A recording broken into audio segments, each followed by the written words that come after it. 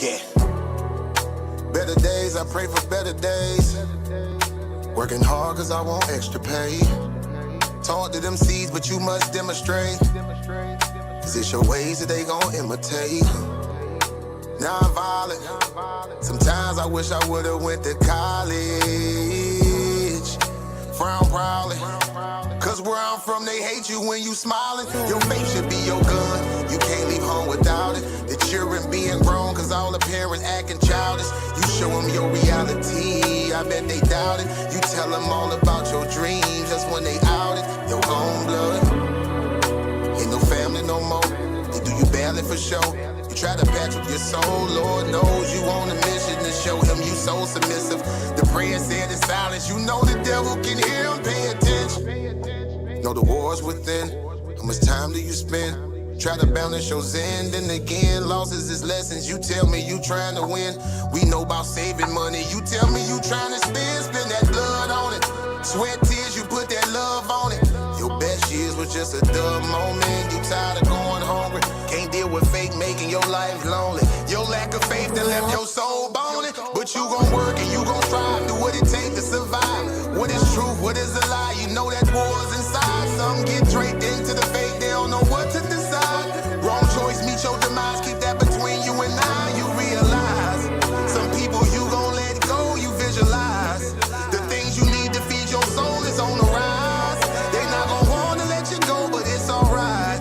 It's cool to bury what's gon' grow. Went from wrong to the right and to the dark to the light. It was a hell of a fight. You give it all your might. Gotta hold on tight and you stay strong and precise. You fight the war that's inside cause it might change your life. From wrong to the right and to the dark from the light. It was a hell of a fight. You give it all your might. You just hold on tight and you stay strong and precise. You fight the war that's inside cause it might change your life. I ain't the person that I used to be.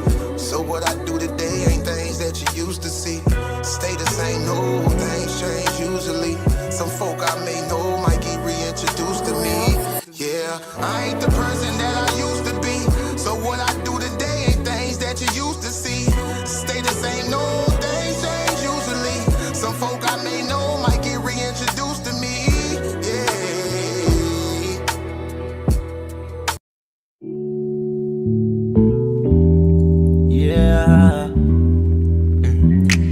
Don't be stressing on the dumb shit, cause God is gonna make a way. Just keep going and keep your faith, so you can win this race. This race called life, yeah, yeah. This race called life. This race called life, yeah, yeah. Race called life.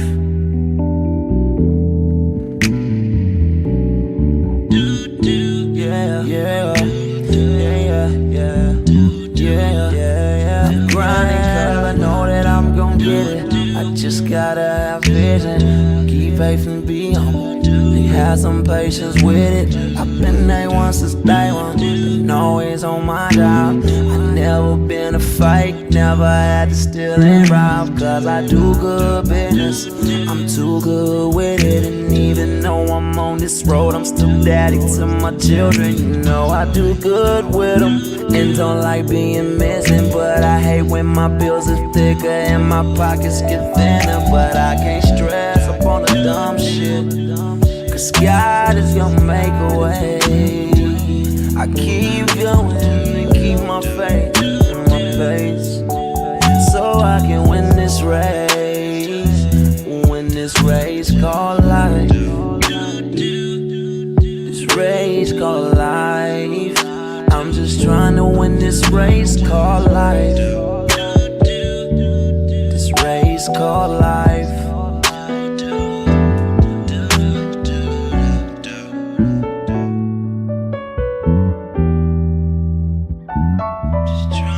This race called life, yeah. Race called life.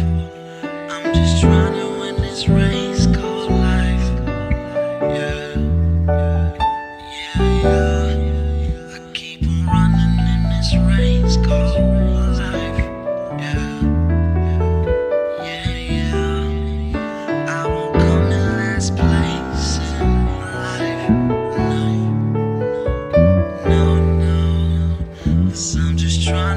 this race called life.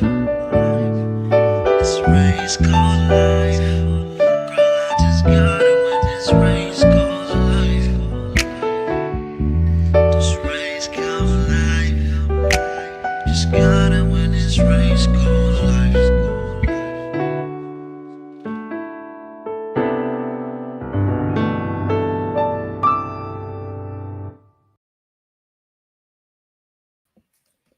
Peace, Titan family. We are in here. What we are about to be doing today is, I just went PowerPoint live stream presentation. This isn't a video that I made, but I was just going over some of my favorite classic videos that I have in my, I've been saving these videos for a long time too. This one is Young Pharaoh. And as you see the title, BLM is an undercover feminist rainbow movement. So we're going to let him give his side of it. And, feel free in the comments to let me know how you feel. I did drop that link if anybody wants to come up. I'll be moving around. So if you do, it's okay. Come up, let me know how you feel when you catch me. And we're about to start it right now. One more of these and a lot on this channel. And today's presentation is about how the Black Lives Matter movement is an undercover feminist and LGBTQ agenda. So I'm gonna give y'all a quick bit around, to gather around. You know what I mean? Let me grab my jug. I keep a jug or two near me, okay? Because I move too fast. Matter of fact, you know what? Today, you know what I'm gonna do today? I'm gonna utilize my white tears cup. That's what I'm gonna do today. Because today is going to be one of them days, and this is not a shot at white America or anything like that, or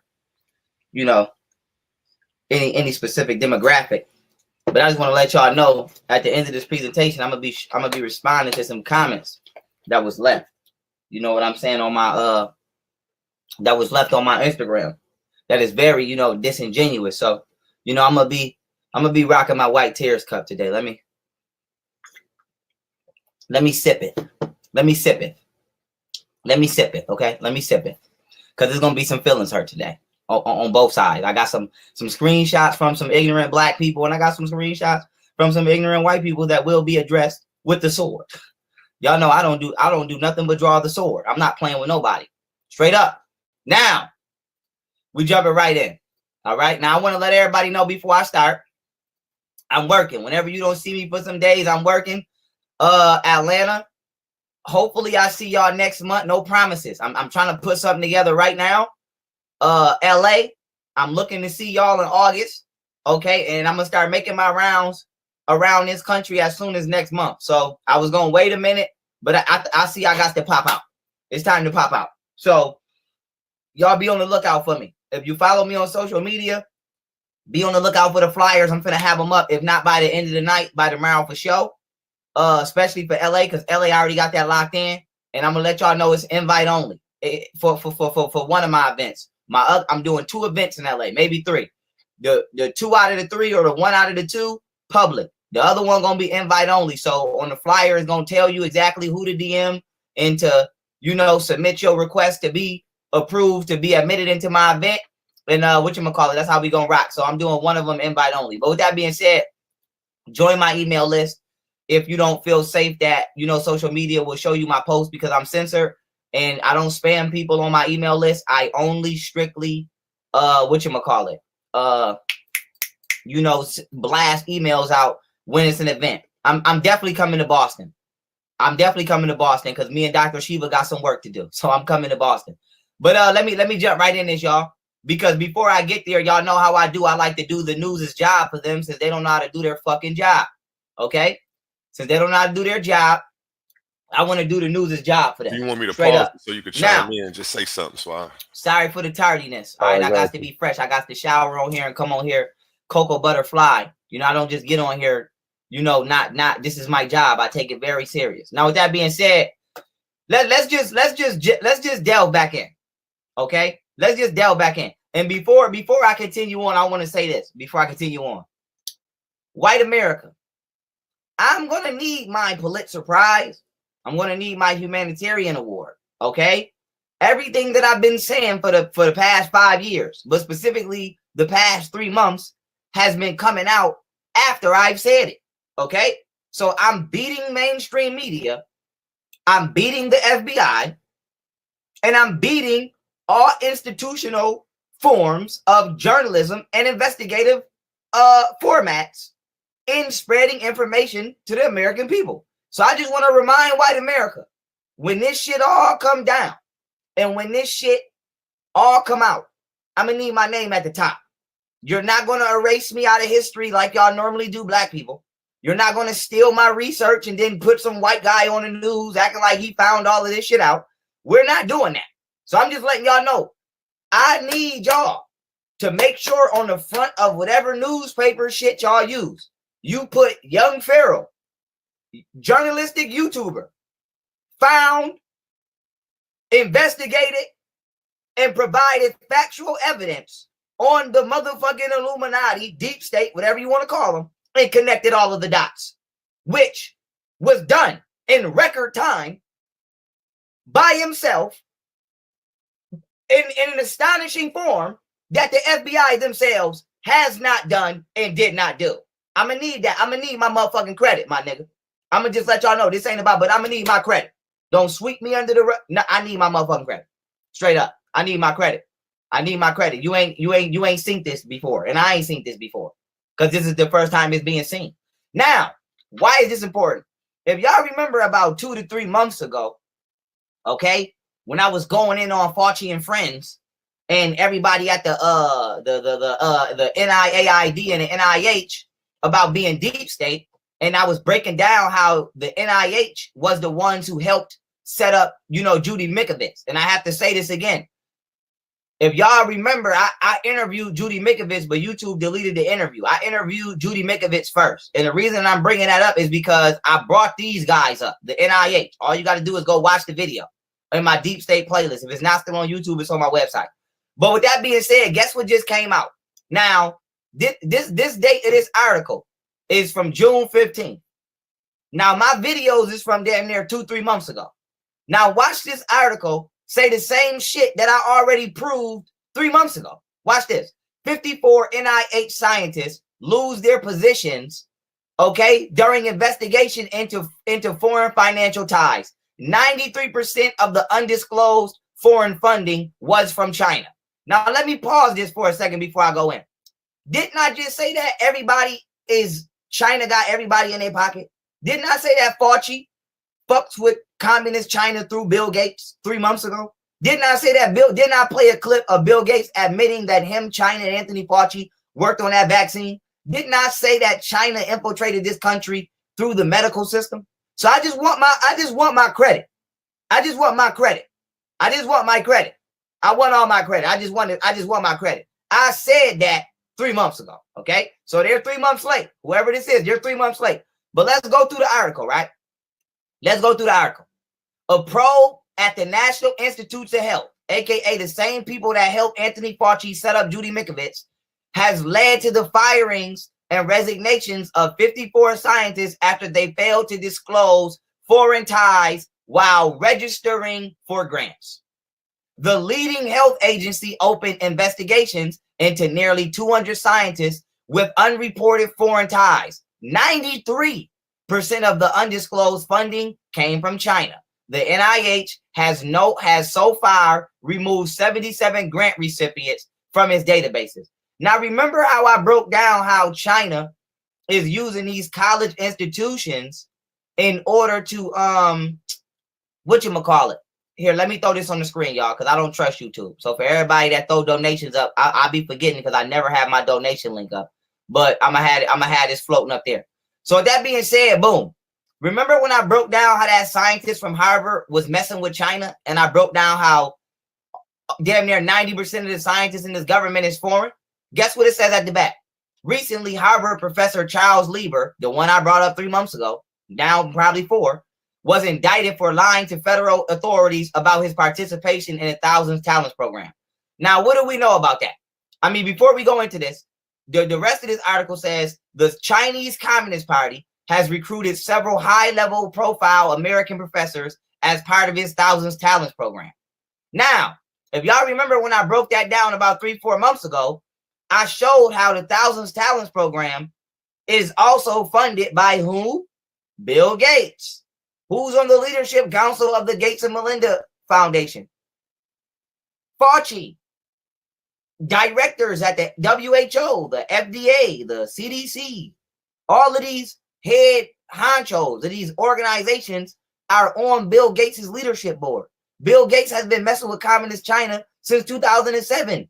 And I've been told y'all that China recruits scientists through these college universities, Harvard being a hotspot. Jeffrey Epstein had his own fucking office in Harvard after he caught the first pedophile case. I've been telling y'all that these people are trying to sell this country out to China. China and the elites are teamed up together to take over the world. And nobody seems to notice or care. And so I said this 4 months ago. Okay, I just want to keep putting that on the record. But and I know I said I'm gonna use my white tears cup, but I moved too quick. So I got to bust out my jug. Hold up. I moved too quick. I don't want to be on here spelling shit. I'm moving too quick. Now, let's jump into it because I want to get to sniping, okay? Because every time one of these negroids, okay, these extraterrestrial coonanoid negroid aliens pop out, I'ma whop they top. Now we have to slay Keke Palmer. We have to slay this bitch today. I don't want to hear that. I have no mercy for a traitor. I have nothing nice to say about a traitor. If that's your favorite actor, if that's your favorite celebrity, and you don't enjoy me about to yap her motherfucking head off, exit the motherfucking live stream, please. Because I don't have no mercy for a traitor. I have nothing nice to say about a traitor. So if we can call Hillary Clinton a bitch, we can call Candace Owens a bitch, we can call Keke Palmer a bitch. Okay? Okay, I don't play favorites on here. I don't pick it. We're not going to do that. We're not going to do that. We're fair on this channel. And we give bitches the bitch award when they earn it. Now, what did this bitch do? Okay? This bitch did the same shit Charlemagne the Fraud did. The same shit Will Smith did. They are interviewing known pedophiles. They are interviewing known treasonous terrorists. Okay? And they are trying to get them off the hook and cover our eyes to the evils of these people. Now, before I even play the interview with this bitch, let me just give y'all the background history of Joe Biden once again. Now, these two images at the top, y'all should be familiar with because I showed them. But I showed them already in multiple live streams. But if y'all don't remember, let me refresh your memory. This is Joe Biden. Oh my God, my PowerPoint better not be doing this autosave shit. But hold on, let me pause. Because if it's auto-saving on me right now, when I was about to dunk on their ass. I was about to post Keke ass up and bang on their ass. Hold on, y'all. Let me make sure my shit ain't auto-saving. Because I'm telling y'all, I'm about to, you know how you take a motherfucker to the hole like this and you, bing! I was about to bang on her. I was about to take her right to the rack. All right, y'all, hold on. It's auto-saving. So while it's auto-saving, I'm going to kick it. Oh, here we go. Bam. All right, we back. Let's get it. Okay, boom. So this is Joe Biden, okay? And this is Robert Byrd, who is the same motherfucker you see right here. He was the leader of the Ku Klux Klan at one point in time. He was a grand wizard. So now, why is this important? I've already gave y'all the history of how the Democratic Party started the Ku Klux Klan to be their personal goon squad, okay? And I've already shown not only Hillary Clinton saying that, what's her name? The Planned Parenthood chick. I don't know how the fuck I just forgot her goddamn name. Margaret Sanger. Margaret Sanger was a Klansman, was a Klans lady. But this is Hillary Clinton also with Robert fucking Byrd. Now, why is this important? Okay? Why is this important? We know these assholes are racist by now. We don't have to keep going through the history. I'm not about to keep sitting here explaining history every time I make my point. So assuming that you watch these other videos, you know that these people are very racist. Now, why is this important, right? This is whatchamacallit, Bill Clinton when he was in his younger form of evil, and this is Joe Biden when he was in his younger form of evil. Now, I just want people to make note at this motherfucking mullet-lificent hairstyle that Joe Biden is rocking. Okay, I want people to make note, because I can tell by this hairstyle, Joe Biden was a narcissistic asshole. I can tell that hairstyle says narcissist. When he combed that bitch, it probably whispered narcissist in his ear. That shit probably say narcissist. Every time he combed me, I can tell by this hairstyle, he was a narcissistic piece of shit. Okay, with this Sesame Street ass, Big Bird ass hairstyle. Now, let me prove my point, because we want to go back to Joe Biden on C-SPAN in his younger days of him supporting the crime bill. Now, I just want to make note, okay? And now I'm talking to my white audience. Before y'all watch this and y'all say, well, you know, black people are criminals and crime. Please remember, please refer to the first video that I did on Candace Owens, where I showed, according to the 2018 FBI statistics, white men and white children are the most violent people in this country. They not only commit the most the most sexual offenses, but they commit the most violent offenses. So please stop allowing the TV to give us all of the blame. Yes, we'll take some of it. I'll admit that. But we have to be honest about violence in this country and who's doing it. And now, why is this important?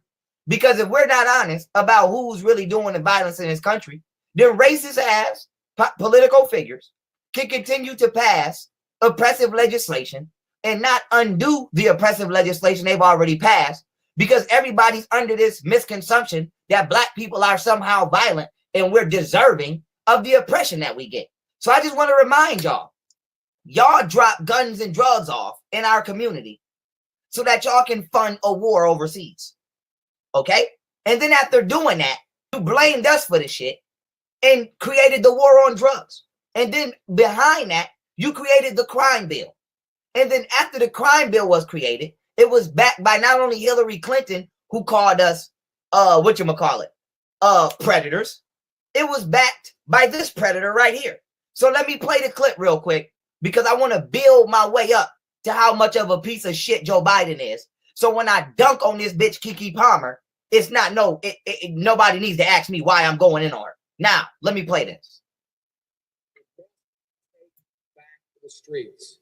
It doesn't matter whether or not the person that is accosting your son or daughter, or my son or daughter, my wife, your husband, my mother, your parents. It doesn't matter whether or not they were deprived as a youth. You hear Joe Biden saying it doesn't matter if we were deprived as a youth. Now, you know why he's saying it doesn't matter? Because he's trying to convince you not to hold Democrats accountable for the fact that they deprive black people as youths. Okay, let's continue on. It doesn't matter or not whether or not they had no background that enabled them to become socialized into the fabric of society. Now, you know why he's saying it doesn't matter if we didn't have a background so that we could become socialized into the fabric of society? Because he knows that they destroyed the background.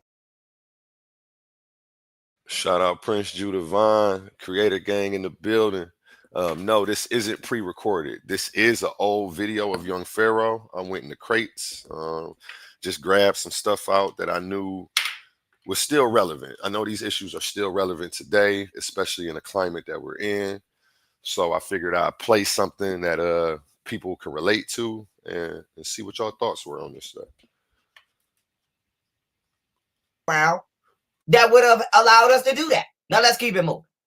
It doesn't matter whether or not they're the victims of society. He says it doesn't matter if we're the victims of society. You know why? Because he knows they made our community the victims of their society, and they're still doing it today. Let's keep it moving. They're about to knock my mother on the head with a lead pipe, shoot my sister, beat up my wife, take on my sons. So I don't want to ask what made them do this. They must be taken off the street. Now you hear him? I don't want to ask what made them do this. They must be taken off the street. I bet you don't want to ask what made us do that. Because the answer would be you, motherfucker. That's why. And so you must be taken off the street. Bitch. It's time to arrest these hoes.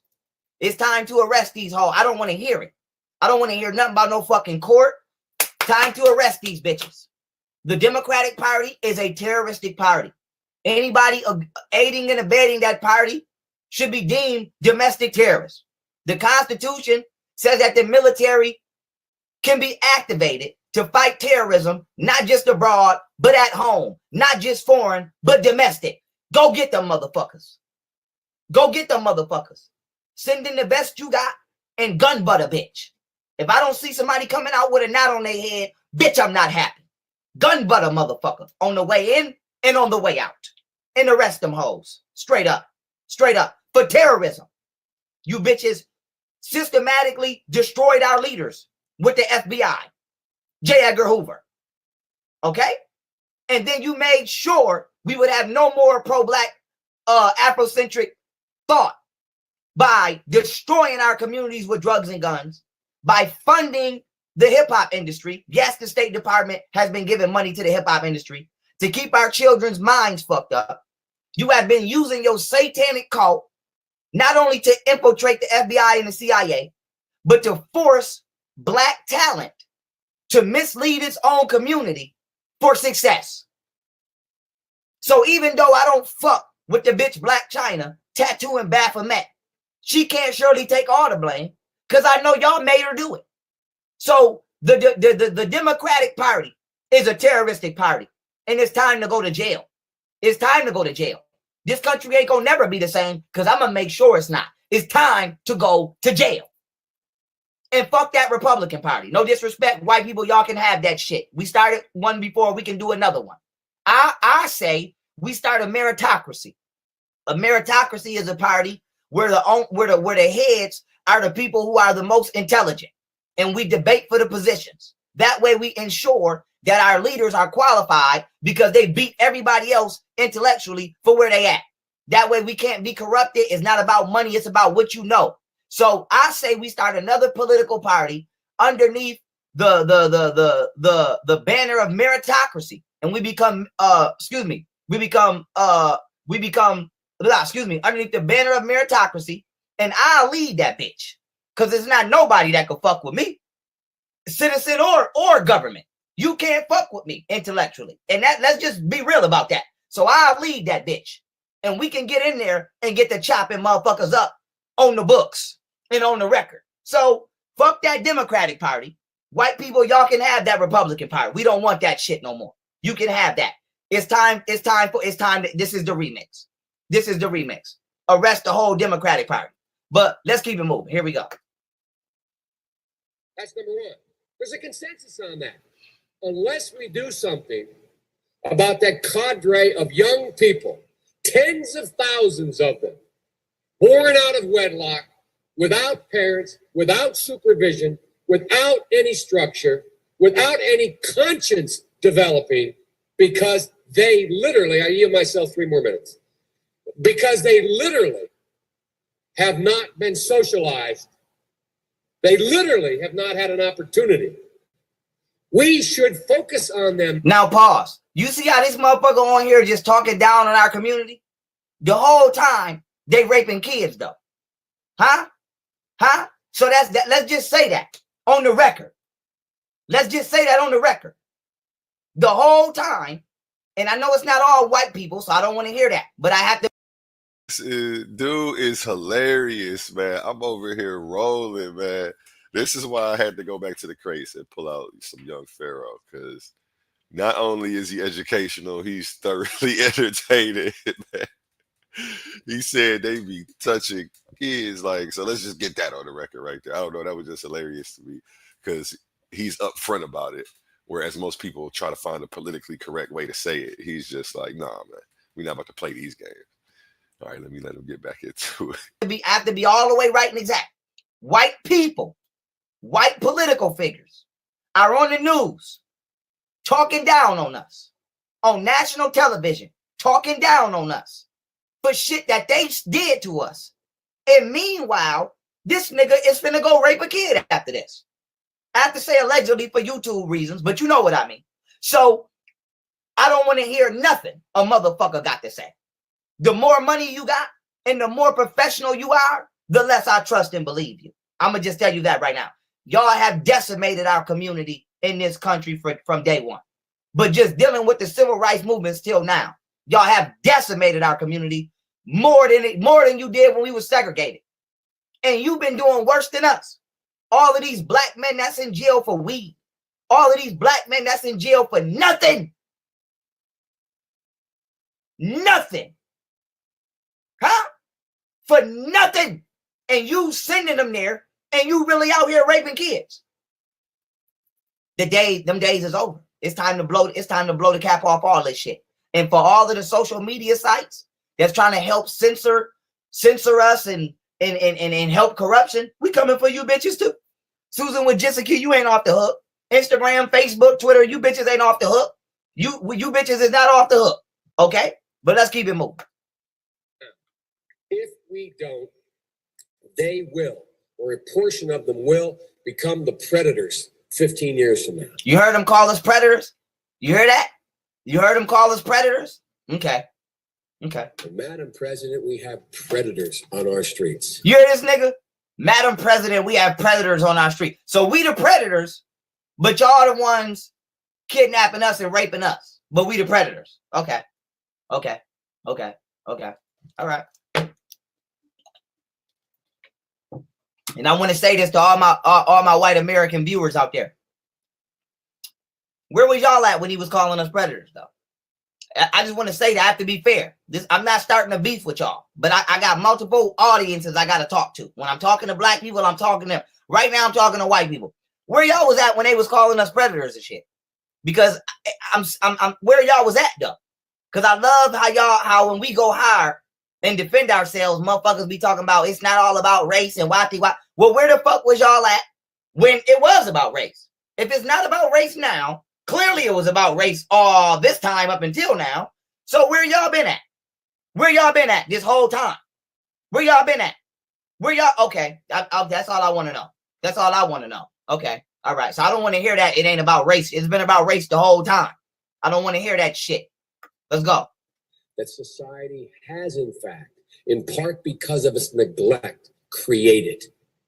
Again, it does not mean because we created them that we somehow forgive them or do not take them out of society. You heard what he said? It does not mean that because we created them. So he's admitting that he created the predators that he's calling us. If we're predators, he's admitting that he created our community into that circumstance. So that right there is furthermore admission of why the Democratic Party needs to be held accountable for terrorism. This shit is terrorism. It's not no other word. We're not downgrading the charge. Bitch, it's terrorism. Send in the military and arrest them motherfuckers today. Protect my family and yours from them. They are beyond the pale, many of those people. Beyond the pale. And it's a sad commentary on society. We have no choice but to take them out of society. And the truth is, we don't very well know how to rehabilitate them at that point. That's the sad truth. I'm the guy. Now you heard what he said? Because that's the only thing Joe Biden has said that I will probably ever agree with. He does not know how to rehabilitate black people. I agree. No white person knows how to rehabilitate black people. That's why I will never in my life accept any white person as being my leader. You can be my ally. We can be associates. You will never be my leader because you don't know the spiritual principles of my ancestors and you don't know black history. So why would I allow you to lead me somewhere that you can't? Vice versa. I don't know white history in a way that your ancestors might want you to know it. So with that being said, this is why I say 75% segregation once the swamp is drained. But I just want to show y'all that he just admitted he don't know how to rehabilitate the community. So they not only destroyed the community, they have no knowledge of how to rehabilitate it. But these the same motherfuckers that tell us to vote for them every year. So why are we voting for people who out their mouth are saying they don't know how to rehabilitate us? Why the fuck is Keke Palmer interviewing a nigga about how to stop systematic racism, and he just said he don't know how to do it. So what the fuck do we need the Democratic Party for? It's time to get our own shit, and I'm gonna make sure we do that. I'm gonna make sure we do that. I'm gonna make sure we do that. Straight up. Yeah. That's what's up. That's what's up. We don't understand it. Notice it. Hey, I like Pharaoh and Sun Russell City, man. Even though I don't agree with all their views, but the shit they saying ain't wrong. It ain't necessarily right, but it most definitely ain't wrong. That's definitely big facts, man. I had to go to the crates, man, and pull out some of the classics that I used to be watching. I felt like this stuff is still relevant today. So how much of it was, how much of it crossed over the last couple years, and how much of it we might look back and say, you know what, I shift in perspective on some of this stuff. So, I mean, I'm gonna be honest with you, ain't very much change, bro, and that's what I'm saying. Like, now I do agree, like Black people are progressing. You know what I'm saying? It's a slow crawl, but we are progressing. You know what I'm saying? But I think the more that we progress, successfully, economically on a global scale, the more we stray away from communal bonds. I think the further we just stray away from those things that really just make us a nation, because uh, the illusion that you get from being independent, like you know, in our minds, like we doing these things on our own, and you doing them on your own back, like you self made. But in the truth is you're not self made. It was your people and the people around you who supported you to get you there. You know what I'm saying? So at the end of the day, acting like an individual is counterproductive to nationhood. And that's why I'm always talking that tribal stuff, because I'm like, we need a nationalistic principle. We need a nationalistic identity that really galvanizes all of us into a spearhead. You see what I'm saying? And that's why I keep on preaching about us being just as patriotic towards being black, being American, being RBG, being those things. We need to be just as patriotic to those things, or as we are to being American, being a United States citizen. I agree. I'm about to go ahead and play for a couple minutes. I'm gonna step away for like 5 minutes, but I'll be right back. I'm gonna go ahead and let this ride. And when we notice it and we know it occurs, we don't know why. So you cannot make rehabilitation a condition for release. That's why in our system, there's the federal system, you serve 85% of your time. It's a shame, but we don't know how to rehabilitate. But there is a consensus, and I will cease.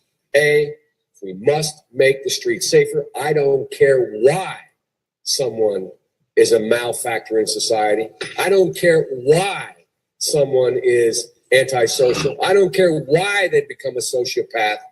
We have an obligation to cordon them off from the rest of society, try to help them, try to change the behavior. That's what we do in this bill. We have drug treatment and we have other treatments to try to deal with it, but they are in jail. You hear that? They want to get us out of society and put us in jail because we predators that he just admitted they turned us into. See? And you might say, damn, well, what kind of nigga would talk like that? Oh, a nigga that will hold the hands of the fucking KKK leader? Well, what kind of nigga would endorse Hillary Clinton? Oh, a nigga that would hold the hands of the same KKK leader that was her mentor. This was this bitch mentor. So I just want to let y'all know all that Democratic shit, that shit is out of pocket. That shit is out of here with me. Arrest them motherfuckers for terrorism. And so now when y'all say, well, why the government never classify, you know, the KKK as a white supremacist group? Oh, because these motherfuckers are the KKK. Oh, okay, KK. I finally understand. Oh, okay, KK. Now that we understand this nigga right here, I was finna call this nigga Jesse Mullet.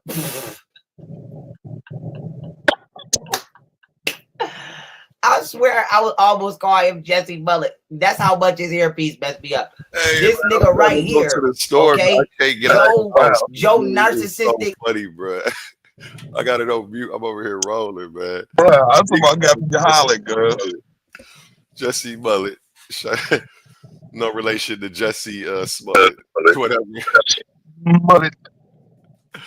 Dude is hilarious. And the OKKK. Hey, he funny, man. I'm gonna let it ride. That shit is called the narcissist. That motherfucker go to the salon, they be like, what would you like today, Joe? The narcissist. Now that we know this nigga Joe Narcissist is a straight damn racist, video, cuz I'm okay? like that. And who not only supported the crime bill, he tried to straight dodge responsibility for the destruction of our.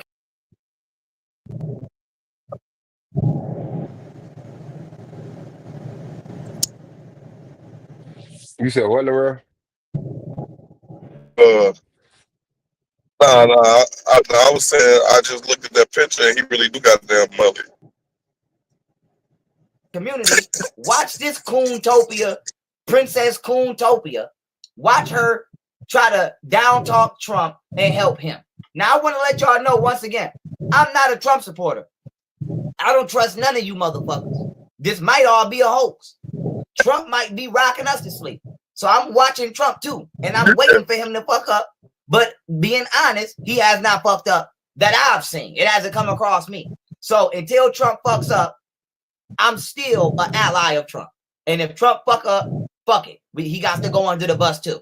But watch her down talk Trump, who has not done anything yet that will raise our antennas, and try to alley-oop Biden as being a trustworthy person for the black community.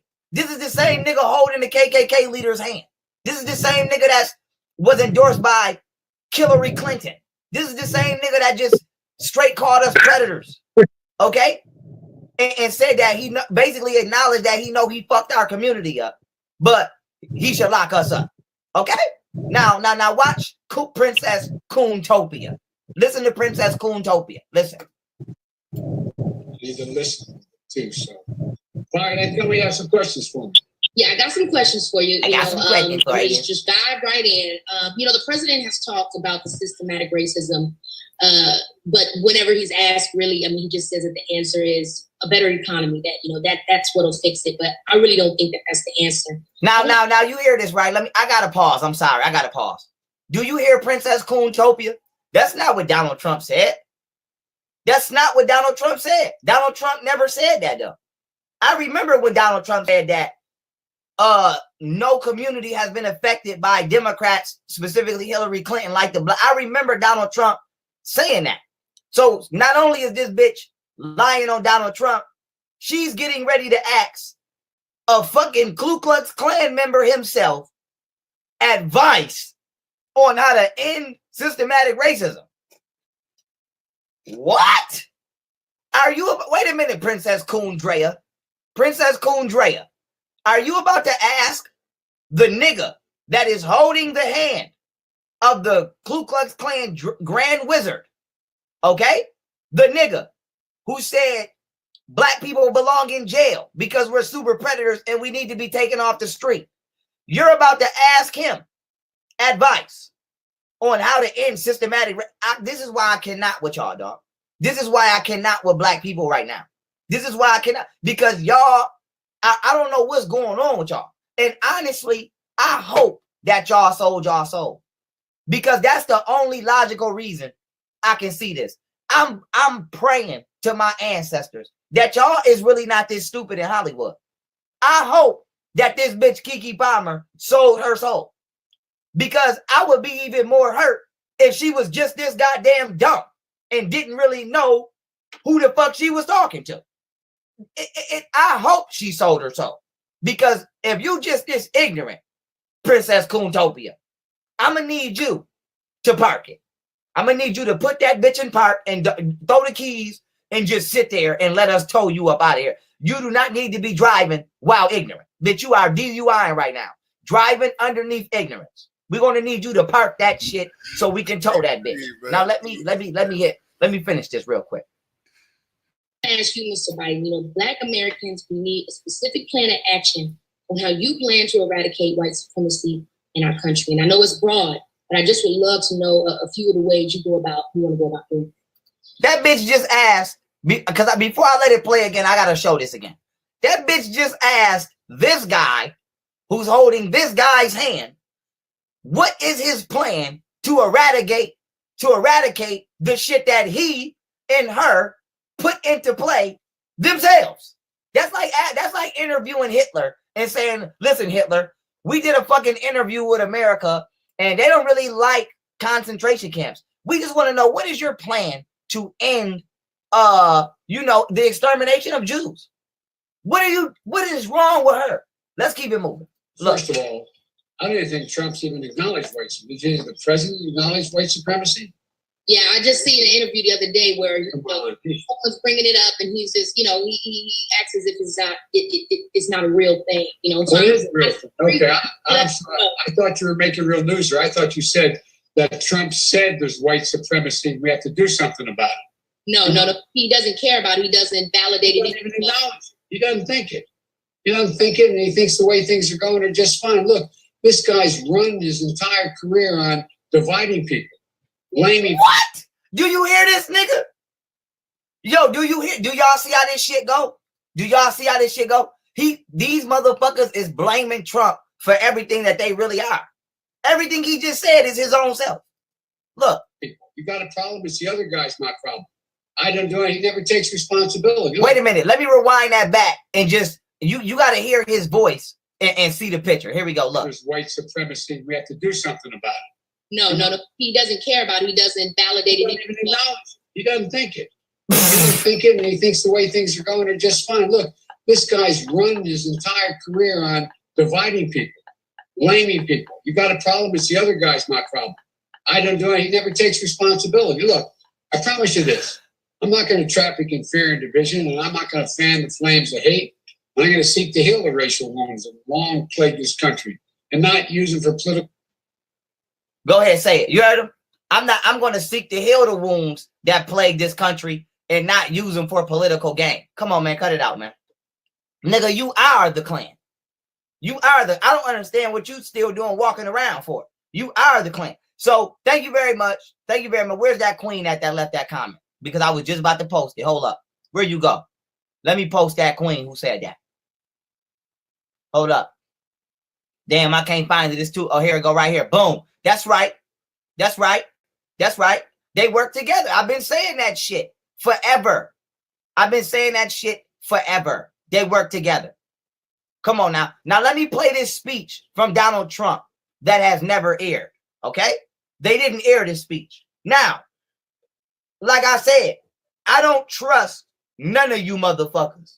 I never will trust you. Ever. Because this shit is just too far gone at this point. But I'm not gonna lie on nobody. So I'm not gonna lie on a living, breathing entity and say they did something they didn't do. That's just not in me. So as much as I do not trust white political figures at all, I'm not gonna lie on them when I don't see them doing shit wrong. I'm not. So we're gonna play this speech from Donald Trump, and he's gonna say out of his mouth what he thinks about Democrats. Okay? Okay, here we go. Establishment will not do. No lie that they won't tell. Hear that? No lie that they won't tell, as we can see. To hold their prestige and power at your expense. And that's right. What's been happening. Right. So what did he say? He said they've been holding their prestige and power at our expense. And that's true.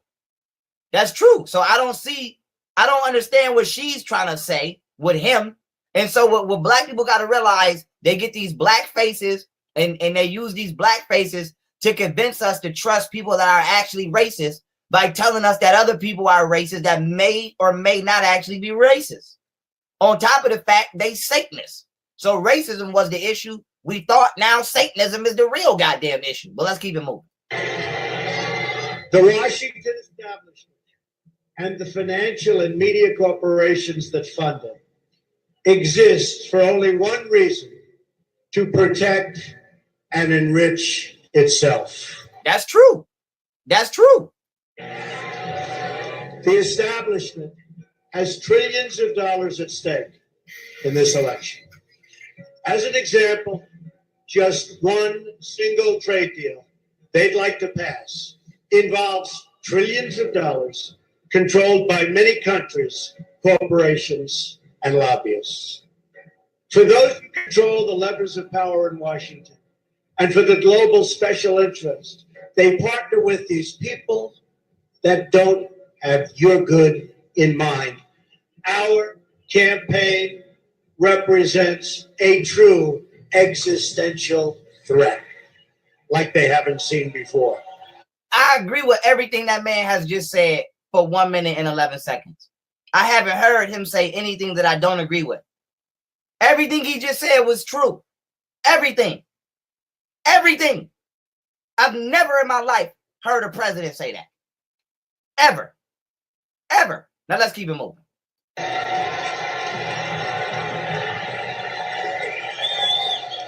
This is not simply another 4-year election. This is a crossroads in the history of our civilization that will determine whether or not we, the people, reclaim control over our government. You heard what he said? You heard what he said? His election is about reclaiming control over the government. Now, you know what that means? That we do not have control of our own government. Our government is out of control. So if our government is out of control, that means somebody else is controlling it. Who's that somebody else? Freemasonic Satanists who create white supremacy in order to divide the country and escalate hate while keeping the black community from being a political threat to their establishment and agenda. That's who controls the government, okay? Wasn't that hard? Let's keep it moving. The political establishment that is trying to stop us is the same group responsible for our disastrous trade deals, massive illegal immigration, and economic and foreign policies that have bled our country dry. For them, it's war. And for them, nothing at all is out of bounds. True. This is a struggle for the survival of our nation. That's right. Believe me. This election will determine whether we're a free nation or whether we have only the illusion of democracy, but are in fact controlled by a small handful of global special interests rigging the system, and our system is rigged. You heard that? He just literally said that our system is rigged and that this is going to determine the fate of this nation. That shit, it doesn't, what? It's the truth. It's the truth. This is reality. You know it, they know it, I know it, and pretty much the whole world knows it. That's right. The establishment and their media enablers wield control over this nation through means that are very well known. Anyone who challenges their control is deemed a sexist, a racist, a xenophobe, and morally deformed. Yep. They will attack you. They will slander you. They will seek to destroy your career and your family. Yep. They will seek to destroy everything about you, including your reputation. Yep. They will lie, and then again, they will do worse than that. Yep. They will do whatever's necessary. The Clintons are criminals. Remember that. They're criminals. Our great civilization here in America and across the civilized world has come upon a moment of reckoning. We've seen it in the United Kingdom, where they voted to liberate themselves from global government and global trade deals and global immigration deals that have destroyed their sovereignty and have destroyed many of those nations. That's right. But the central base of world political power is right here in America. And it is our corrupt political establishment that is the greatest power behind the efforts at radical globalization and the disenfranchisement of working people. Their financial resources are virtually unlimited. Yep. Their political resources are unlimited. Their media resources are unmatched. And most importantly, the depths of their immorality is absolutely. Okay, so that's Donald Trump going for broke on the deep state. So I'm trying to find it hard why, Princess Coontopia, is interviewing Joe fucking Ku Klux Klan Biden about ending white supremacy. When I'm just, I'm just done with y'all at this point. I'm really done with y'all. I don't really have nothing to say to y'all, black celebrities. And I'm just like really done with y'all. You know what I'm saying? And I have a solution to end white supremacy. Okay, matter of fact, let me take my screen down so I can give you the only solution to end white supremacy. How about white people only tell them fucking selves what to do? How about that? If you want to end white supremacy, take away white people's ability to govern the lives of non-white people. How about that? If you want to end white supremacy, give black people the same shit white people have. How about that? How about that? How about we have our own police? Yes. How about we have our own courtrooms? Yes. Yes. We built this motherfucking country. You think we can't build our own shit within this country? Y'all think we can't do that? We taught y'all everything y'all fucking know, including how to read and write. Yes, we did. It's history. Don't say we didn't. So you think we can't educate ourselves? And I want to let y'all know something. Oh, and I got a book right here. I want to let y'all know. Because y'all think I'm playing. You see what this says? Perfect English Grammar. The indispensable guide to excellent writing and speaking. So I want to let y'all know I'm coming. Okay? Oh, I'll be in this motherfucker. I'm coming. See, I don't have to curse. I could finesse this shit out of one of y'all with your linguistic system. But I'm talking to my people. But when it's time for me to throw that fire on, and when it's time for me to walk into a political setting, I want y'all to know I'm going to shred you bitches. I'm going to shred you motherfuckers with your language. So I just want y'all to be aware of that. Don't get it fucked up. Don't get it fucked up. Don't get it fucked up. I'm highly adaptable. So don't get it fucked up. I just want to let y'all know that. But in order to end white supremacy, it's time to cut that reparations check. And I need in on that. So that way I can make sure we don't skip a beat or miss a beat. So that we get everything that's owed to us, including the money from this railroad system that we built. We built this railroad system. And y'all paid the Chinese for some shit they didn't build. We built it during slavery. And that's how the Civil War was won. So we need our check for that. Huh? Ain't y'all motherfuckers still using that? Didn't y'all just use that shit to bring all them tanks in here to try to create martial law? Okay. We built them railroad tracks that them tanks was brought in on. We built them railroad tracks that them guns and drugs was brought in on. We built them railroad tracks that these politicians be human trafficking these kids on. We need our fucking check for that too. Straight up. So that we can build our own nation and govern our own selves and fuck with who we want to fuck with and don't fuck with who we don't want to fuck with. Okay? That's facts. That's how you end white supremacy. All that other shit, no. That's not how, that's the only way. Now let's keep it moving.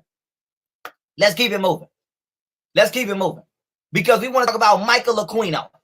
Okay? Now a lot of y'all don't know who this sick bastard is.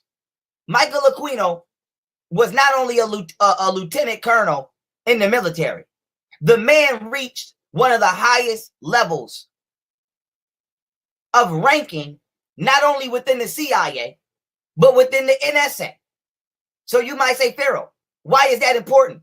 This nigga is documented to be one of the biggest child traffickers within this government. So why is that important? Why is this important? He is proof that the CIA and the FBI are trafficking kids. Now, why is this guy critical? Because not only is he a known child trafficker, he's a known Satanist and Freemason.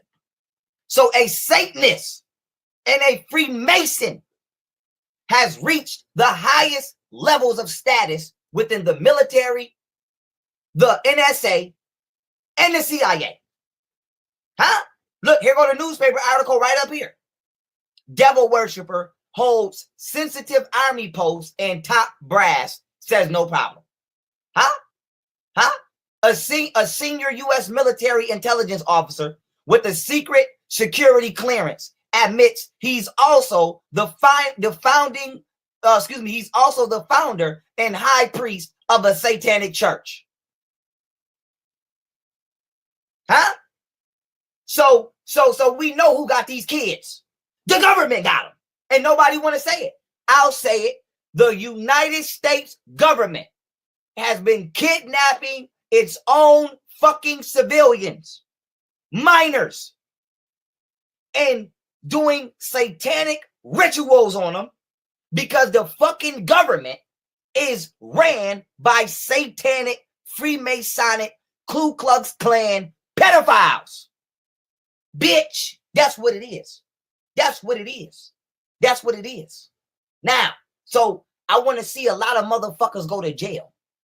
I want to see a lot of motherfuckers go to jail. I don't want to hear nothing about nothing. Slap the cuffs on these bitches and get them out of here. Get them out of here. And I'm going to tell you why. If another country was doing that, what would America do? What they always do. Invade and restore order. So we want our military to do within this country what it goes to foreign countries to do when terrorism is here. Huh? Your job is to fight terrorism, not just abroad, but at home. Not just foreign, but domestic. And the terrorism is right here. Y'all motherfuckers been overseas fighting for our freedom all of these years. And the question has remained, how did my freedom get over there? How did my freedom get over there? But my freedoms are actually being threatened right here at home. And I want to know where the fuck is the military at now? Get in here. Snatch the whole FBI up. Snatch up all the police. Don't defund them. Don't destroy them. Arrest them and refill the positions with righteous citizens. Until that happens, fuck all. I don't trust none of you bitches, and I'm not listening to none of you bitches. I'm just going to let you know that right now. Because I feel like every day I wake up, a satanic pedophile is trying to control my life and control my mind. And I'm not with none of that. So it is what it is. Send in the fucking military now. And don't send them for us. Send them for them. Straight up. Straight up. Now let me read. Michael A. Aquino is an American-born occultist, Satanist, and author of the book, The Forthcoming of Night. He is also known as the 13th Baron of Rochain, Clan of Campbell in Scotland, UK. Okay? A former lieutenant colonel in the United States Army, Aquino had been a specialist in psychological warfare operations during the Vietnam War. The one that the government set up using the CIA? Okay. AKA he became the head of the CIA, cough. But with that being said, but is perhaps best known as the high priest of the Church of Satan. Okay. Founded by Anton LaVey in 1966. And as the founder of the high priest of the temple, and as the founder of the high priest of the Temple of Set in 1975, which today is one of the largest neo-satanic churches in the USA. Okay. Despite being dogged by repeated allegations of child abuse, Aquino continued his professional military career, rising to the rank of lieutenant colonel with military intelligence. Initially, he was involved in military psychological operations, aka PSYOPs, MK Ultra. I told you the CIA has a fucking office in Hollywood. Now let's keep it moving. But he is also qualified as a special forces officer, okay, Green Berets, as a civil affairs officer, as a defensive attaché. So with that being said, look at how far in the ranks these satanic racist motherfuckers have got. And y'all still want to sit here and talk about, oh, black people, there's no systematic racism. Oh, the government, everybody can work hard to have an equal opportunity. Bitch, I can't have an equal opportunity because my mayor, my governor, my president, my military general, my FBI directors, my CIA agents are satanic, fucking Freemasonic racists. And they making it to where my community cannot progress forward. And y'all act like y'all don't see that. Oh, Pharaoh, you can just, black people have an equal, Shut the fuck up. No, we do not. They either raping us, kidnapping us, killing us, hanging us, or they not educating us. It's one of the 20,000 things. Pick one. But it's one of them. Now let's keep it moving. Michael Aquino is one of the most notorious perpetrators of CIA child trafficking in modern history. He has been implicated in every major scandal concerning organized CIA child trafficking to VIPs, including Marketing Preschool, Presidio, and the Franklin scandal. All of these cases involve the CIA training children to perform as prostitutes, and worse, using military brainwashing techniques, including unethical hypnosis, drugs, and electrical shock. So this nigga, okay, was military, CIA, and NSA at the highest level. And he has been involved in every, not some, not a couple, every single major child trafficking CIA incident. And he not only tortured kids with hypnosis, drugs, and electric shock, he groomed them to be prostitutes. Now, here's the thing. Who would these children be prostituting for? Could it be Hollywood stars? Could it be presidents? Could it be governors and mayors? Who else would you train a child to prostitute for? Because I'm going to tell you what, I don't pay for vagina, let alone child vagina. And quite frankly, I don't know anybody that does. Now, nigga, I can get you a bag of weed right now. I'm going to be honest with you. Nigga, you want some weed? Nigga, I can make a call and get you a dime bag of weed. An ounce of weed. Maybe a pound. Nope, but I can get you some weed. Okay? I can't get you no motherfucking 5-year-old, my nigga. I can't do that. So, who can do that? Use your brain. Somebody that has the pull.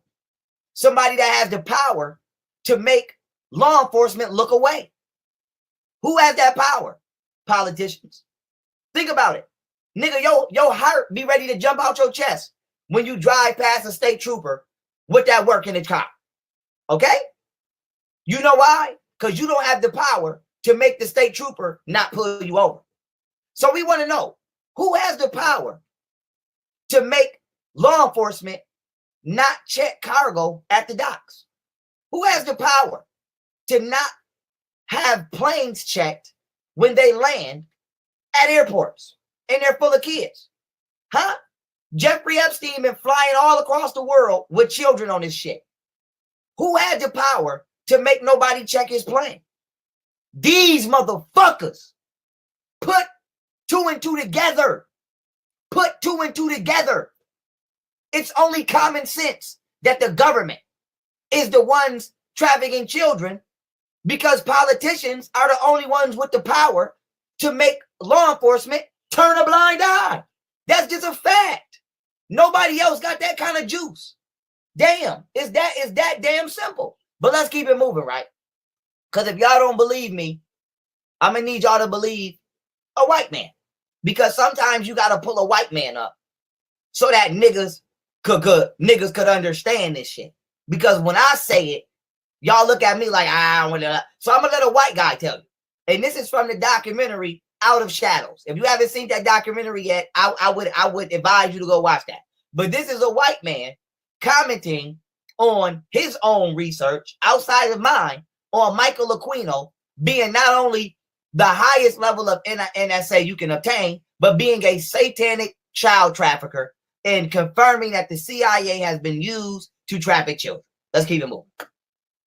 In the National Security Agency, he was and is, you'll see him today, a practicing Satanist. He created the Satanic Temple of Set, which he still runs. He was a high-level NSA officer. He's a member of the association. I used to be in the Association of Former Intelligence Officers, AFIO. He's a member of that. He's plugged in big time to the intelligence community. And he wrote a paper called Mind War.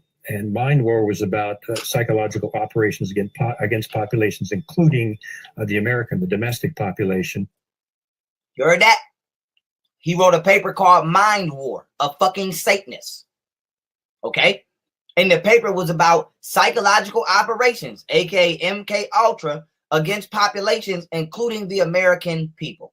So that right there is treason. That right there is treason. Our own government, self-admittedly, tried to conduct mind control experiments on us without our knowledge. Send in the fucking military now. I don't want to hear nothing about no. Go get that nigga. Go get everybody that know him and lock them hoes up. Straight up. Go get anybody that worked with him and didn't say nothing. Lock that bitch up. Send in the military because we have terrorists in the government. Period. Straight up. Using Satanist techniques and tools. Aquino was first involved in MK Ultra operations during the Vietnam War. Hear that? He was involved in MK Ultra operations during the Vietnam War. Part of the Phoenix program. Well, first, I've been involved in intelligence and psychological operations for about 40 years. That's him out his mouth admitting that he's been involved in this shit for over 40 years. In all levels of it and across the intelligence community. You are a lieutenant colonel in the United States Army. Oh, here go your girl again, Oprah. Here this bitch go. She just magically cool with all of the pedophiles and the Satanists. Correct. Now. Okay, that's him right there on Oprah's show, confirming that he's a Satanist. Now that we know that the government is trafficking children, okay? Well, we've been knew that, but now that some of y'all just now realizing that, okay? Let's come back to Pizzagate. Because I've already proven the validity of Pizzagate, okay? But I want to show y'all something. And I screenshotted these shits myself about a week ago, okay? Now, this is Comet Ping Pong's Instagram, right? Just pizza, takeout and delivery these days. Please support us by ordering our pizza for a night in or supporting our staff via GoFundMe, right? Now, when you go to this, their most recent post, I don't know if they got another one, but at the time, this was their most recent post. When you go to their most recent post, see, Comet Ping Pong, right? They say, we miss playing ping pong with you all. We are still doing carry out for you all. Okay, for all you pizza lovers, and working on opening up the patio sometime this summer in a safe way.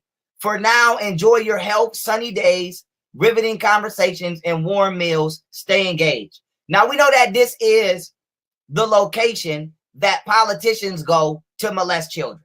We know that by now. We know that from the emails and the WikiLeaks. It's not a fucking secret, okay? I already showed this shit. I'm not about to keep going through this over and over. Now, why is this important? Somebody commented the same exact shit I was thinking. And they said, how the fuck are you guys still open? See, this from a week ago. Comet Ping Pong said, because love trumps hate. Now, Comet Ping Pong thought that they was being cute, right? But when they reply, and I seen that, because I was thinking that, like, how the fuck is these guys still open? Like, how the fuck they not in jail for being fucking a child trafficking, station? And when they said love trumps hate, I said, oh shit, that's Hillary Clinton. See, this is from CNN. Hillary Clinton's last campaign speech, love trumps hate. So let's tie the motherfucking dots together. A week ago, somebody asked a known pedophile establishment, why the fuck are they still open? Because we know that they allow political figures such as Hillary Clinton, John Podesta, Tony Podesta, Barack Obama, etc., to molest kids in here. I'm going to say allegedly for legal terms, but you know what I mean. And their response was the quote of Hillary Clinton's last campaign. So if this don't let y'all know that the government has been infiltrated by fucking pedophiles, Satanist, racist bitches, and that they protect themselves from going to jail for pedophilia, then I hope this does. So I want to let y'all know I need my motherfucking Pulitzer Prize when this all goes down. Okay? I need my Pulitzer Prize. Listen, dog. That's like, let me tell y'all what that's like before I continue. That's like somebody saying, this is a known trap house right here. And these niggas sell 50 kilos of cocaine a day. And then everybody knows this. It's not a secret. And then some emails get exposed of me actually making drug sales, right? Let's say that happens. And then somebody say on the Instagram of my trap house, how the fuck is y'all still open? And y'all are like a known drug dealing operation going on. And somebody says, because peace, family. Y'all gonna be like, oh, young Pharaoh, and I'm the governor of the state where it's going down. And they say that. And the shit is already knowingly connected to me. Y'all gonna be like, young Pharaoh I'm is back. protecting You needed me, Suave. drug trafficking. That's the only logical explanation. You pause You it said real what, quick. God? You said you back? I was just letting you know I was back. I had to go to the store for a little bit. Okay. Yeah. So since that's the truth, why can't we apply that here? Why can't we apply that Hillary Clinton, who we know have criminal, has video and email footage and evidence, video and email evidence from Anthony Weiner's laptop, which has been confirmed by the Inspector General to be her committing crimes against children. Why the fuck is this bitch not in jail for being a part of a child trafficking ring being conducted at Comet Ping Pong when Comet Ping Pong just indirectly admitted she's the reason they're still open? What? Come on, man. Let's keep it moving. I'm too nice. And these the same motherfuckers. This the same bitch that tried to warn Obama about having sex with kids in the White House when he was talking about he ordered $65,000 worth of hot dogs and pizza to a private party at the White House. Nigga, please. As expensive as them Beyond Burgers are, bitch, I'm not paying 65 bands for no Beyond Burger. And I don't want to pay the 7 or 8 that I pay, but I pay that anyway. But I'm not paying no $68,000 for no Beyond Burger, let alone a dangerous ass mystery meat filled hot dog. So we know you didn't pay that for no hot dog, my nigga. Cut it out. And then here's another thing, right? Before I go, I want to say this. Don't the president have a food taster? Because I'm sure the president has somebody who tastes his food to make sure he's not being poisoned. Because last time I checked, the president has a food taster.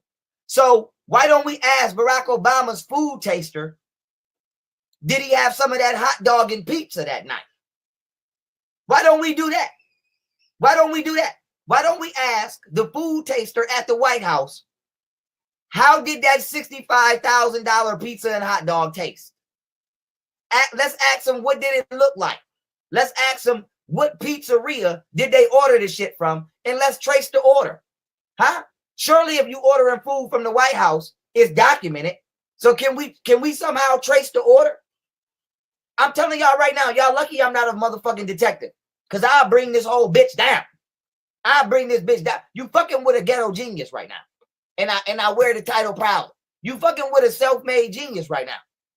That's what you fucking with. My level of common sense is on 50 trillion gazillion. And to further bring it in, what's that right there on the Comet Ping Pong though? Ain't that the crescent moon and star? Huh? Remember, when you see the crescent moon and star together, the 5-point star is symbolic to Baphomet. Remember, I broke down the original Freemasonic robe of the KKK was the crescent moon and star because they were Freemasons. Red is for the devil. Huh? Now you know why they say the white man is the devil. Huh? Because the white man himself said he was the devil. He's a Satanist. Not all of y'all, but y'all know what I'm getting at. So when you see the crescent moon and star, just know that that's the Freemasonic symbol. And they put these black Freemasonic leaders in our community underneath the ban of Islam to mislead us. Look at that shit right there. It's not a coincidence. It's not a coincidence, y'all. It's not a coincidence. Come on, dog. I'm too nice. I'm really too nice. Let's keep it moving, right? Because, oh, yeah, you see, right? That's Anthony Weiner. And you know who that is? Bill Mayer. Look at them with them red shoes. They'll go to red pedophile shoes. Now, that's Tony Podesta. Yes, the brother of John Podesta, who had all that pedophilic and satanic art. Okay? Now, why is this important? What is Bill Mayer doing with Anthony Weiner and Tony Podesta, two known pedophiles? And the red shoes, they say, come from the Roman practice of dying and martyrdom, but really it's symbolic to child victims of sacrifice. So when you see all these white political figures with these red shoes, all of these motherfuckers are pedophiles. So the way that bloods rock red bandanas to let you know they banging is the way that white motherfucking satanic pedophile political figures wear red shoes to let you know they pedophiles. So Not only does this known pedophile have on red shoes, he's also with another known pedophile. So is it really that hard to believe? But if you don't believe that, Bill Mayer, this is from the Emmys.com. I screenshotted this shit myself. Okay? This was posted in 2011. Kid Love Productions. Now, why does Bill Mayer, who is a Hollywood comedian and also seen with Anthony Weiner and also seen with Tony Podesta, why does he have a production company called Kid Love? Why does he have a production company called Kid Love? I'll ask one more time.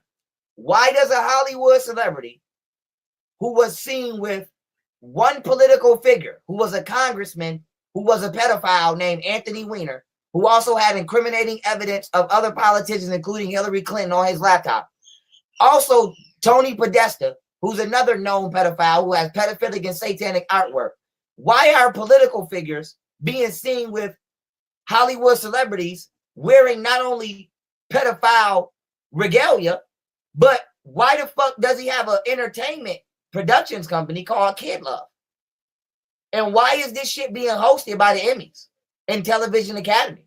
And why is it y'all, if y'all not seeing the dots here, I don't know what to tell you. I don't know what to tell you. I don't know what to tell you. Why would you make he's a pedophile? Okay, I'm gonna say allegedly for YouTube reasons, but he's a pedophile. He's a pedophile. Okay, he's a pedophile. Now let's keep it moving, right? Now what you're looking at is not Photoshop. It's a real life satanic statue of Baphomet with two children next to him. Okay, and this is in the state capital of Arkansas. Now I just want to know who the fuck idea was it to erect this goddamn statue? Huh? Bitch, we still ain't got no big ass statue of Malcolm X. How the fuck we got a statue of Lucifer at the goddamn state capitol? And what they want you to think is that Satanists wanted it up. Satanists did want it up. But the Satanist is not the gothic kids at your high school that walk around with the all black shit and the chains on. The Satanist is the motherfucking politicians. The Satanists are the motherfucking politicians. Those are the people that put this motherfucker up. Now, here is a video, right, of the mayor of New York, de Blasio, talking about some irrelevant shit as always. But I don't want you to focus on what he's saying. I want you to focus on this person right here wearing that satanic charm in the back. See, it's to subconsciously program you. Program you and groom you to accept Satanism. Watch this. Look at this. See that? Now this is about closing right. Look, who the fuck is that?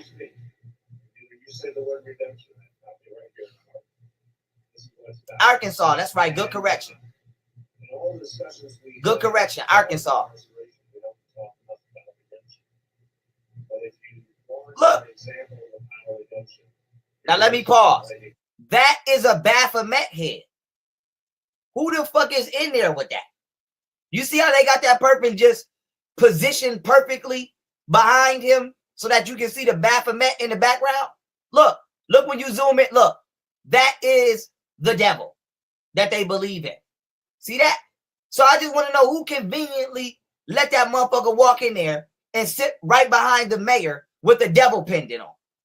Because I'm telling you right now, they wouldn't let me sit behind him with a black fist on my chain. They wouldn't have let Nipsey Hussle sit behind him with Malcolm X on his chain. But you can sit behind the mayor with the satanic charm. Now, this is now. I'm finna take y'all down the rabbit hole, nigga. So get your snorkel, cause we finna go back down this bitch. Because remember when I was saying that Andrew Cuomo and Chris Cuomo was deep state, and I've been exposing them slowly but surely all this time as I've been connecting the dots. So let me just give you a quick rundown of the Cuomo brothers. They lied about saying that it was illegal to read WikiLeaks. They told us not to pay attention to who Jeffrey Epstein's friends were. And I'm going to get back to that in a minute. I exposed Cuomo for lying about the level of the level of COVID-19 volume in the hospitals when they were empty. I exposed Cuomo for lying about the amount of generators that he never needed. I exposed Cuomo for lying, saying that the lockdown was mandatory and then doubling back and saying it wasn't mandatory, it was voluntary, and he couldn't make everybody stay in the house. I exposed Cuomo for not only being endorsed by Hillary Clinton and who's partnered with Bill Gates, he himself is partnering with Bill Gates because they want to mandate vaccines and they're going to say that kids can't go back to school unless they get them. I also showed New York state legislation and them saying they want vaccines to be mandatory. Melinda Gates is already saying the black community needs to go first. The mainstream media is already lying and saying the COVID-19 is the worst in the black community. So they're already trying to set us up to exterminate us with them vaccines. Now, why is this important? That's a Democratic governor and right here a Democratic mayor. Now, here's a post from June 16th. De Blasio and Cuomo, aka Democrat Freemasonic Satanists, are making children bear the worst of the lockdowns. See them welding a playground shut? Now what they gonna do, mark my words, because I always say it, they're gonna say the playgrounds and the schools cannot open until you get a vaccine.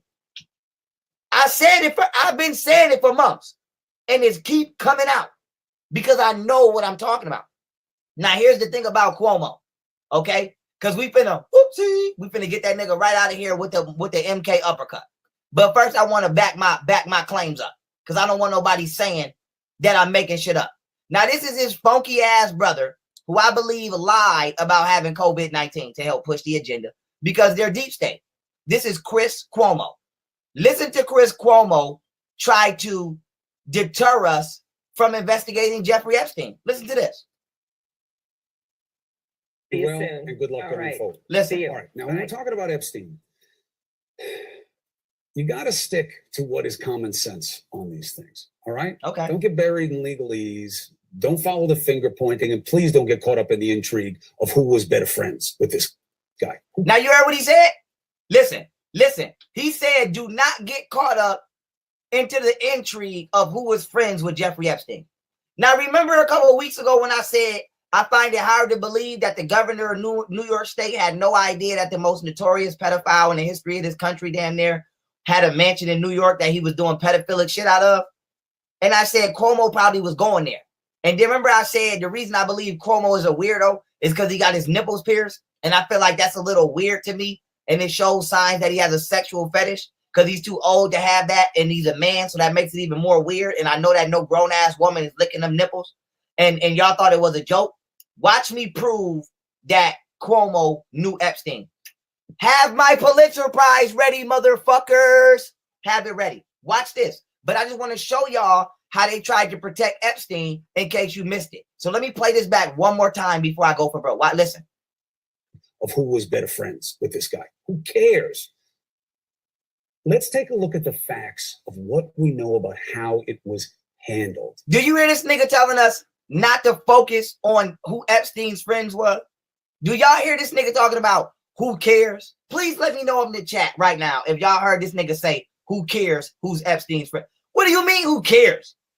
Everybody. Because we want to know who all the fuck else is pedophiles. Duh. That's like me saying, who care who Pablo Escobar friends were? What? Nigga, if we are investigating a drug trafficking organization, we need to know who the fuck all know who. This nigga said, who cares? Let's not get caught up on who his friends are. Why not? Because is one of his friends you? Ooh, I think one of them Cuomos is on the list. Why? I'm a cold motherfucker. I'm cold. I'm nice. I'm nice. And I promise y'all, I'm not being eager. I just have to let y'all know I'm a cold motherfucker. I'm cold, and you better have my fucking prize. I'm not playing. I need my Pulitzer Prize. So, strike one. He told us not to pay attention to who Epstein's friends are. Strike two is he defends this pedophile broad right here by lying and saying that it's illegal to read WikiLeaks. Now listen to this. Also interesting is remember, it's illegal to possess these stolen documents. It's different for the media. So everything you learn about this, you're learning from us. Now you heard what he said? He said it's illegal to possess the WikiLeaks emails. but it's different for the media. So what he just said was, it's illegal for us to read them Hillary Clinton emails from WikiLeaks. So it was illegal for us to read about Barack Obama and his 65,000 hot dogs. It was illegal for us to read about Hillary Clinton sacrificing chickens and telling Hoover Aberdeen bring a hammer to Comet Ping Pong because sacrifice night is her favorite night. It was illegal for us to read about Hillary Clinton tell Barack not to molest people in the White House because they might get caught. So that was illegal, but it's not illegal for the media because they're different. So I just want to know, how does Andrew Cuomo plan to explain to me how the law is different for him and as opposed to me if we both underneath the same governing body? I just want to know, how is it illegal for me to read public information, but it's not illegal for him to read it? So I just want y'all to see, these are the Cuomo brothers. Boom. They tried to stop us from reading them emails, and then boom, they tried to stop us from further investigating who Epstein was friends with. And so my suspicions are correct. And I'm going to tell y'all how much of a fucking beast I am. Let me tell y'all how much of a beast I am. The numbers don't lie. I've been saying this shit for about 2 months. I've been saying this shit for 2 months. What have I been saying? A lot of things. What is one of them things that revolve around a lot of things? I've been saying that I believe Governor Cuomo was going to Jeffrey Epstein's mansion. I've been saying that. And I've been connecting the dots on why I believe that. But today, we prove it beyond a reasonable doubt. Right now, on this very slide I'm about to show you, I'm finna prove that Andrew Cuomo, the governor of New York State, who conveniently partnered with Bill Gates, who wants to vaccinate us all, I'm finna prove that he was in Jeffrey Epstein's black book. Woo! I'm gonna have my Pulitzer Prize ready, and put this face on it too, please. Put the screw face, yeah. Put the mean mug Egyptian face on my shit. Have it ready. Now watch this. This is from July 22nd, 2019, from Intelligencer. Who was Jeffrey Epstein calling, right? And they have his contacts from A to Z. Now they literally have everybody in that book from A to Z. And if you take a look right here, ladies and gentlemen, to the side of this safari ride, you'll see a nippopotamus. Okay? That's what we call those. This is a nippopotamus. Don't worry. They only live in democratic habitats where there's little children for them to prey on and then ignore, like they don't know the shit that they're doing is caused by them doing the shit that they're doing. So everybody, we're going to spend 10 more seconds at the nippopotamus exhibit before we go to the pedophile exposure exhibit.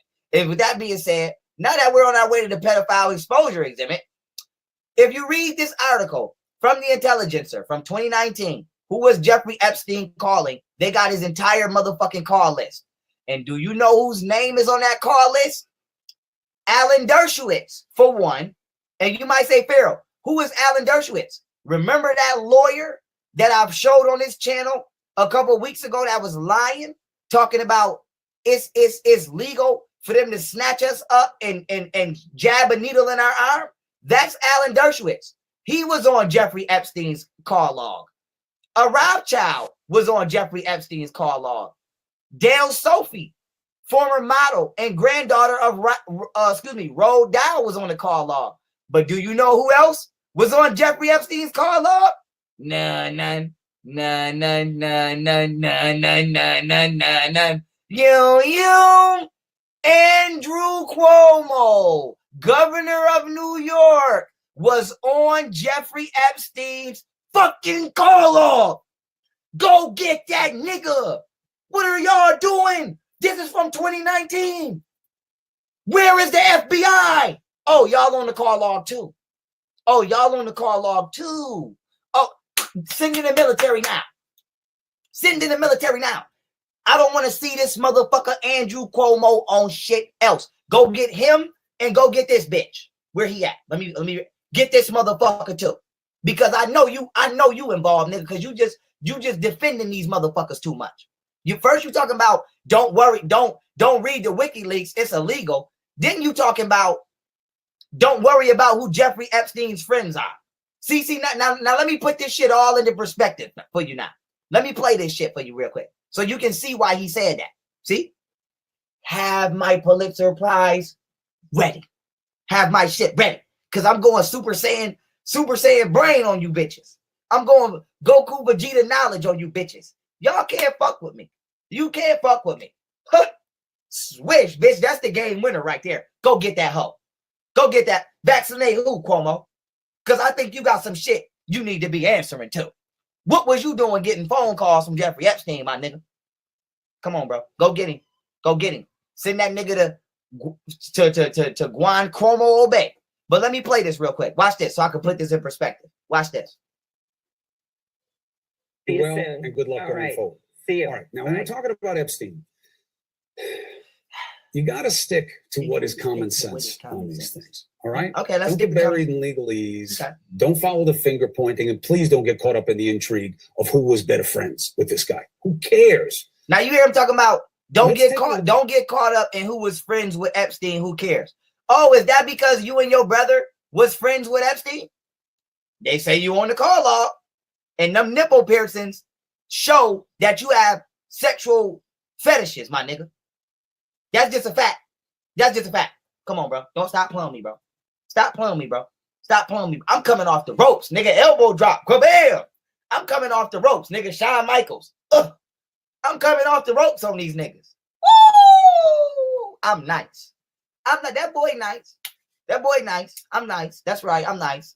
I'm nice. YouTube, FBI. I found my badge too. Don't make me back that motherfucker out. Matter of fact, oh, you lucky I got it put on for like I got my FBI badge too, my Party City joint. I'm backing that shit out next live stream. Bitch, you under investigation, nigga. Now, let's get it in. Cause this your boy Justin Bieber with Barack Obama, right? And these are screenshotted straight from Justin Bieber's Instagram. I don't want to hear that. This is him. It's not Photoshop. Now, what does Justin Bieber, knowing Barack Obama, tell us? He's probably a pedophile. Why? Because this guy is a pedophile. Okay? Now, why else would we think that Justin Bieber is a pedophile? Oh, maybe because he posts random pictures of children and says yummy? I mean, it seems pretty pedophilic to me. Oh, ain't this your boy ASAP Rocky? Standing in the middle of a pentagram? So I just want to let y'all know Satanists have infiltrated every goddamn aspect of American government and American culture, and they are subliminally and very subtly introducing that shit to everybody. So the New World Order is going to be a one world government underneath one God, and that God is Lucifer, if y'all don't stop it. So send in the military and execute these motherfuckers. And I know you might say, Pharaoh, well, execution is a bit harsh. No, it's not. The FBI just executed them a couple motherfuckers a couple days ago. So let's read this article from the Department of Justice from Monday, June 15th, 2020. What does it say? Execution scheduled for 4 federal inmates convicted of murdering children. Okay? Attorney General William P. Barr today directed the Federal Bureau of Prisons to schedule the executions of 4 federal death row inmates who were convicted of murdering children in violation of federal law and who, in 2 cases, raped the children they murdered. So, I want to see some executions here. I want to see some executions here. I want to see some executions here. I want to see some executions here. I want to see some executions most definitely here. I also want to see some executions here. I don't give a fuck if you get this bitch. I don't care. Come on, man. Come on. Let's get it on. Let's get it on. I've done the investigation, so we don't need no court proceedings. Send in the military and let's get to executing child perverts. Let's get to executing. It ain't nothing to talk about. Send in the motherfucking... I'm going to tell you what. If Donald Trump does not send in the military, I'm going to start looking at him real funny. Because it's laid out. It's laid out. I've done the investigation. It's laid out. Y'all execute other motherfuckers. You execute other motherfuckers. Why you can't execute them? I don't understand what's the difference between these motherfuckers and Hillary Clinton. Anthony, man, let's get to executing. Let's get to shooting. Let's get to chopping. Send in the military. And don't just send anybody. Send the most brutal motherfuckers you got. Send the most war-hardened. Send who got the worst PTSD. Send him to that bitch house. Let that nigga crash in through the window. Do a goddamn ninjutsu roll. Gun butt that bitch. Shoot the dog. Stab the parrot. And bring that bitch out with some knots. Take that bitch to Guantanamo Bay and execute that bitch. Execute that bitch. Straight up. Wow. Execute that bitch. Come on, man. Don't get that bitch no lethal injection. That's too nice. You know what it is. Death by firing squad. Let's get to execute. Send in the military. Send in the military. Trump, send them in. We don't want to hear nothing about. Don't send them for us. We ain't doing shit. Send them for the government. Trump, don't just drain the swamp. Execute the swamp. This is why we need our own shit. This is why I'm not going to stop till black people got their own shit. Because I'm going to tell you what, I don't pussyfoot. And I don't play them games. I don't play them games. If it was me, I would have executed them motherfuckers. They would have been on CNN like, well, you know it's illegal to read. Boom! I'd have blew a nigga top right off on CNN. Okay, right? Listen, y'all, we had to blow his motherfucking top off. This nigga was a pedophile. Stay tuned. We'll update y'all later with the information. Have a nice day. Hopefully this didn't traumatize you too much. It shouldn't, because you play violent games and watch shit on TV anyway. So don't act like you ain't never seen a nigga get his motherfucking head blew off. All the goddamn Minister Society you niggas watch. And with that being said, we'll be back later. Back to you, Jim. Straight up. I'll pop a nigga right on CNN. You lucky I don't run this motherfucker. You trafficking children. Bow! Good morning, America. I'll wake your ass up for sure. Pop your ass right on Good Morning America. Trafficking kids. No, we don't play that. But I want to read. I want to read in detail. Okay. I want to read in detail what these motherfuckers did. Okay. I want to read in detail what these motherfuckers did, because I want y'all to know how sick these bitches are. So I want to let y'all know I'm not reading this because I have a fetish or I get a kick out of it. I'm reading this because y'all need to know what these motherfuckers do to children. We don't need to be speculating. We need to know so we can know the urgency of just aid that we need to administer to children, especially these black children, because they're taking all children. And I'm advocating for white kids too. But I have to be honest. It's like mostly coming from third world countries being black children. I'm going to just be honest with you. They yapping us the most. It's the truth. Because they want our melanin and our pineal glands. So I'm just going to be honest with you. So if anybody need to be the most angry, it need to be us. But let me read this shit. I want to start seeing some fucking executions. Okay? From the military government on these domestic terrorists. I'm afraid for my life as a citizen. I'm over here every day praying that Hillary Clinton don't come rape me and motherfucking the FBI don't cover it up. I am living underneath extreme amounts of duress and stress. I feel that I'm being captured by my own government, who has been infiltrated by Ku Klux Klan terrorist members and Satanists. I need the military to come liberate me and fight for my freedoms, because I feel like my freedoms is being taken. Send in the military. Everybody need to start crying out for the military. Help, we're under attack. Help, it's terrorists. It's terrorists. The Democrat Party is go get them motherfuckers. But let me read this shit. Daniel Lewis Lee, a member of a white supremacist group. And I want to highlight that, because I told y'all these are the motherfuckers that's doing that. These white supremacist Freemasonic motherfuckers. But remember, I told y'all, when they get caught, you never know it's a Freemason, because they hide underneath the banner of white supremacy. So the first thing you'll think of is, oh, these are racist ass white people that's doing this shit. That's only half true. The other half is these are satanic Freemasons doing this shit, who happen to also be racist. So let's keep it going. He murdered a family of 3, including an 8-year-old girl. After robbing and looting and shooting the victims with a stun gun, Lee covered their heads with plastic bags, sealed the bags with duct tape, weighed each victim down with rocks, and threw the family of 3 into the Illinois Bay. Okay, let's read the next one. Wesley Perky violently raped and murdered a 16-year-old girl. Then he dismembered her, burned and dumped the young girl's body in a septic pond. This is some scary movie, crazy shit that's really happening. How you gonna rape a 16-year-old girl and then chop her ligaments off and then throw her in a damn septic pond? This is some real life crazy shit. And I hope y'all realize the brutality of slavery, because white people got to sneak and do this shit. Could you imagine when they didn't have to?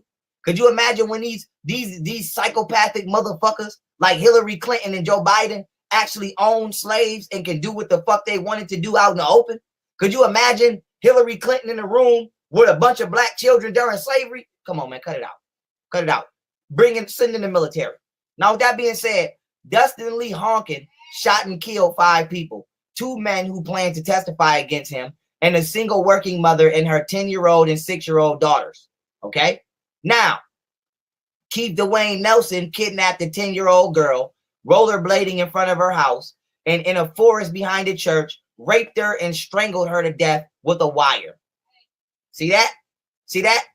See that? So, execute all of these corrupt political motherfuckers, because they ain't did nothing too different. They ain't did nothing too different. Now let me slide through, because we finna get ready to get on Black Lives Matter, right? Now this is Andrew Cuomo crying like the nipplepotamus he is on Twitter on the 14th, right, of this month. And he's talking about he got over 25,000 complaints of reopening violations, and talking about motherfuckers not wearing masks, right? And all of the other shit. Mind you, he's on the news not wearing a mask, though. So how are you trying to hold the goddamn state from opening up due to safety hazards when truthfully you're not that concerned, because you don't even got a mask on? Nobody around you is distanced within 6 feet, and y'all all don't have masks on. And if you ever want to know if somebody's full of shit, just see if this asshole's around. So whenever we see Al Sharpton, we know that this is a fake ass black movement. And you know, it's just fake. It's fake. And whenever we see Al Sharpton with the political figure who happens to be a white man, it's safe to assume this white man is full of shit. So I just want to let you know, Nippopotamus know, bitch, you put the mask on. Until you put the mask on, and until you start practicing social distancing, open the fucking state back up. Because if you ain't worried about it, why should we be worried about it? Huh? Cut it out, bro. Cut it out.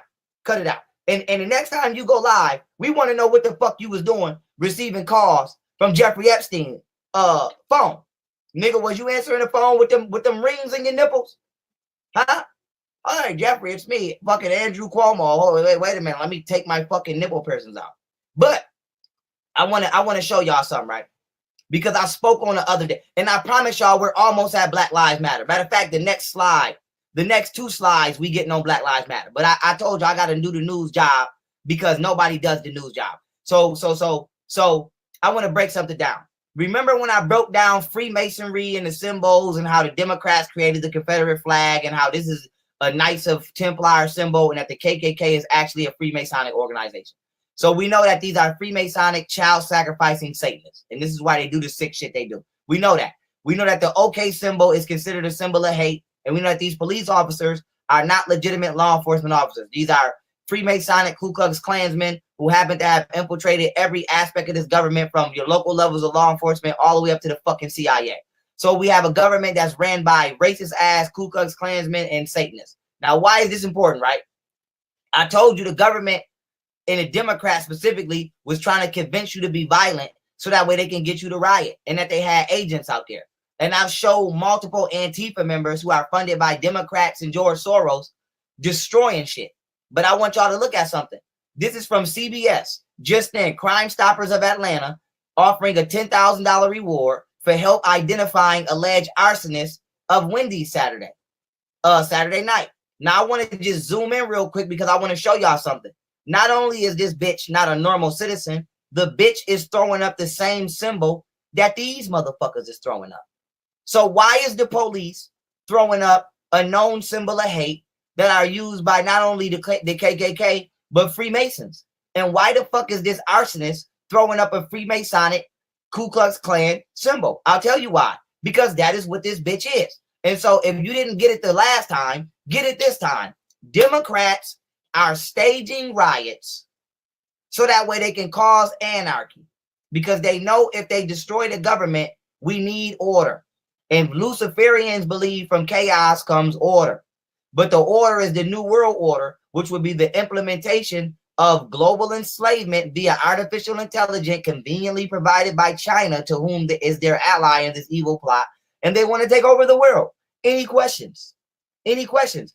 These motherfuckers are destroying shit. Send in the military, sweep this bitch now.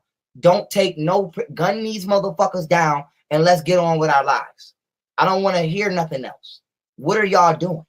What are y'all doing? Send in the military and gun these motherfuckers down, and let's go on with our lives. Now I want to play this video clip because I want to show y'all all Democrats promoting violence, you know, within these riots. Let's go. When they go low, he can. You hear that? Someone apologize. And if you see anybody in a restaurant, in a department store, in a gasoline station, you get in a crowd, and you push back on them, and you tell them they're not welcome.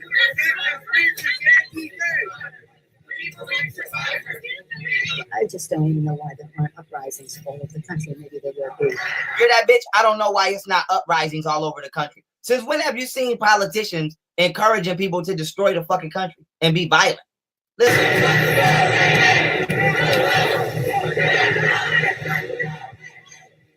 You cannot be civil with a political party that wants to destroy what you stand for, what you care about. Hear this bitch talking about her own self? You cannot be civil with the political party that wants to destroy what you stand for, and this, that, and the third. Hold on, y'all. I think it's doing that autosave.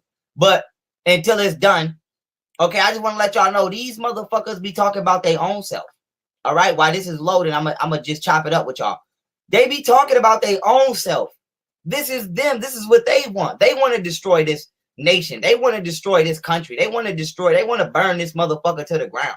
So, you know, y'all got to really realize that, you know, these motherfuckers is running super game, and they're able to lie the way that they are because they take acting classes.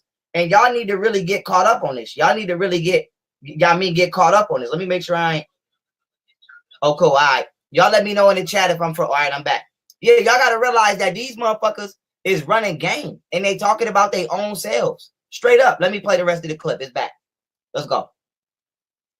Get up and please get up in the face of some Congress people. Is this the quote-unquote mob? See that? So why are they promoting violence? Why? I'm going to tell you why. Because they want this shit.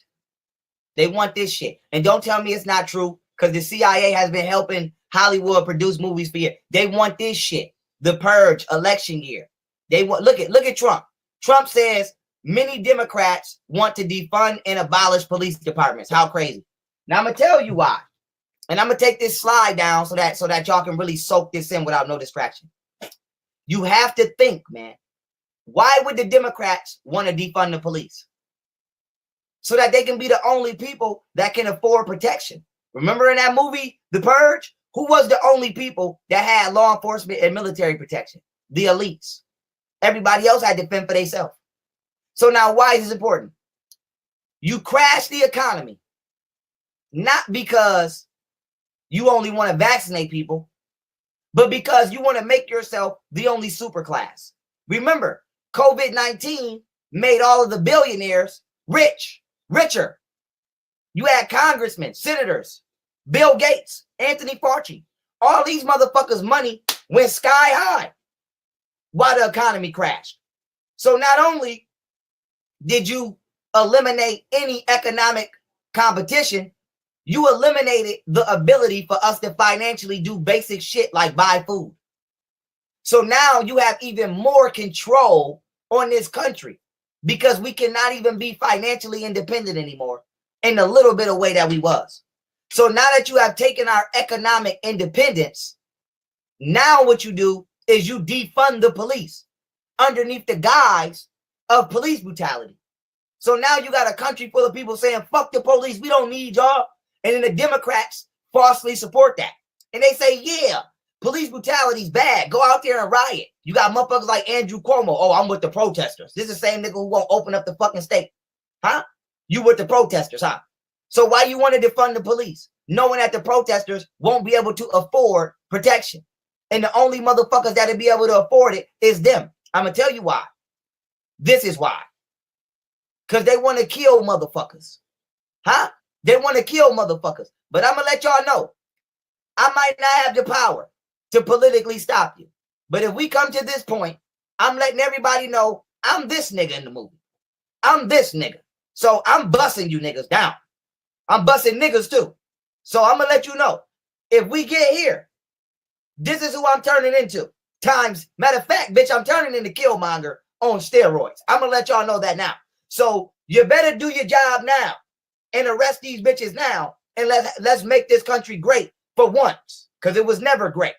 Let's make it great for once. But if y'all let these motherfuckers destroy this country and we start to live in a lawless land, I'm going to let you know I'm turning into him. And I'm airing shit out. I'm airing you bitches out. Straight up. It's going to be straight Call of Duty on whatever block I'm on. So I'm going to let y'all know that. And the reason I'm saying that is this. If you remember, let me take the slide down one more time. If you remember in this movie, what happened? What happened in that movie?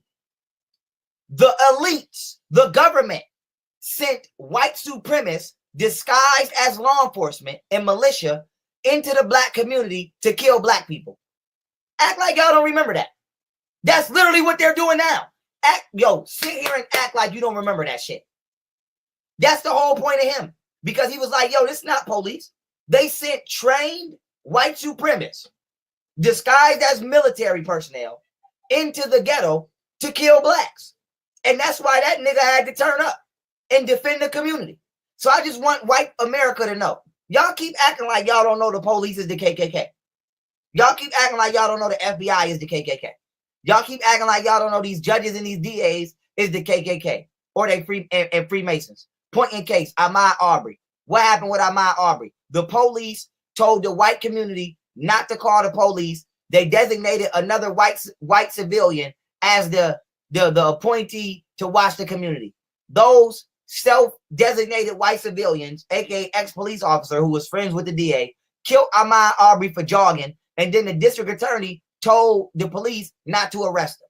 So that is systematic racism, to where racist ass white people can kill us, and then investigators are also racist, so they don't investigate.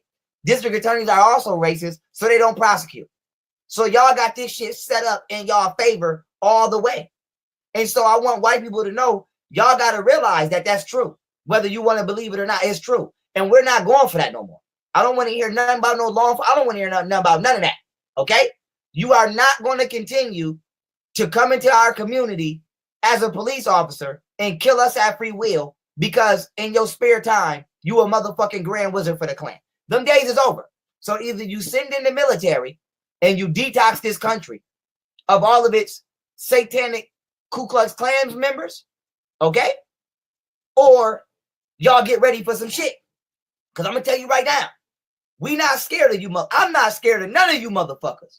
If you try this shit, I'm that nigga. And I'm letting you know, bitch, I'm going to meet you out in the street. So you ain't going to have to kick my door because I'm going to be out there waiting on your bitch ass. So we see you motherfuckers. I see you motherfuckers. And I'm not talking to all white people, but I'm going to let white America know. You better come to the hood and fight with us. Because if you don't come to the hood and fight with us, I'm busting anything that come over there. If it pop off, you niggas got a certain amount of time to come to the ghetto and let us know that you are peaceful. I'm going to give you motherfuckers 24 hours, 48 hours. You got 48 hours to get to your nearest ghetto and say, black people, I'm a white patriot and I'm against the elites.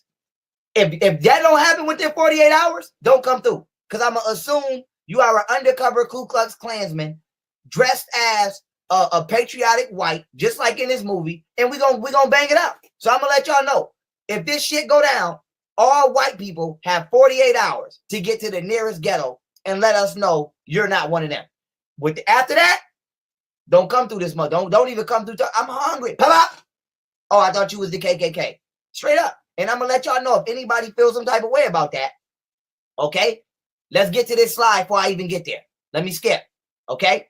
2 black men in California, this is recent, was just found hanging from trees 50 miles apart. This shit just happened the other day. So I don't want nobody to be like, oh, Pharaoh, you talking extreme. Y'all killing us. And you're getting away with it because you the fucking police. You're getting away with it because you these motherfuckers in disguise. So I want to let white America know, we know that it's not all of y'all. But y'all better start detoxing y'all shit because you're not about to keep coming through the ghetto, hanging us, shooting us, and getting away with it because these motherfuckers right here is these motherfuckers right here. So somebody better do something. Because if you don't do something, we're going to defend ourselves. And I don't give a fuck who don't like it. Like I said, if this shit go down, I'm this motherfucker. And honestly, I'm not him because I'm going to have 2 of them bitches on my Rambo shit. Nigga, straight up. I can't hold 1 chop. Bitch, I need 2. So I can hit the whole. I'm telling y'all right now, I don't know who y'all think we is, but we not them niggas. Do not let these scary niggas that been out here on the back lines act like that's what's on the front line. I'm a front line nigga. So I'm gonna let y'all know I'm peaceful. I want peace. But you killing us. You killing us. You killing us, motherfucker. You killing us. The police is killing us. The hospitals killing us. Killing black women during birth. You're vaccinating kids. You're murdering us. And y'all acting like y'all don't know that. And you've been doing it since day 1. And bitch, we tired. And so I'm letting you motherfuckers know now. Try this shit if you want to. I hope Hillary Clinton is in this motherfucker right now. Bitch, if you watching Hillary, if this go down, bitch, you better have, I'm telling you right now, you better have the Avengers at your house. I'm telling you that now. With my prayers, I'm telling you with my prayers, not hypothetically, because I know the games y'all like to play. So let me give my disclaimer. With my prayers, okay, I'm telling you, you better have the Avengers at your house. Okay? Straight up. Because you're not going to kill me at all. Bitch, I know what you're trying to do. That's why y'all talk about, oh, COVID-19 is so rampant in black community, and we need to vaccinate blacks for. Why you need to vaccinate us? Last time I checked, COVID-19 died from sunlight. That's what the news said. So damn, it's summertime. Why we can't all just go outside for 15 fucking minutes and get cured? The news said that COVID-19 can't exist on the surface for more than 10 to 15 minutes, 80 degrees. UV ray sunlight. So damn, bitch, you gotta vaccinate me. I can't just go outside. I mean, it is fucking June. Damn. So y'all, I'm not about to let y'all kill her. Straight up, smack the shit out that bitch with my prayers. With my prayers. Okay. Thanks to Keenan and Pale for the alley-oop. Now, let's get on LGBTQ. Okay? And Black Lives Matter. And I said it right the first time. LGBTQ lives matter, because that's what it is. So I want to let y'all niggas know y'all niggas is weak. Let me take the brand off the joint because I'm about to go for broke. Y'all niggas is weak. All you Black Lives Matter niggas is weak. You're weak. You're weak. And this is why we're down like this. Because we've been weak since Malcolm died. Okay? And I got 60 years of weakness that I got to rise the fuck up out of the grave and re-implement strength. Strength based upon virtue. Peace, Jose. Peace. How you feeling today? Me? Yeah, how you feeling, Jose? I'm good, and you? I'm doing amazing. Thanks for asking. We still on for later? Yeah, we still on for later. I was just Nah. doing a review, young Pharaoh videos. I'm just like digging into the crates. Now, full disclosure, this was on short notice, and he challenged me, and I thought I was going to be able to do a PowerPoint, but it looks like that is not going to happen. So, you don't mind if we just go over some of my videos, and you could just critique the videos, and we could just put the videos out there for people to comment? Yeah, no doubt. We can do the presentation at a later date if that's what you want us to do. No. This is the presentation. Oh, okay. Because someone said I basically said I ain't contributed nothing. Nowhere. So YouTube content counts as a contribution somewhere. So now that the individual said that, and I pull up a YouTube video at the minimum, you have to at least show a YouTube video to say that you contributed because you challenged me. So I'm being fair at this point. Mm-hmm. I'm only showing YouTube videos. So if he can show a YouTube video, I have to shut up and be quiet. Gotcha. If he wants to do a PowerPoint presentation, we could deal with that too. But right now, I'm keeping the bare minimum. If you can't show me any content on YouTube that's equal to what I show you, then you have to be quiet for now until we do the PowerPoint. Then you can talk. Then you can critique my PowerPoint. Is that fair? Got you. Let's All go. right. Sounds good to me. You how long have you been watching? Did you have anything to add on what Young Pharaoh was dropping? Young Pharaoh hitting that Tupacian energy. Mm. That So Tupacian energy. You mess with me, I'm gonna kill all you bitches. I don't know if you can back that up or not. And it's worked for him so far, but I think he's one of those young people who have a lot of underlying issues that we need to rein him in and tell him you can't be talking that wild and crazy on YouTube, bro. You're going too far. You're taking it a little too far for a YouTube video. I think. I could be wrong. What do you think, A1? You think he's going too far? I don't think he's going too far. I think the conversation is definitely very necessary. It needs to be had. I think that all other alternatives could be looked at. You know, I don't necessarily want to lock in on one idea because I don't know which specific idea you were talking about. And let's be honest, I didn't hear the whole video. I just heard him, the ranting part where he said he need 2 blickies and he got guns. So I'm commenting on what I heard. So maybe you should fill me on the full conversation before I go too far with a wrong critique. What was the general conversation he was having in the video? Because I really didn't see the video. Oh, okay. I'm gonna just let it play. He's talking about BLM and some of the political stuff that I still felt like was relevant today, given the climate and the state of affairs across the country. We really don't see BLM right now at the forefront.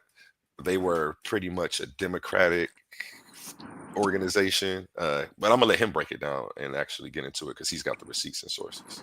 Anytime you want me to stop it, just say something and I'll pause it for you. Okay, so let me be fair and retract my statement and watch the video a little bit more and then make a proper statement on what's really said, because I cherry picked the statement and that's unfair. All right, so let's watch the video. Gotcha. To an integrity nonetheless, but strength. Black man, masculine, Shaka Zulu strength. Unwavering strength. That is what the black community needs. We need strength. We don't need that fuck shit you niggas talking about. Now let me go in on Black Lives Matter, okay? Because these is the 3 bitches, okay? And I'm saying bitches because any black woman talking down on a black man, any black woman trying to convince the black community it don't need black men, any black woman that picked up that white woman feminist movement, which had nothing to do with us, and brought that shit in our households and destroyed our households, is a bitch, okay? So these 3 bitches that founded Black Lives Matter are all feminists and they're all lesbians, okay? Let's be clear on that. Let's be clear on that. Now you might say, Pharaoh, what you got against lesbians? Don't worry, find out. Don't worry, find out. I have nothing against lesbians, but it's time for a history lesson, okay? It's time. And I want to let the LGBTQ community know real quick. I don't give a fuck about your LGBTQ fragility. That shit does not bother me at all. You can come for me. Matter of fact, send the best motherfucker you got. We can debate live on this channel. I will rip you to shreds. Matter of fact, I already had to crush somebody on this channel. Go to my debates and peep it. Go to my place and click debates. I'm come with facts. All of that. And I actually have like 5 or 6 different full-length Young Pharaoh debates that actually aren't online that I ripped a long time ago. So this week I am going to be pulling up some more of his content and we'll be breaking some of it down, going over it, seeing what's still relevant, seeing what perspectives that we may have shifted on and what needs to be discarded. And I think that's something that definitely needs to be done to see how we're growing as a community. And to go back and look at the stuff from 5 to 10 years ago and see where the mind frame of the people was based on what was going on at the time. You got anything you want to add on there, Jose, before I let it play? I'll say this, Young Pharaoh is a very intelligent young man. But he rubs people the wrong way, and he's probably a little too wild for some people. But that's his style, and I can't tell him he should change that. But underlying, it's a very important topic, and what he's saying is true. The founders of Black Lives Matter, at least one of them is a lesbian, and she's publicly a lesbian, and I don't think it's a secret. Is also not a secret that they definitely have and now when I say Black Lives Matter, the organization, not the movement, on their page, it talks about transgenders and all these different things being a part of the idea when they founded the movement. So what he's saying is fair in terms of facts. He's not saying anything that's untrue. The way he puts it across is on him. But his facts are correct. So that's all I can say. All right, I'm gonna let it play. I'm the wrong one for that. I'm the wrong one for that boo-boo, honey child, ma'am, sir, whatever the fuck you want to be, whatever. I'm the wrong one. I'm coming with facts. I don't have nothing against nobody personally, but I'm not gonna not speak truth because it offends you. Facts. So if you are an LGBTQ member and you're watching this part, if you feel anything about what I'm about to say, I want you to know from the bottom of my heart, you can kiss my ass. You can kiss my ass. That's facts. That's facts. That's facts. Now let me go in. Let me go in, right? Let me go in. Boom. Hearing the queer roots of Black Lives Matter. February 6, 2019, from the National Center of Institutional Diversity. Damn. So the LGBTQ community has queer roots? Damn, so it's not official like we thought it was? Is that what you telling us? Look at niggas. Look at niggas ready to cry. Damn, son, so you saying that the LGBTQ community is on some gay shit and and that's what you said? That's exactly what the fuck I'm saying. That's exactly what the fuck I'm saying. Now watch this. Let's read the article. When Patrice Cullors, Apo Timmy, and Alicia Garza, the three motherfucking founders you see right here, the founders of the Black Lives Matter movement, collectively uttered the phrase Black Lives Matter, they helped reignite the continued struggle for Black freedom, liberation, and justice in the United States. Now, I just want to say this before I continue. No, the fuck they did not. But what they're trying to do is they're trying to hijack the Black struggle and replace it with the gay struggle, which is, it does not compare. Gay people were not enslaved. Gay people were not stripped of their spiritual, cultural, and traditional heritage. Gay people were not sold off as cattle. Gay people were not branded for the color of their skin. Huh? So I don't understand how the LGBTQ community think that it has the room to step in the fucking room with the Black struggle. Show me in history where gays were enslaved worldwide. It's the passion for me, man. He said, show me in history. He believes in it and with every ounce of his body, man. That's what I be getting from him. And I think that's helps sell the message. I think that's one of the reasons that he was able to go to the heights of success that he did when he hit his prime doing this. As well as having some amazing sources for that ass. Because I used to call him the source king, man. He had a source for every bump on the face, man. I swear. I ain't going to talk too much, though. I'm going to let him go ahead and get back into it. Anything you want to add, Jose, before I let it play again? I mean, I got to say he's dealing with facts here. He's not saying anything that's not factual. These are known facts. And a lot of times we hear the term Black Lives or Black and we think it's just about Black struggle. But this particular organization is not just about that. They specifically state transgender and gay and Me Too and other things too. So that has to be pointed out. I'm probably just not fortunate enough to be able to say what he's saying, not get banned. So, he's saying nothing that's unfactual. In terms of the movement, it's all facts. And people need to know that before they get involved in these organizations. Yeah. Let's get into it. Yeah, people have to start looking deeper into these nonprofits or NGOs before you go ahead and start donating to them. I don't know, I just find it highly insulting when rich people ask me for money. Not that I'm not doing well. It's just why does McDonald's need my donations? Don't you have a million served already? Like, why? It bothers me. And I always say, no, I have my own charities. First, I donate to myself and my children before That's the most anybody important else one, gets right? anything from me. Donating first should start at home. You know what I'm saying? It makes me think of the line. It was a rap battle. And this dude was like, I hope you give to the homeless till you homeless yourself. And I was like, wow, that was deep. Because dude was bragging about his philanthropy. So dude slid that in there as a bar. And I was like, oh man, he killed him with that. Like so I'm one of the people who definitely thinks that charity should start at home. And I'll go ahead and let it play. Now, slaves were raped and turned to be gay, like buck breaking and shit like that. Woo! But Forgot black about men were that. not gay. So how the fuck can a lesbian and a tranny be reigniting the black struggle? Malcolm X was not no fucking homosexual. He was a man. Shaka Zulu was a man. What? Strong men. Marcus Garvey was a strong man. Khalid Muhammad was a strong. So I just want gay people to know, go argue your shit over there. I have no problem with you arguing your shit. But don't come over here thinking that you fit in this, because our ancestors didn't practice that. And I'm just here to let you know. You confused. And that's okay. But I'm not. So you're not going to come over here and confuse me. I have nothing against homosexual people.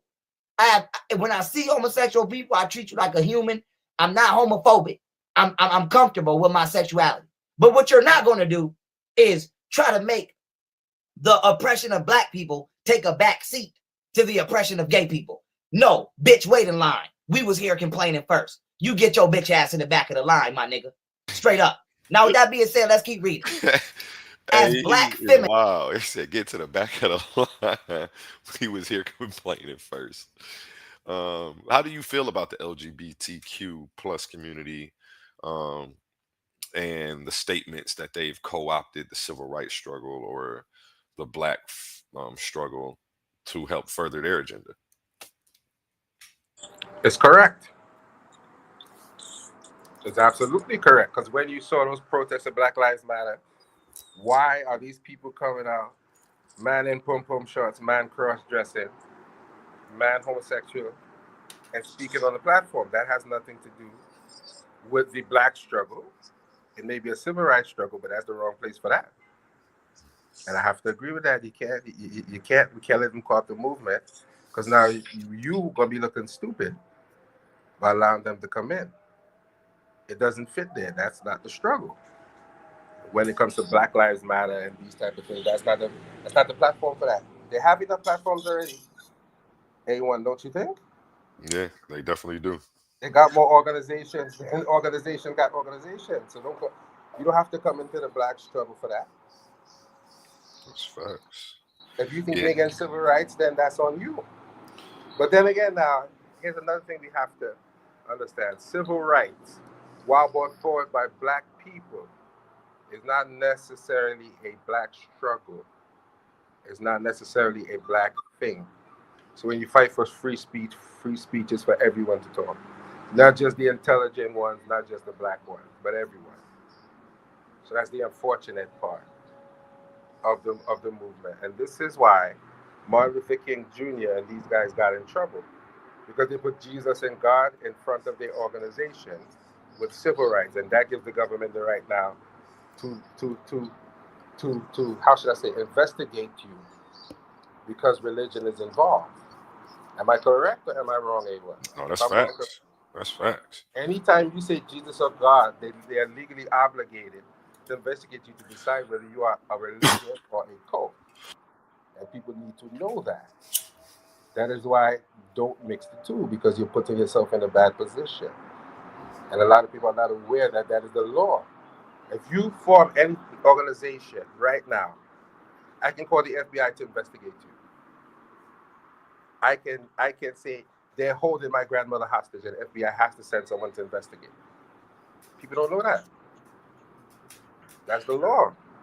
Mm-hmm. And that's where we go wrong. Let me go ahead and let him get back into it for a second. I don't want to keep the people waiting too long. If you hear something again, let me know. Shout at me. Ooh, you see that word? As Black feminists, they rooted their fight for freedom and liberation in an intersectional justice praxis that disrupts the traditional framework of Black activism. Did you hear that?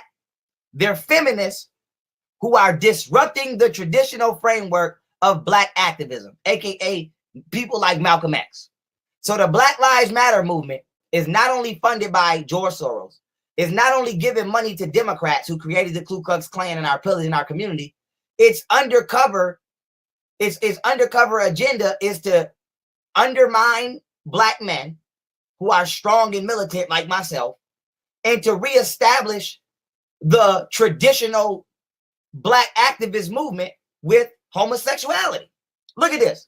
Homosexuality and openly gay activists. Literally, here go right here. A framework that historically prioritized addressing racial injustice over and against gender injustice and sexual freedom. A framework without question that silenced and shunned homosexuality and open gay activists across much of the 20th century. As the Black lesbian feminists, these motherfuckers is lesbian feminists.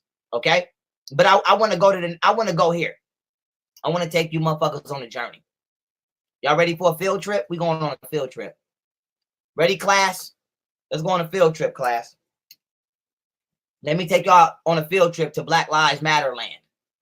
Okay, we're going to Black Lives Matter land. Because I'm going to do it in front of you so y'all know it's not cap. I got to do it in front of you. Because if I don't, you're going to think it's cap. Now watch this. Hold up. Black Lives Matter website. Watch this. Oh, nope, wrong one. Hold up. Let's go to here we go. BlackLivesMatter.com, right? Let me hurt y'all niggas' feelings real quick. This is the Black Lives Matter website. Now, we know that the founders are lesbians and feminists, which I'm finna go in on. Now, if you go to About, and you go to What We Believe, I'm doing this shit live in front of y'all right now. If you just scroll down a bit, and you scroll down a bit, and you scroll down a bit, and you scroll down a bit more, and you get to about right here, this is what you'll read. We are guided by the fact that all Black lives matter, regardless of actual or perceived sexual identity, gender expression, economic status, ability, disability, religious beliefs or disbeliefs, immigration status, or location. It's funny how they made sexual identity first, when that should have been last. All this shit should have been first. So you might feel like, damn, Pharaoh, well, maybe that might be something, but that's not nothing. Okay, well, what about the next line? We make space for transgender brothers and sisters to participate and lead. Lead who? Ain't no motherfucking transgender gonna lead me as a Black man, because he don't even identify as a man. So I'm just trying to figure that out. How can a transgender man who don't believe he's a man fight for my freedoms as a Black man when apparently we don't share the same fight?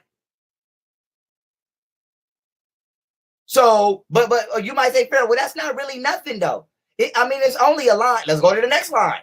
We are self-reflexive and do the work required to dismantle cisgender privilege and uplift Black trans folks, especially Black trans women who continue to be disproportionately impacted by trans antagonistic violence. So the Black Lives Matter movement is here to uplift trannies and to battle Black women. You see that? To dismantle cisgender privilege. Now, I just want to ask the LGBTQ community a question. Who the fuck told you bitches you got the authority to tell Black women they cisgenders? Now, if you want to be a nigga bitch, be a nigga bitch. But don't come trying to reconstruct reality for us. I'm a man. This is a woman, imaginarily on the side of me. That is what we are biologically. And I'm glad that Donald Trump said that you are what your biological status is in regards to your gender. You know why? Because it's common fucking sense, my nigga. And here's my thing about being a transgender. It's a mental health disorder. And I'm going to go into that in a minute. But it needs to be said. It was voted on by over 5,000 psychologists that identifying as the opposite sex was a form of mental illness. Let's just put that on the record. It's called a paraphilia. And to be specific, it's called transvestic disorder. And I'm finna show the definition straight out the book of psychology. So y'all niggas is trying to normalize mental illness. Let's just say it like it is. And not only are you trying to normalize mental illness, you want to put black oppression on the back end of the argument? Man, if you don't sit your fucking...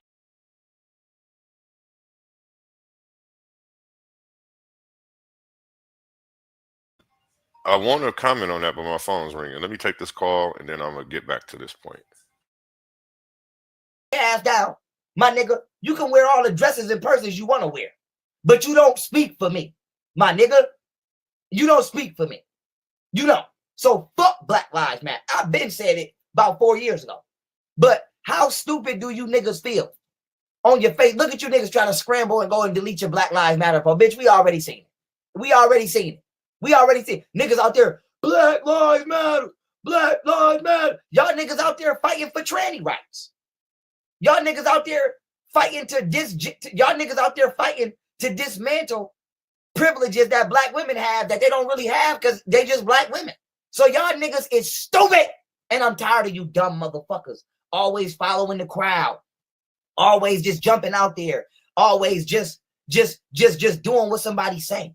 We tired of you motherfuckers. And I'm tired of the LGBTQ community trying to bully motherfuckers to accept themselves when they wouldn't accept themselves.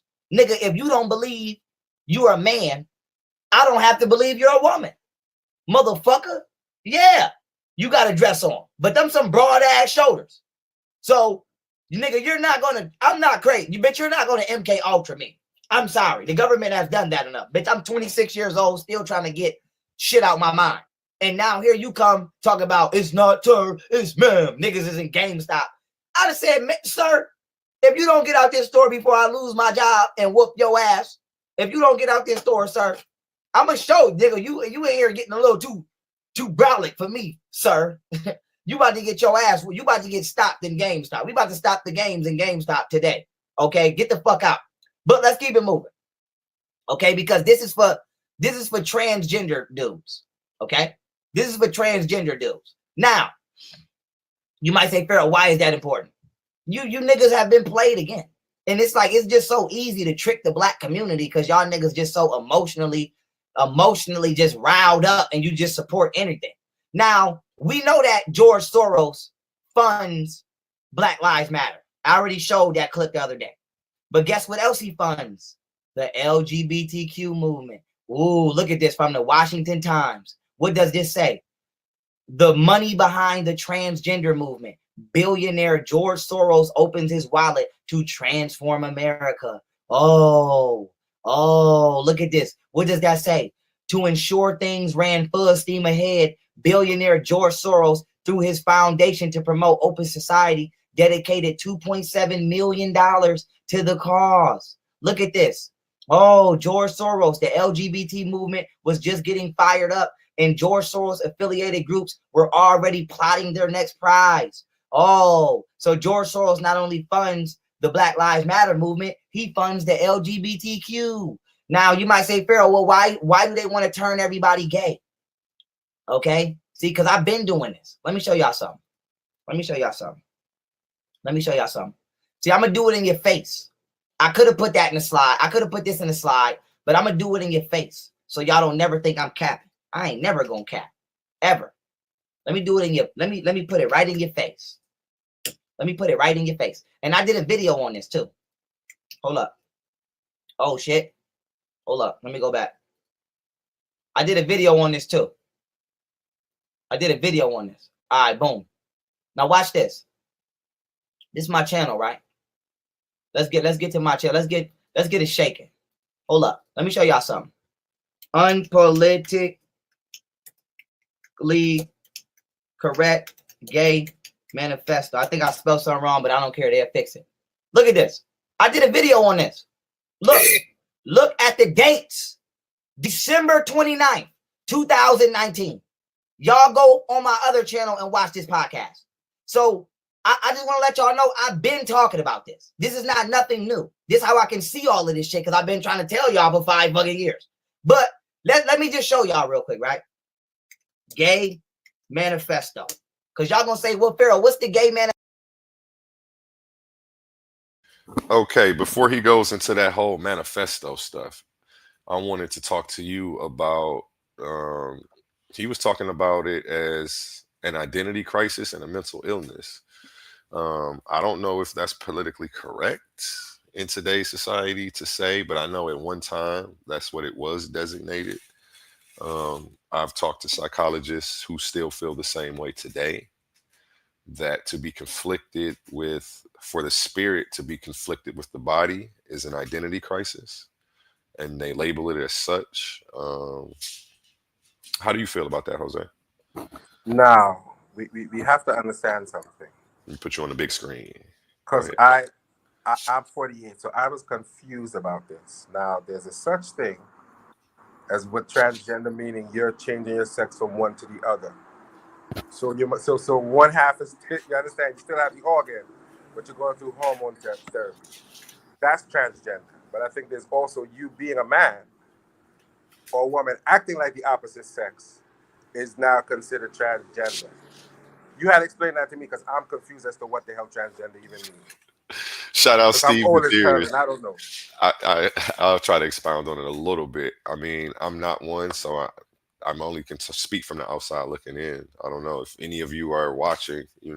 Come on You up. The confused panel as is shit. open to all people.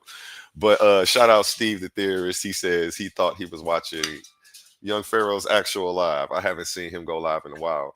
I was just actually digging in the crates with some of his classics because a lot of his stuff was taken down. And I still have a lot of the tapes. So, I was just going to be bringing some of that stuff back. I tested the stuff on another channel to see if it would get a strike or anything before I aired it on here. So this one's good to go.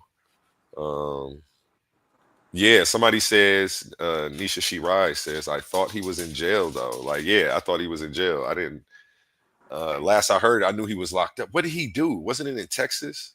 You know what? We're going to look that up sometime this week. I promise you, if I'm going to bring you his information, like the videos we're playing now on the knowledge, that I will check on his well-being and see where he's at least. I think we should do our due diligence on that. Just make sure the brother's okay, man. I might send him a letter if he ain't in there for nothing too crazy. I don't want them watching me on account of him getting caught. So yeah, let's go. Oh, I'm sorry, Jose. You asked a question about transgenderism. What does transgender really mean? Is it when you have an operation and one half is still the original, have the original parts? Is it a man who thinks he's a woman and dresses as a woman? Is that not transgender as opposed to what we used to call transvestite? What does it mean? Because I'm confused. Ooh, now the transvestite was somebody who actually had the operation, correct? No. Hold on a second. Yeah. Now I'm confused. Crowd, chat, can you help me out? If you're watching, Yeah, the transgender is somebody who felt like they was born in the wrong body gender wise, and they use what they call corrective surgery to help them feel more comfortable in their body or whatever. oh, Nisha Shirai says a transvestite is someone born with both parts. No, Okay. that's a hermaphrodite. That's what. Okay, I'm No. familiar with that term too. But Let's. that's what You I'm know what? trying We to got to get bring up at. we got to bring up Google because we all lost over here. Thank Somebody's you. Good. bright, but we don't know who yet. Let's get to the bottom of this. Go ahead, Jose. It's on you. Go ahead, Jose. You were talking. I cut you off. No, I just want to look up transgender because I don't know what that means. We had Oh, okay. transvestite, and transvestite was men who used to dress like women. So We're I don't about know to what. look them all up right now. Let me share the screen. I can't believe I'm studying this right now, but I didn't think I would be Googling this when I woke up this morning, but here I am. Transgender. I can barely type it in. Okay. Transgender meaning. Let's see what they're talking about. This is the dictionary definition from Google. What dictionary is it, though? It doesn't tell me what dictionary. Okay, Oxford Languages. Transgender, denoting or relating to a person whose gender identity does not correspond with the sex registered for them at birth. Okay, so a person whose spirit doesn't match what the body reflects. That's how I explain a transgender. But that, to me, that's also explaining an identity crisis. It's the same definition. But let's go transvestite. Oh, and then they have transvestite versus transgender. Okay, transvestite is a person who dresses in clothes primarily associated with the other sex, typically used of a man. Wearing clothes associated primarily with the other sex. Okay, so just your everyday, stud, I think that term is still safe. They haven't made that a negative one yet. I think that's still cool. And then your everyday stud would be labeled a transvestite. And I'm not sure if that's offensive. And if it is, my apologies. I'm not up on my whatever. Nobody's thoroughly educated me on it. You see us up here educating ourselves. So if any of you guys are watching, you are more than welcome to come up. I'm not gonna let any of the people up here bully you. If you feel like you want to answer some of these questions or bring some clarity, it's a more entertaining episode. Go ahead, Jose. And this is illustrating the exact point that young Pharaoh is saying. When you put these things in these type of movement, we end up having to go down a rabbit hole to explain it, and we might be unintentionally promoting behaviors that we don't agree with, just because we're trying to be fair in an argument. And this is what he's trying to say. You're putting this in a movement that has no business in the movement. Now you and I going down a rabbit hole and we don't want to go down. Yeah. Just trying to be fair to people. Yeah, and I'm doing this in the effort of fairness. I'm not doing this to be condescending, mean, or rude to anybody. No, but here's the thing. I know how people of that community. I know how this matters to you guys, and I've just, from the videos I've seen you adamant about being gendered correctly, labeled correctly. So we're just trying to figure this out. Why are we feeding into this if this is not our lifestyle? Why do we have to go through this? And I also I want to show this too. Even in the term transsexual, right? It says transsexual is a dated term, often considered offensive. At one time, it wasn't, though. But the fact that it is now, see, it's like things that that you got. I keep wanting to say you guys, but I feel like that's offensive too. You see the rabbit hole. Like I'm walking on such eggshells right now. See, and this is because I know I'm thinking of like race relations. So if there was somebody up here, I want them to actually hold a certain level of forum, and I'm trying to give them that same level, and it's hard. Wow. Now look how spirit of this argument is being played out right here in front of your eyes. Yeah. We are none of these things, but we have to go down this road because we're on YouTube and we don't want to offend anybody. So you see how what he's saying is true, even though he put it in a rough fashion. This is what happens when you mix things that have no business being mixed. This is not our argument, but we just don't want to be unfair to people. So that we go down a rabbit hole for no reason. We really are going down a rabbit hole for no reason, unfortunately. And his quote was, why are we putting race on the back burner for mental illness? Because I think that he said that this was an identity crisis. If he didn't, I'm saying that I believe that it's an identity crisis. Even in the term, we know it's a struggle with your identity, period, point blank. Whether you want to put crisis on it or not, I guess that's the part that's up for debate. But even in the term, gender identity, you can't separate this from, I mean, what do you call it when you're conflicted on the inside? I'd rather be at war with the world than be at war with myself. That's just me. I feel like I got to drop a bomb on that one too. But then this goes back to a whole nother idea, right? Of when you have a problem with people's sexuality, you can approach it positively and negatively. We're choosing to approach it positively because that's what he focused on, right? When you look at women who are masculine, studs as they call themselves, you know, plenty of them would tell you, listen, I'm a stud, but I don't expect if a man approach me, I'm gonna act like a man and fight it, because that's not real. This is just my identity sexually. You know, I go through female things too. So don't approach me and think I'm gonna want to fight you. And if I'm your girl and the man approach you at 275 pounds 6'2", you're gonna get your ass whipped because I can't help you. You know what? When you were just talking, I go through these flash moments, right? And it's like I'll flash and I'll be in somebody else's shoes, and it's like there's a camera going around me 360, and I can see everything. And that, but this all happens in a split second, though. Like I just saw how even Caucasian people may feel or have felt at one point in time when things were changing. Okay, and then let me explain.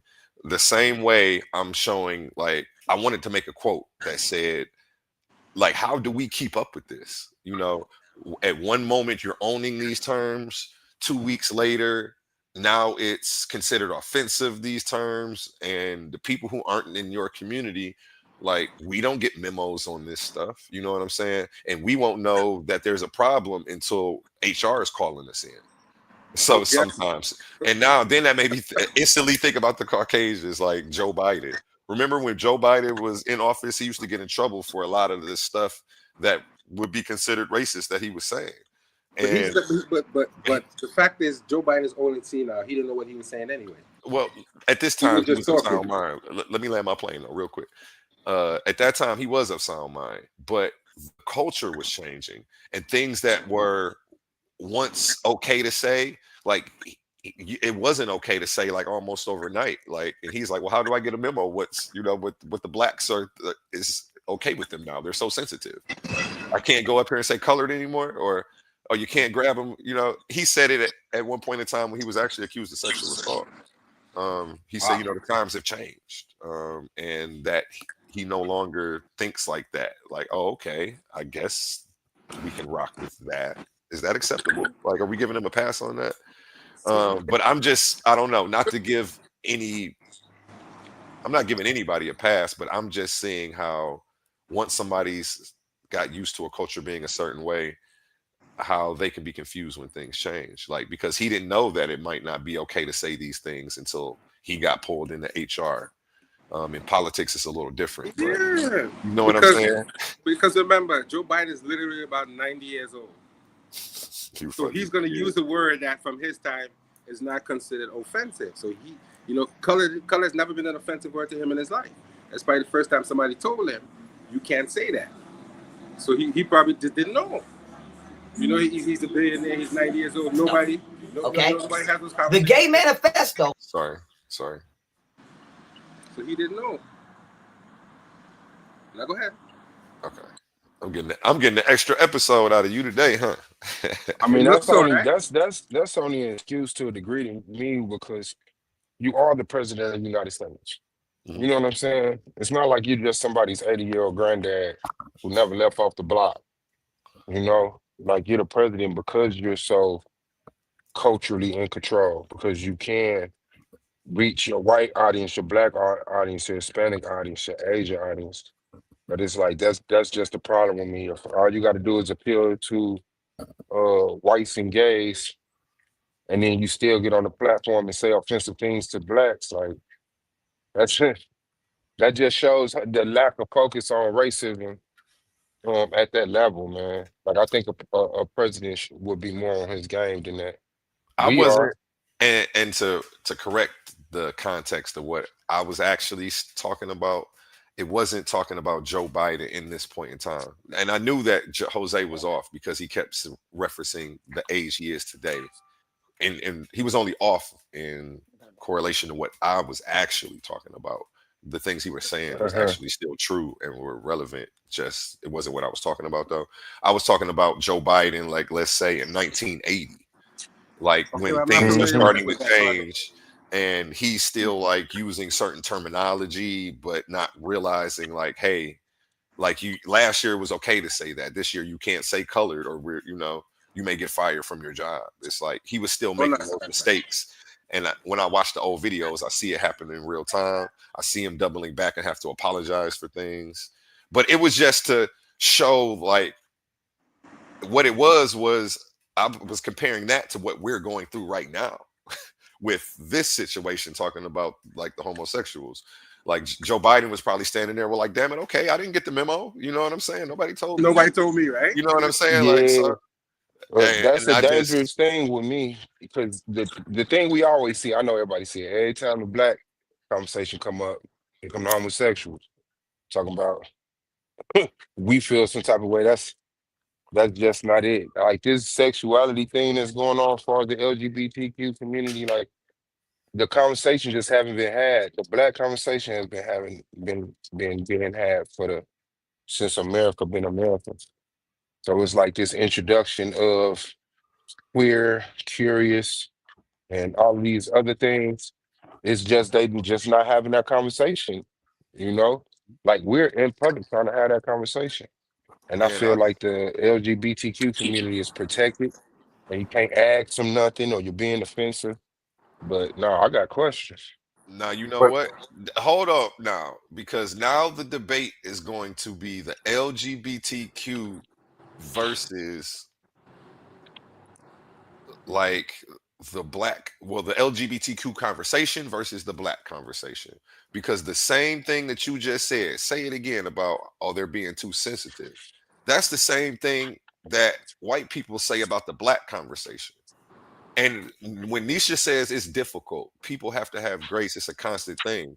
It makes me think like, damn it, you know what? Maybe, especially in light of what's been happening all week, it's like, are we giving people the grace to be able to even have these conversations with us when we do invite other people of other races to have conversations?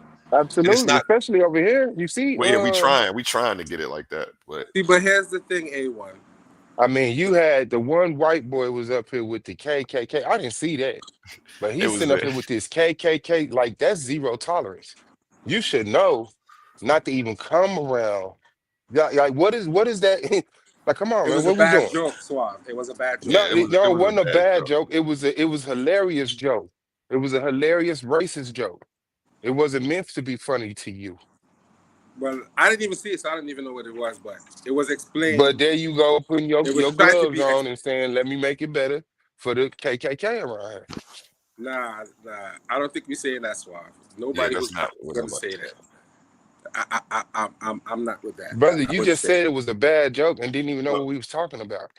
he does know because he explained it while he was here. But he, because what I did was give him enough grace to have the conversation.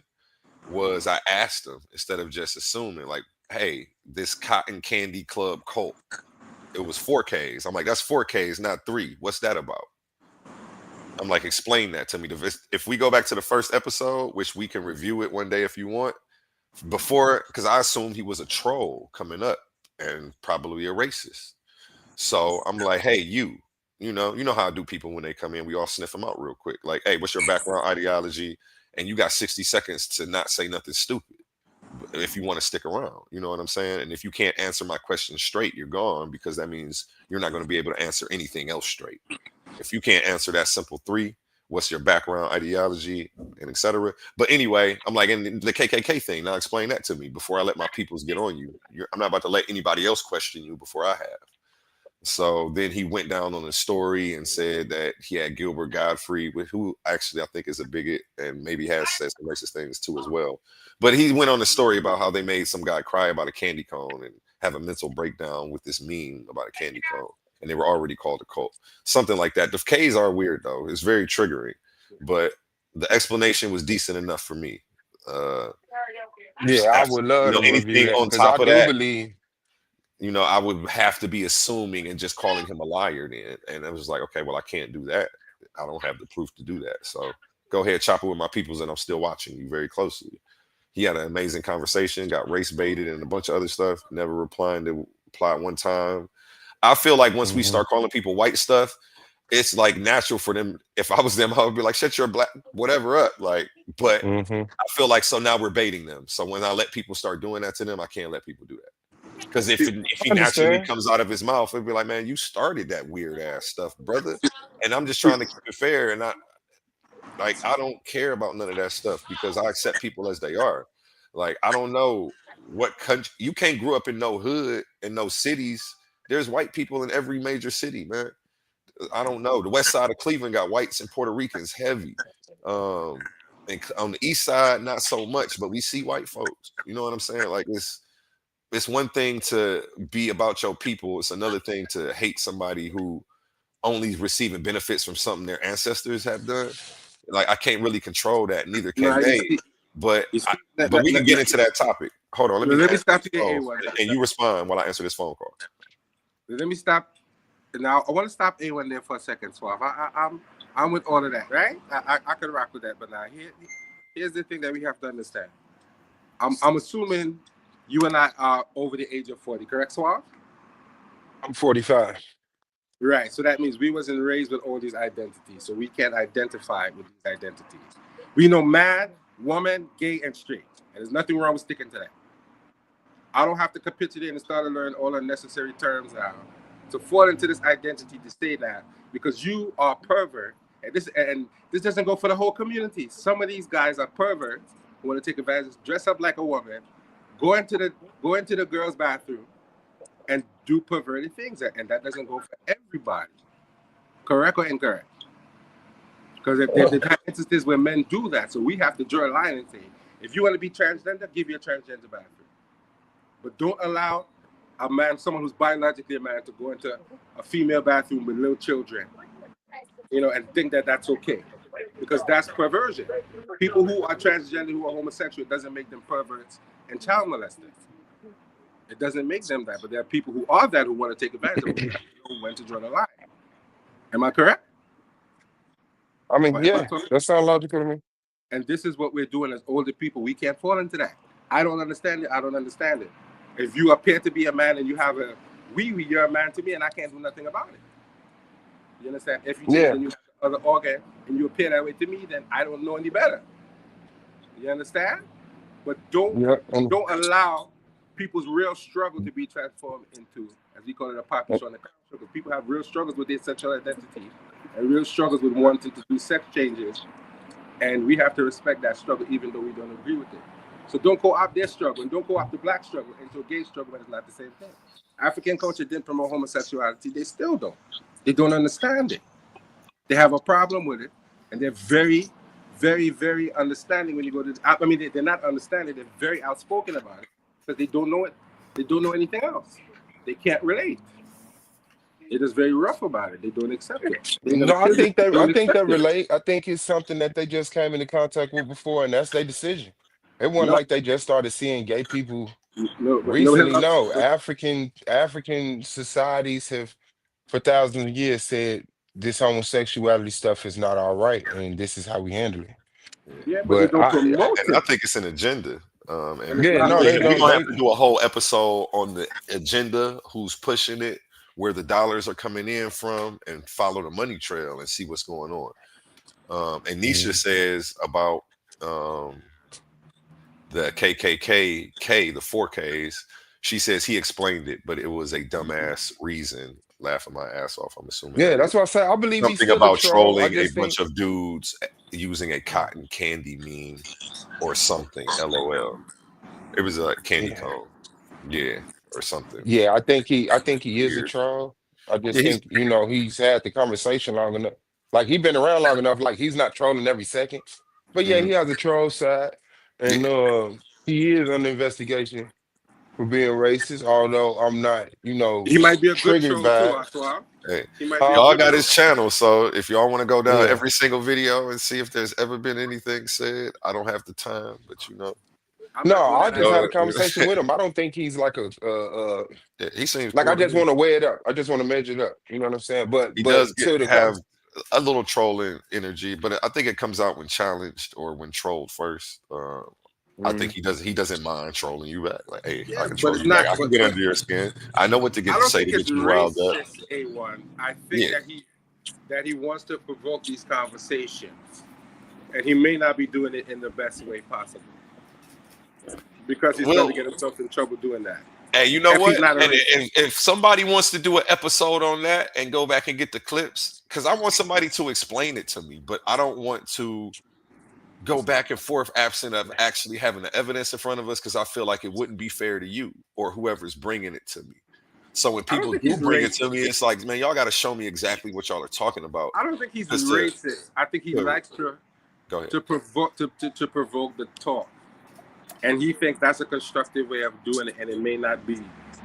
Or in the Black conscious youth community, that's not the way to do it. You should just say, let's talk about race and have an honest conversation. Because you'll get Yeah, that's something. what I was trying to do yesterday, but it seemed like you know, things derailed, and I wasn't trying to Was like that him or bring news unit? 1,000 pounds of pressure Was that down him on or them. But news unit you were talking to? Unfortunately, you said that what? Was that him or was that news unit you were talking to yesterday? I was talking to whoever Smokey or Smoke or Okay, with Smoke for sure. Okay, I was gonna say there's Yeah. been a couple who've been having some deep conversations. But he has to understand he is going to be in a mostly Black environment.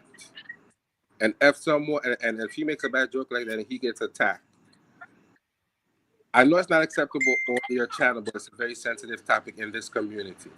And we try to be constructive as possible. And that's not the way to be constructive.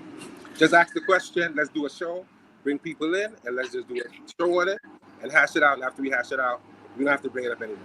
I promise you, after the new year, I am going to be bringing up some of those conversations. So be looking forward to those. I'm going to try to make it a controlled environment, though. So I'll That's probably probably not going to be. happen. No, I know how to make it happen. I just handpick the individuals and do a panel with just them. It doesn't have to be necessarily open to everyone. So even if it does get wild, again, it's controlled via the people that I pick to have the conversations. And I probably will pick the spiciest people. So the people who've been crashing out, like, you know what, let's do this. All right. Let's try to set some parameters and let's try to get this out in a constructive way, even if there is no resolution and it ends in you two hating each other. Can we do it in a way that the fans can get something from it? Because you both, you know, if you actually have a message in this, don't you want it to be heard? Or, you know, and is that achieved through yelling and insults? Well, So sorry to tell you this, A1, but most racists that you talk to have no constructive reason for being a racist? No, I'm not saying I was going to go get a racist. No. Bring up the race. I'm not saying you're no, gonna I'm have not going to go get no racist. I'm not saying you're gonna have racists, but I'm saying since we're on the topic, if when we have these discussions and we know people are racist, there's no point in trying to have a logical discussion with an actual racist, because you're not, especially them white supremacists, you're not gonna get anywhere.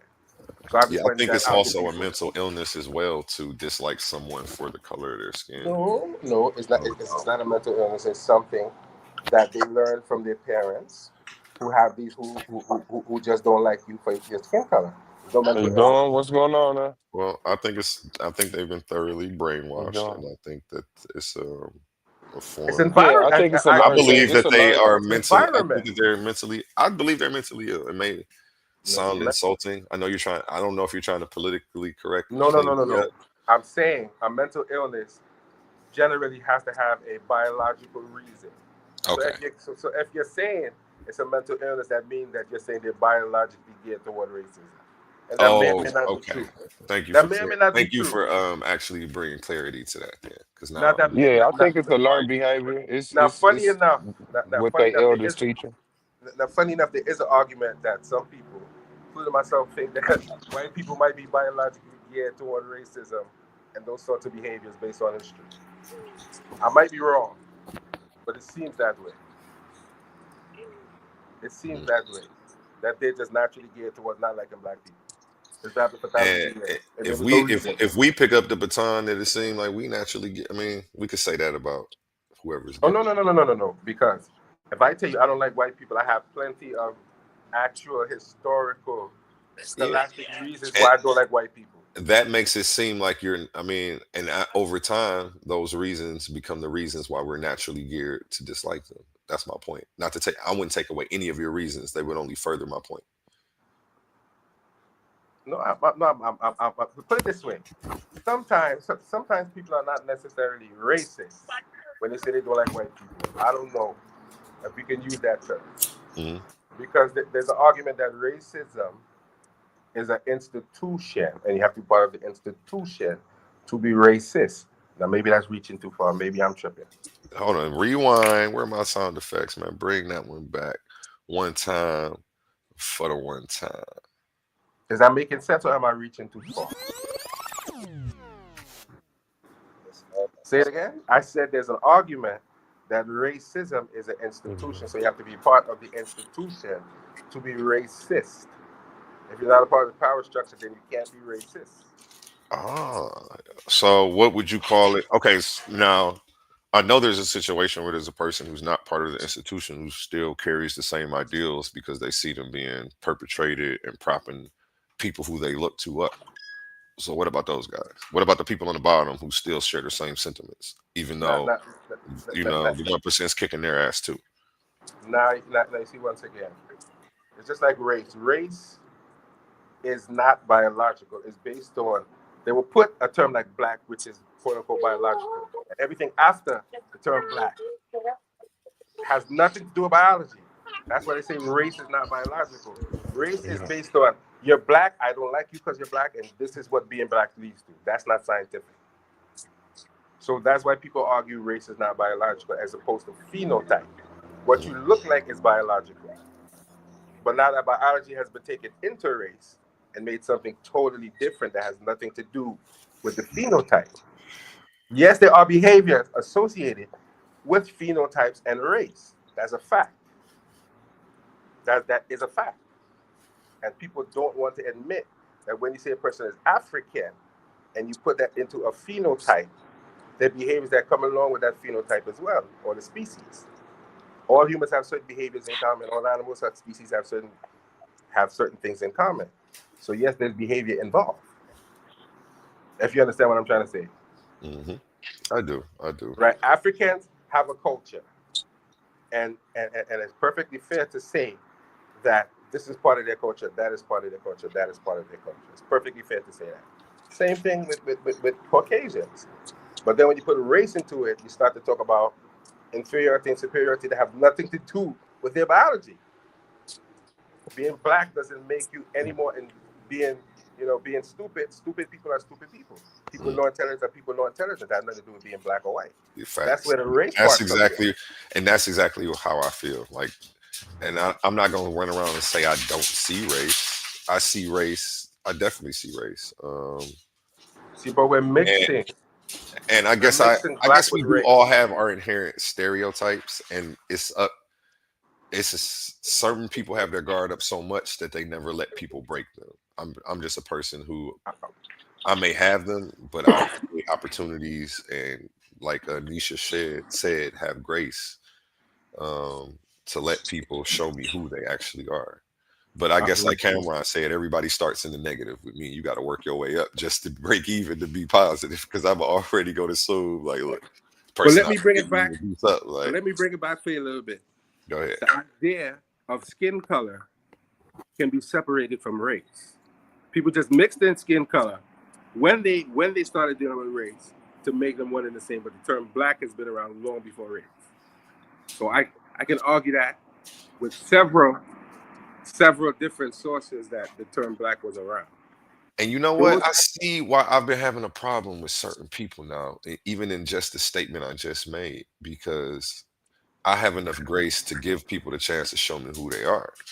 And the people I've been having a problem with are the people who won't allow that grace for people to show them whether they're this or that, or it's just automatically assume they are.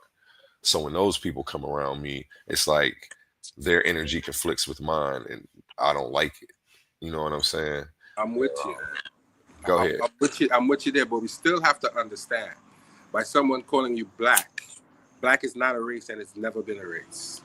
It's always been a physical description of what we and other people think that we look like. Our ancestors didn't say because you looked a certain way, you are inferior. No, they called you stupid because they thought you were stupid. They thought your knowledge was garbage, and they told the Greeks that you are babies. Let me turn on my camera and say, you are babies. You're feeding us baby knowledge. Get out of here with that. This is what we have to show you. There was no race involved. They probably didn't even look at them as white. We don't even know that they looked at them as white. But they looked at them as stupid because they thought they were stupid. And that's a fair assessment, correct? That's we facts. think you're feeding us pablum. Get out of here with that. They did it to some of their own people too. They said, we think you wild and we're going to come over here, pow, slap you up. Stop that. Correct? In ancient Egypt, everybody got it because they had a standard, and the standard was if you don't tell the truth and if you're not talking truth, you're gonna get it. If we had to Suave. tie you up, if we had to tie you up and remind you, we gonna do that. Yeah. People don't know that. How you feel about it, Suave? I'm sorry to cut you off. Did I cut you off, Jose? Are you finished? My bad. Suave, how you Jose, you feel there? about that? Yeah, you want a big screen? About race not being biological or whatever. Just about what we was talking about. Pretty much about because I said we do all have our inherent stereotypes to a slight degree, but giving people the grace pretty much to show you who they are versus assuming that they're already one way. Comments on that?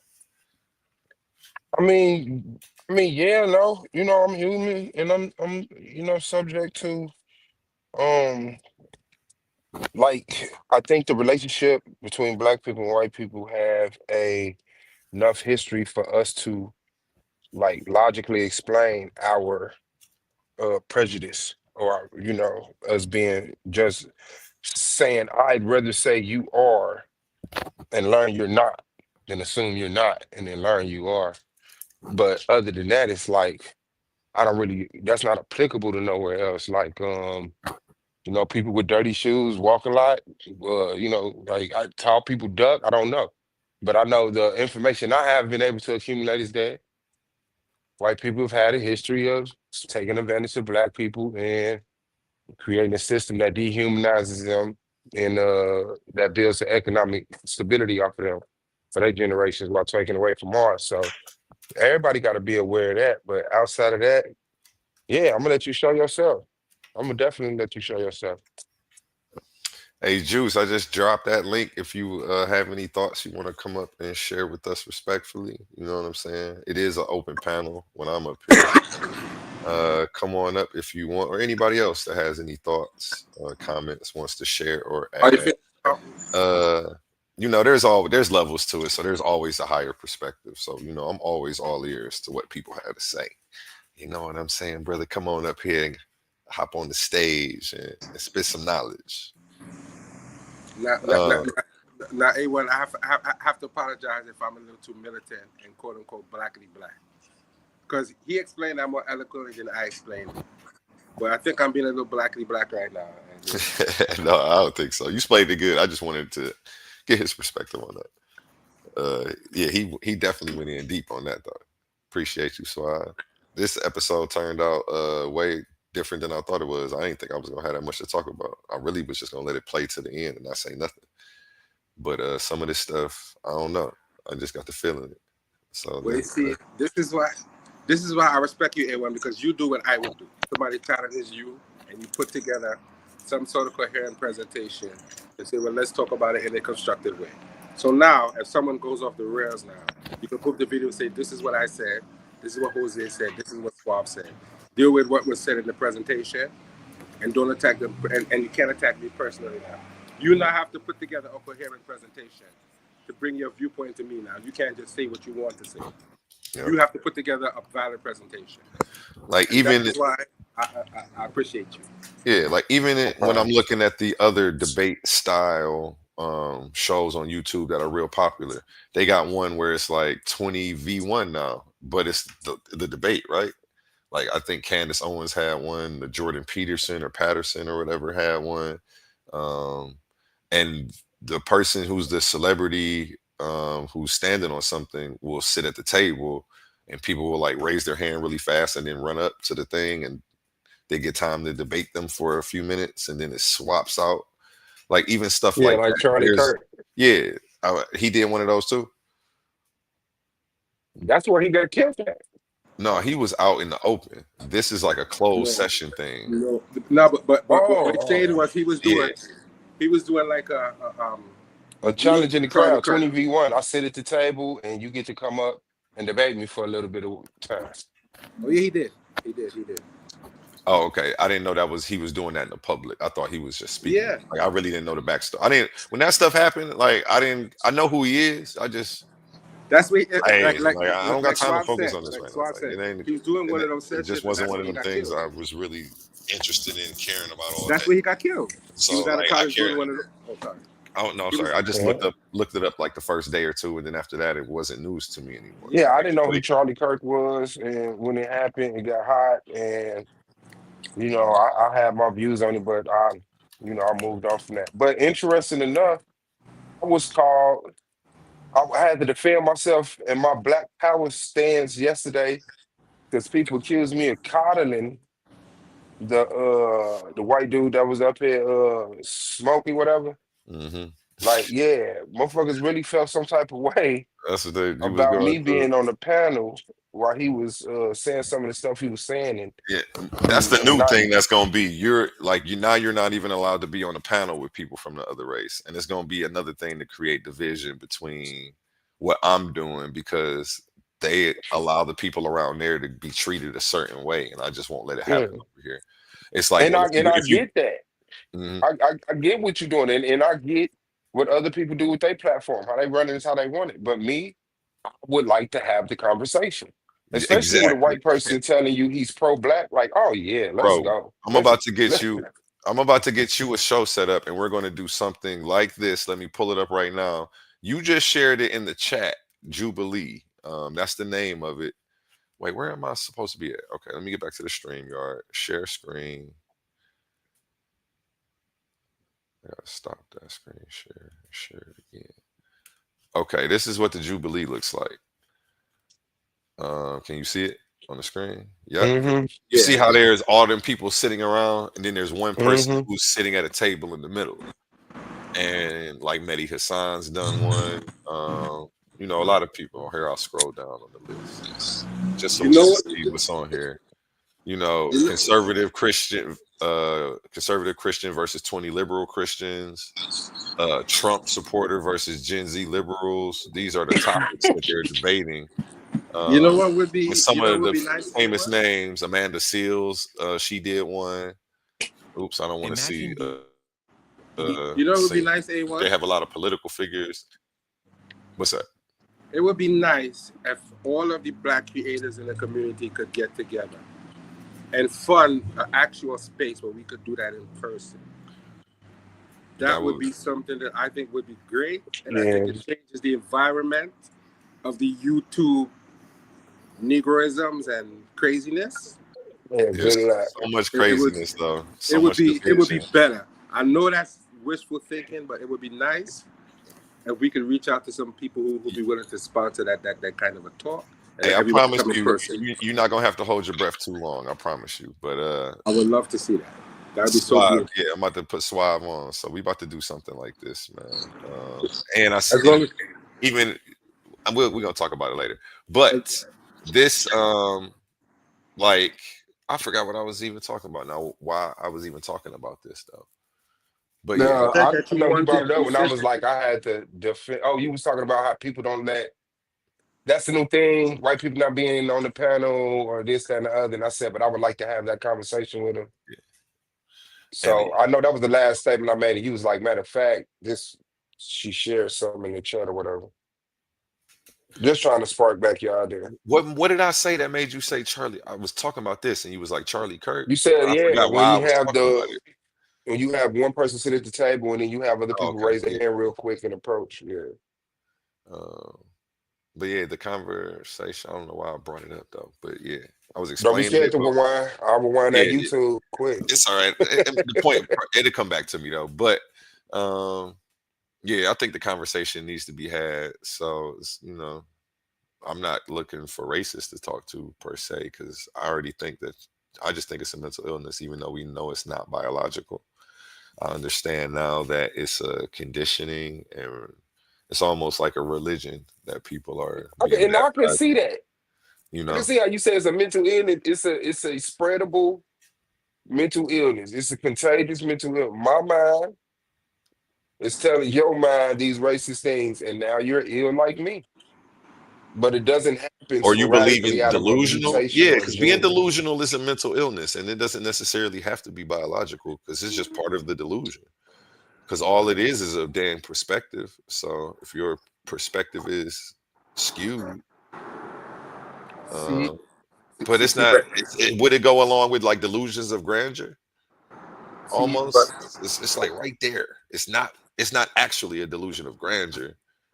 Nah, maybe it is. They think that they're chosen because of the skin they're in, like they're special, and that's what I don't know. Isn't that what a white supremacist would think? But see, but you're here's a funny saying part of the institutional. conversation, A1. So I Here's guess a it funny, depends on how you define it.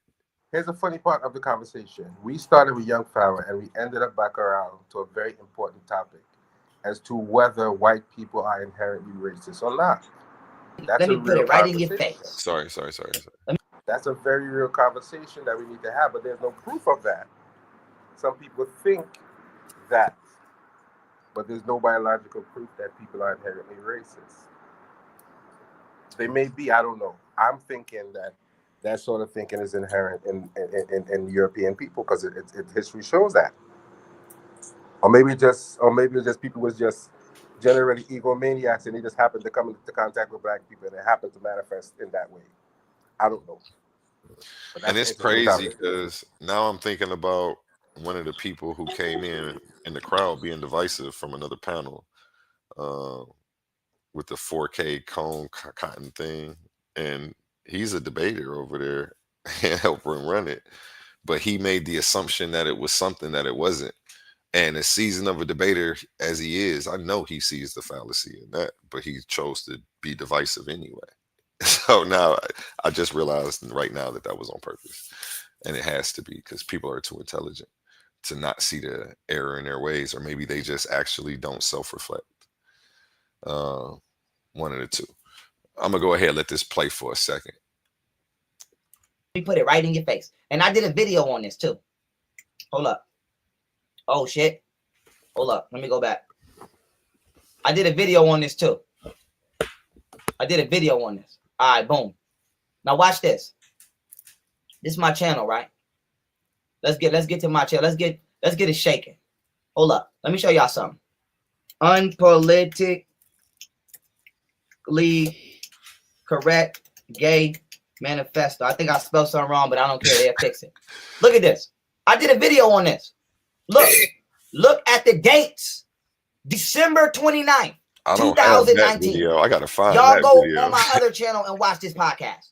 So I just want to let y'all know I've been talking about this. This is not nothing new. This is how I can see all of this shit because I've been trying to tell y'all for 5 fucking years.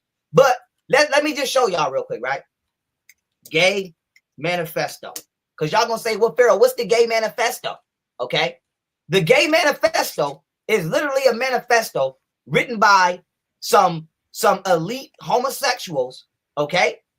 And they literally devised a plan of how they were going to pollute the world and cause people to unwillingly accept homosexuality, okay?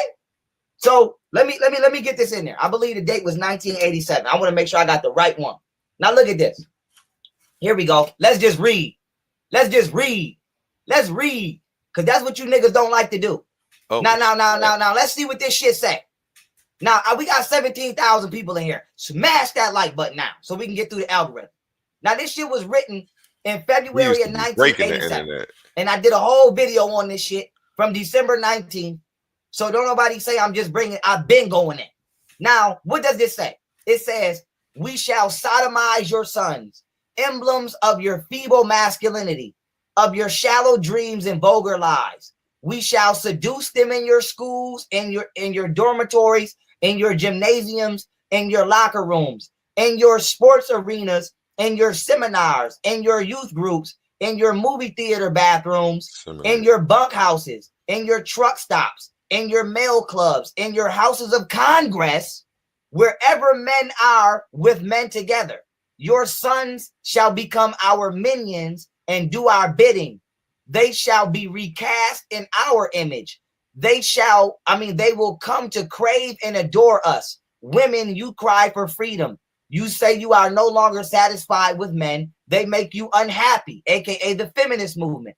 We connoisseurs of the masculine face, the masculine physique, shall take your men from you when we will amuse them, we will instruct them, we will embrace them when they weep. Now, you might say, Pharaoh, why did you read that? There is a gay agenda, motherfucker. I'm tired of y'all keep acting like, oh, it's not no gay agenda and I was just no. They put atrazine in the water to make you gay. They put chemicals in the food to make you gay. They are showing gay shit on Sesame Street and every other channel they can with kids to make you gay. In order to attack a man, you have to attack him as a boy so that he never becomes a man. They are attacking little boys and forcing homosexuality on these little boys so that they can become gay, because homosexuality is the point of Baphomet. This is why it's a man with breast. From order comes chaos. Reverse the energy. They want to make the females into men and the men into females. This is not an attack on a gay person, but this is true. Motherfucker. I'm not going to tell a nigga that gangbang, oh, nigga, you not stupid for falling for the trap that guns and drugs came in the community. Yeah, nigga, you stupid for falling for that. If you don't know that by now, nigga, too bad. So when it comes to gay people, I'm not attacking y'all because y'all gay. I'm letting you know, nigga, you are being a pawn in an agenda. And most of the time, you the victim of that agenda, and that's why you gay. I'm going to just be honest with you. So this is a cutthroat truth channel. If you don't like it, fuck off.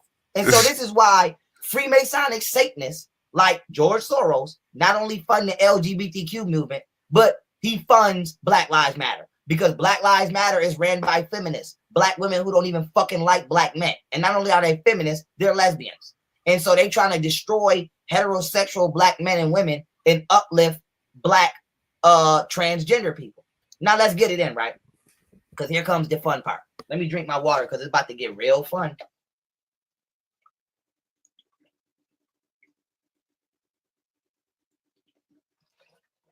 Now here comes the fun part. We about to get it in. Let's get it in, baby. Let's get it in. Now I'm gonna just let white people know. This part honestly is for y'all. Because black people, we don't play that gay shit anyway. Yeah, that's just how we do. You can look at Africa right now. Africa don't play that. Okay. We don't play that. So this is really for white people who need to understand why we don't play that gay shit and we never did for thousands of years. Okay. There is a gay agenda. Let's stop playing. It's called the Gay Manifesto. They literally wrote the motherfucker down. It's a gay agenda. Now, for white people who don't understand why black people are highly non-tolerant with homosexuality, let's go to psychology today. When homosexuality stopped being a mental disorder, right? 2018, 2015, right?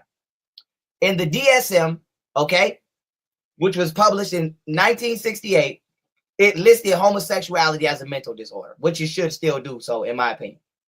In the DSM, the DSM follow a long tradition in medicine and psychiatry, which in the 19th century appropriated homosexuality from the church and in an elan of enlightenment transformed it from sin to a mental disorder.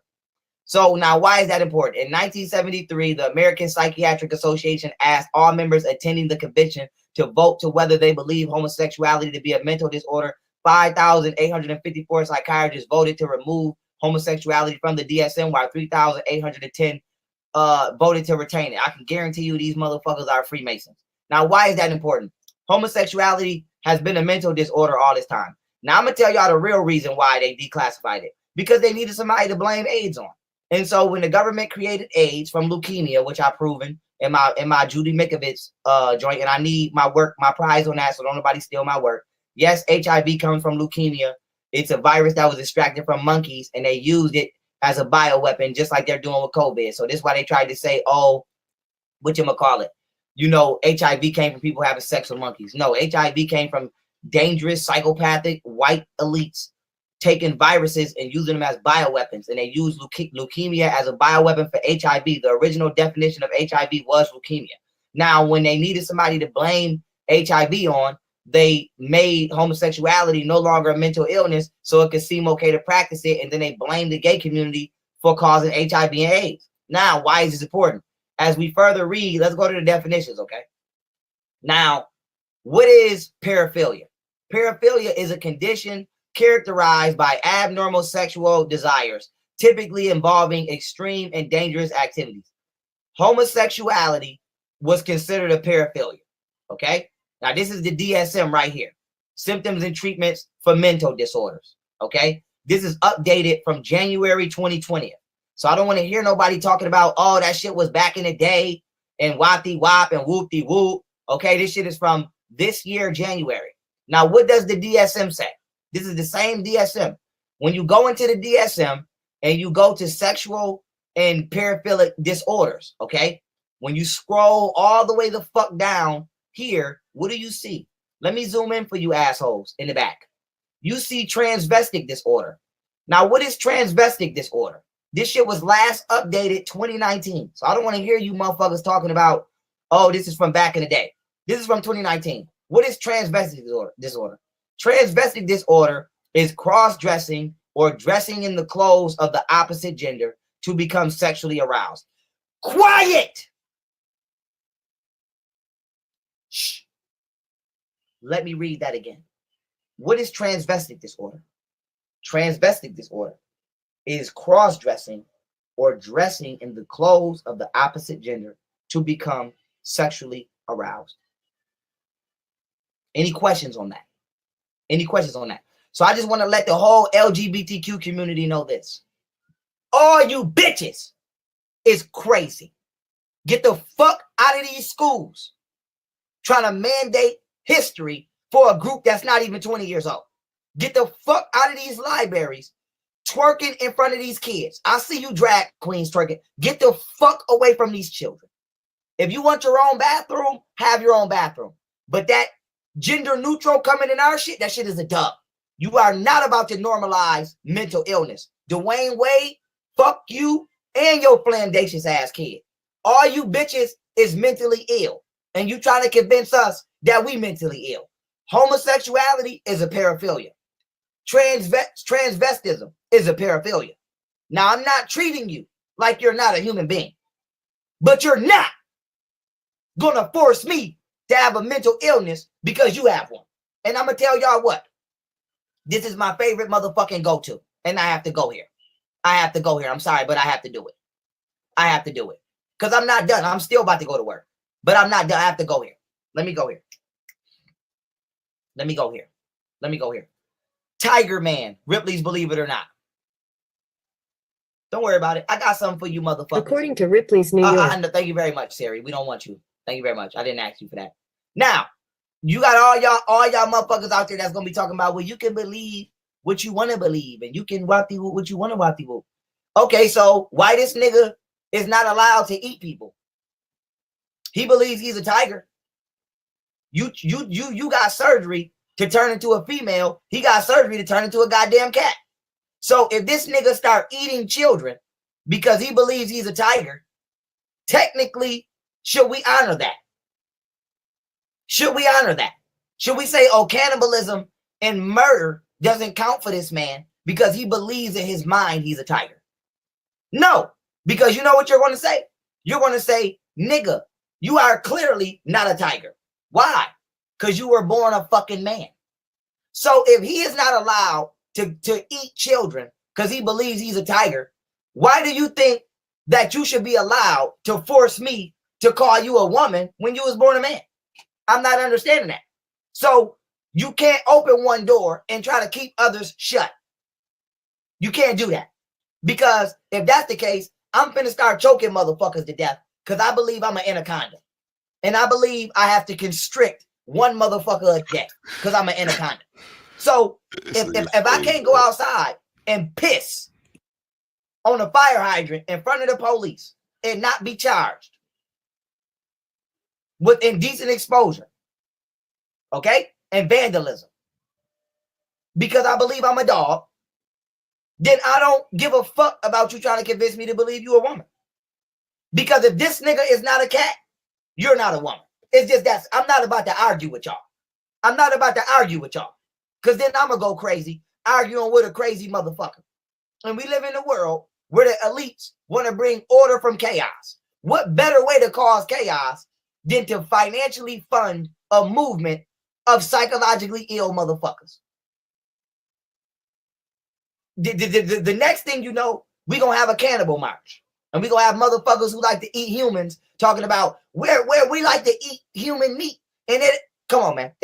At some point in time, we got to draw the line. Now, nigga, if you want to wear dresses in the privacy of your own home, go ahead. If you want to wear dresses outside of your home in public, go ahead. But what you're not about to do is tell me I got to call you ma'am I'm calling you nigga. My nigga, what's happening, my nigga? I'm gonna pound you, my nigga. You gonna get a manly embrace. And you still a nigga in my eyes, which means we can do this. So, yeah, I mean, you a nigga. Straight up, we niggas. Nigga, if you win the fight, I don't want to hear nobody talk about Pharaoh got beat up by, that was a nigga in the dress. And if you think a woman whooped my ass, then you might be gay, because that's a nigga to me. So I'm gonna let everybody know. I don't want to hear that, you know, if a nigga get beat up by a gay dude. That's a nigga. That's a nigga. What you talking about? That's a nigga. That's a nigga. He might not be in his right mind, but that's a motherfucking man. You supposed to lose to another man. Straight up. So I'm gonna just put that on the wax. Now, white people, here comes the part that y'all are not about to like. Oh, it's time to talk about Greek history. Oh, yeah. Now, you might say, Pharaoh, why are you talking about Greek history? Well, because that's where Freemasons get their rituals from. Now, let's talk about the weird shit that white people have been doing for thousands of years. And I'm not talking about the whole white America, but I'm talking about the ones of you that's doing it. Because apparently somebody's fucking doing it. We see it. So if it's not you, don't apply, let it fly. But let's talk about the weird shit white people have been doing for over 2,000 years that nobody never want to talk about. Let's talk about galmatophilia, okay? Which is a form of paraphilia. I want y'all to learn this fucking word. Paraphilia, involving sexual attraction to statues, dolls, and mannequins. So let's just talk about the weird shit that go on, okay? Let's talk about shit like sex dolls. Who the fuck just started fucking inanimate objects? Who gets horny off an inanimate object? Well, white people started that. And it started in Greece with the mythology of Galatea. And so, Galatea, however you want to say it, was a statue right here, created by Pygmalion, who right here. And this nigga fell in love with his own statue. And the nigga started fucking the statue. How? I don't know. But the nigga started fucking the statue, bathing the statue, and feeding the statue. And so this is the first time in history when people started to become attracted to inanimate objects. So I just want to let white people know, y'all started that shit. Y'all started that weird ass shit. And so when we talking about a mental illness, y'all started paraphilia. Let's just be clear on that. Niggas was not in Egypt jerking off on statues. Y'all was in ancient Greece busting nuts on statues. Let's be clear on that. Now, I know y'all don't like to talk about that, and I know y'all don't teach that in history, but that's why I'm here, because everybody needs to know the flaws. So let's just put that on the wax. Sex dolls and all of this weird shit we see today is a form of mental illness that has been carried by white people for over 2,000 years, and they seem to not be able to shake that mental illness. So I just want to let y'all know, these Democrats get their political system from ancient Greece. Democracy comes from ancient Greece. All of this child rape shit, all of this tranny shit, all of this sex doll weird cult perverted shit comes from ancient Greece. Straight up, democracy is ancient Greece politics. So now let's keep going down the list, right? Because y'all can go get this book right here if you don't believe me that this nigga allegedly wrote, called Metamorphosis, where he fell in love with his doll. But let's keep it going, right? Now we want to talk about the LGBTQ community, because this is Aphrodite, okay? And when you see Aphrodite always holding down his motherfucking skirt or dress. And you might say, Pharaoh, why you calling this nigga a him? Oh, this is a tranny. Y'all didn't know? Look, when Aphrodite lift that dress up, it's a man dick under there. Aphrodite is a man. Homosexuality comes from Greek culture. It don't come from African culture. Nigga, we mandingos over here. Niggas run around with 2, 3, 4, 5, 7 wives over here. We don't play that homosexual shit. So white people, I need y'all to understand something. When y'all keep trying to get us to accept that, you are telling us to go against our ancestors. That's something I cannot do. Now, if you don't mind your kids being gay, that's on you. But I mind. And I'm not going to act like I don't. It's a fucking form of mental illness that your ancestors created and that your people can't seem to get over. And this is not racism. This is facts. That's a nigga. Thoughts on that, Jose? I got to stop it right there. I want to hear some thoughts on that. Who first? Suave? My bad, my phone was in my pocket. Take a second. Um, I mean, yeah, I mean, I'm the Greek homosexuality thing. I believe we spoke on and all of that. Yeah, that's easy work right there.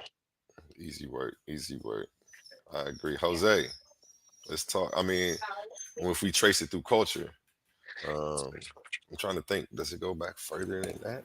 Well, Well, I guess I have to second the emotion that, I'm not for that. But let's be honest. There is a hypocritical stance with some men who say they don't like gay men, but they're okay with lesbianism. okay. Call me a hypocrite then. Am I reaching too far with that? I'm about to Yeah, say, call me yeah, a hypocrite then. It's okay. You yeah. I might think we're put me all. I live think we're on all air. guilty I'll of being take that. I'll hypocritical when take it comes that. to lesbianism and Definitely a dealing with Yeah. hypocrite lesbians. right there. I don't. Oh, they got it. I think you told me, didn't you? No, but I don't have a problem with nobody doing what they do behind closed doors. That ain't my So business. what you think, A1? You think we're guilty of being hypocritical when it comes to lesbianism? Hold on 1 second. I guess Go I ahead. pizza at the Yeah, door. boy. A1 going there, boy? A1? Wow, that's crazy. What happened? I don't even know what happened there, man. I guess A1 is busy, so I don't even know what to do right now. I guess I Probably gotta got a keep talking phone to him. call or something. Right, because I was, but see, once again, we are Uh-huh. guilty of being impartial when it comes to that. Well, the 'Cause- thing with me is, I can Well, some of see, us. Let's speak for I can, everybody. Some of us are. yeah, I can see why women are sexually like how they are attractive. I get that. You know, they have the breasts and the butt and the curves and the angles of the face and stuff like that. And that Isn't just that don't ironic? transfer over to men. It Isn't that just don't. interesting? Yeah. Isn't that interesting? Isn't that's very interesting? How that's very interesting, huh? It makes Hmm. sense, but it's very interesting how all of a sudden some of us tend to separate homosexuality and say lesbians all of a sudden seem to become less homosexual based on some of our thoughts and our issues now. All Yeah, of a I can see sudden, the homosexual act. I can see two women in a relationship with each other is nope, nope, nope. What I'm homosexual. saying is we have to homosexuality includes lesbians too. Yeah, that's what I'm saying. I can see how two women in a relationship is homosexuality. But Two but once women. but once again, some of us is men based on our predilections. We don't view them as bad. And I guess there's a No. certain level of understanding with that because you can relate on some level to what they're talking about. And some of us may Yeah. not feel as threatened by that. No. And that's what I say. It's even with the man thing, with the um, I don't appreciate homosexual men trying to fool straight men by acting like women. See, this And is what I'm saying. I'm not cool with homosexual women trying to fool straight women by dressing like men.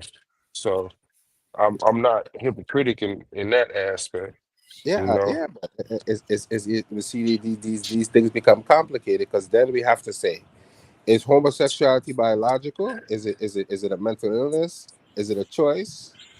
I'm And back then we too. have to ask those questions because there's plenty reasons why sometimes people end up being gay. Sometimes they're interfered with. Sometimes people think it's natural. They show those tendencies from young. Sometimes it's hormonal imbalances that are not addressed. Sometimes a child is born with two different sex organs and you have to pick one, and later on you find out you picked the wrong one. So all of those play a factor into, in modern society, why people are homosexual. Correct? Mhm. Yeah, You, you I'm know, not taking nothing off the plate. because is someone who I know who's a designer. We call him gay, but he never had sex with a man in his life. But he just acts a certain way, and Mhm. and he mentioned something that it might have been a hormonal imbalance that wasn't addressed when he was younger. I'm gonna So go ahead and all let of this those things video play play. into this idea. So why we don't want to address it? It's still a complicated issue that we have to address. It's not as simple as it being a choice.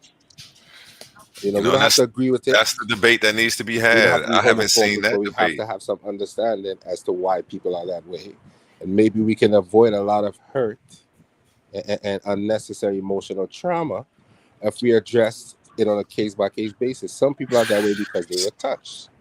Some people are that way because of hormonal imbalance. They were born with both genders, and some people they're just homosexual. There's no explanation. They've just been that way. Or they're like people have known them to act that way. Some men have never been with a woman, some women have never been with a man. So how do we as heterosexual men rationalize that? Is it a choice? Is it natural? How do we see that as people who are not in the community? How do we deal with that? And that's the question. How do I deal with that? How do you deal with that? Do I ostracize them? Do I leave them alone? What do we do? And that's the question. Staying out their way. Oh God, he fell off? Nah, man.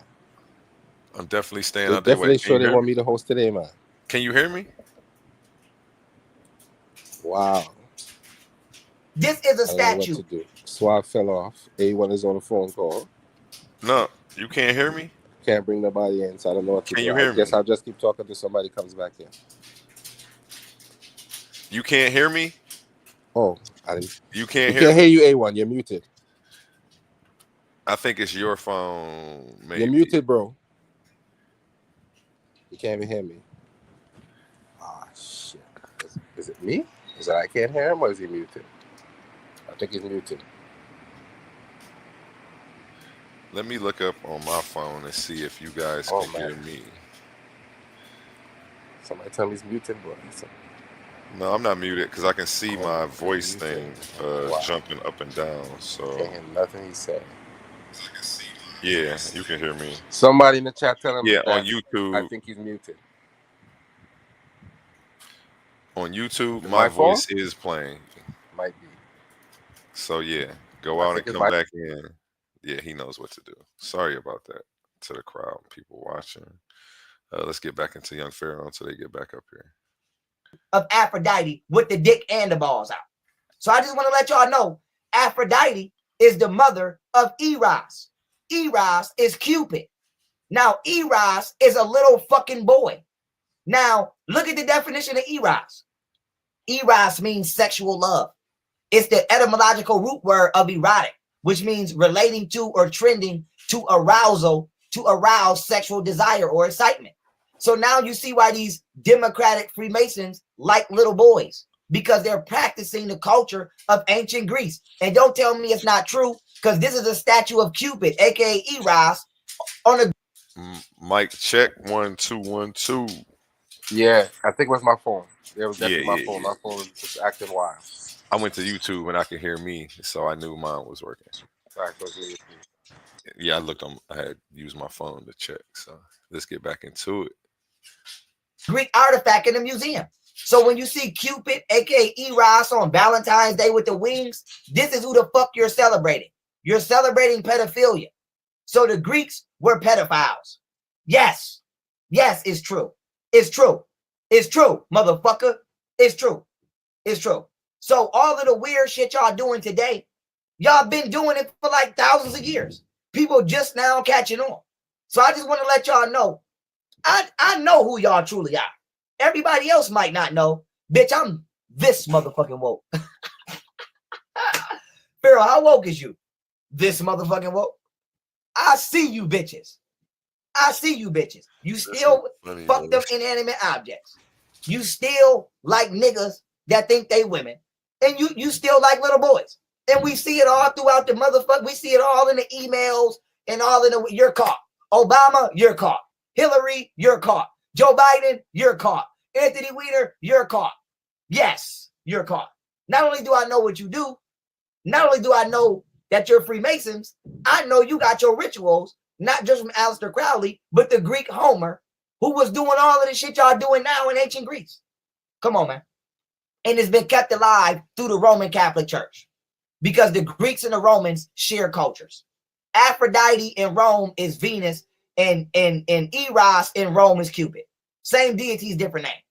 Don't believe me? Ask the Catholic Church why they got such a high pedophile rate. I'll wait. I'll wait. I'll wait. I'll wait. The Catholic Church ain't doing shit that they ain't been doing. The only problem I got is don't come over here with that shit. Stay over there. Now let's keep it moving, right? Because I brought up lesbians, right? And I want to say this word. And I want to say this word. I want to say this clear. Let me remove this real quick and drink my water as I get ready to. Because I'm not done chopping you bitches up. I'm just getting started.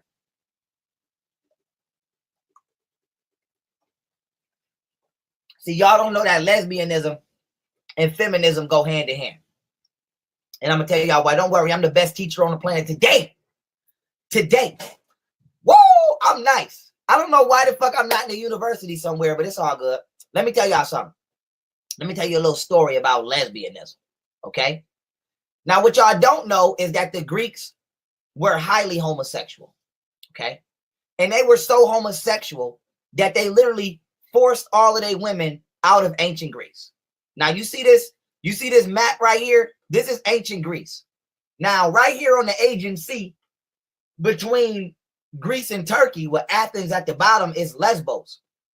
Now, you might say, damn, Pharaoh, why do Lesbos sound like when somebody say I'm a lesbo?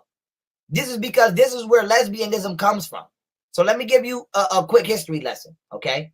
Lesbos is a Greek island in the North Aegean Sea, okay? Lesbos is also, it's a Greek island in the Aegean Sea. So I just want to confirm that this is an island associated with Greeks. Lesbian, by definition, is a homosexual or a gay woman. Now, what is the lesbian and Lesbos connection? The ancient Greeks, when they created the alpha beta system, an alpha male is not a strong man. It's a grown man that likes little boys. A beta male is the little boy that's being courted by the alpha male till he grows up and becomes an alpha and gets him a beta. So ancient Greece was the first historical civilization to politically institute their civilization based off pedophilia. And the Greeks and the Romans, and go look this up. Don't say I'm lying, because I want to debate me a scholar. Go get a scholar and let's debate. The Greeks believed that there was no greater love between that which exists between two men. So with that belief, they literally forced all of the women from ancient Greece by killing them. And the women that they couldn't catch fled to the island of Lesbos. And so there was no men over there. And so the women started doing it with each other. But they had this deep burning hate for men. But let's just be clear on this. When white men was oppressing white women, black men was erecting entire architectural monuments for black women. So while this was going on, I want black women to know we wasn't oppressing you. We was loving on you. Egypt was matrilineal. It was ran by women. So I just want to show black women how wrong it is for y'all to adopt this mentality when we never did that to you. We never shitted on you. Niggas shit on you now because they have what I call crackatosis. But we never shitted on you. Let's be clear on that. We built the pyramids for you. That's a fact. So let me get back to the story. So the women started to become Amazons. Okay? An Amazon is not an African warrior princess like you think. An Amazon is a white lesbian woman who militarized herself to fight off the Greek men. So if you ever watched that show Xena, Xena was a lesbian Amazon. If you study the background of Wonder Woman is a lesbian Amazon. Amazons are lesbian white women who didn't like white men because white men was killing them so that they could be homosexual. So let's just be clear on that. Let's just be clear on that. So when people start talking about rulership and dynasties, there has never been a strong European civilization that was not ran by homosexual white men.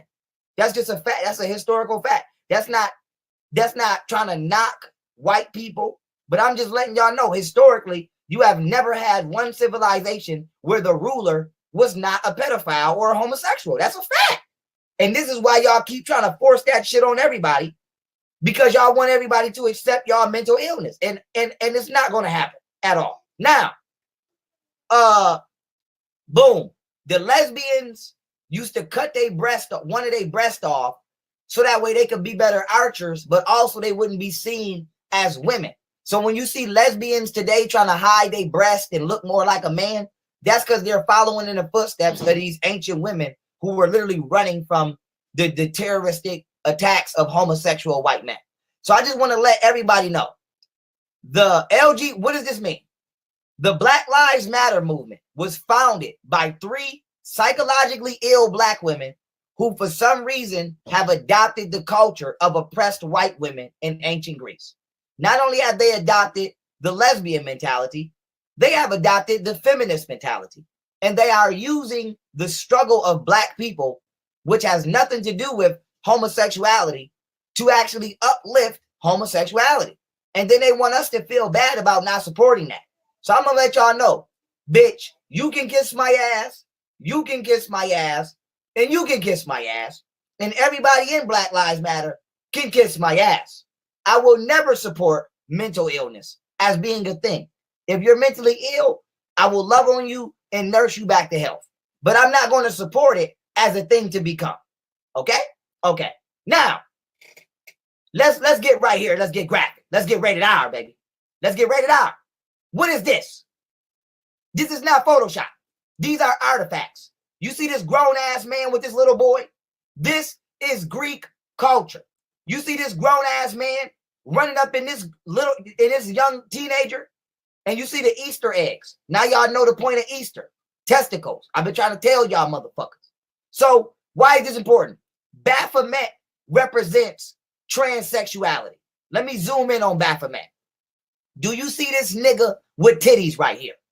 This nigga with titties represents Aphrodite, a nigga with titties. All of these rituals come from ancient Greece. Huh? Let's be clear on that.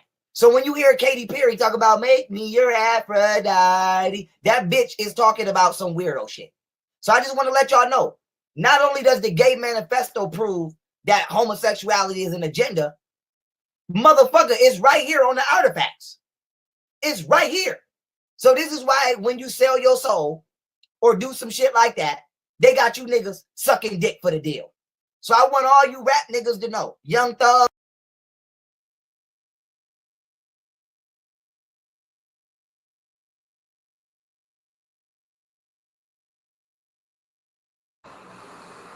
Now, you know what's funny about that?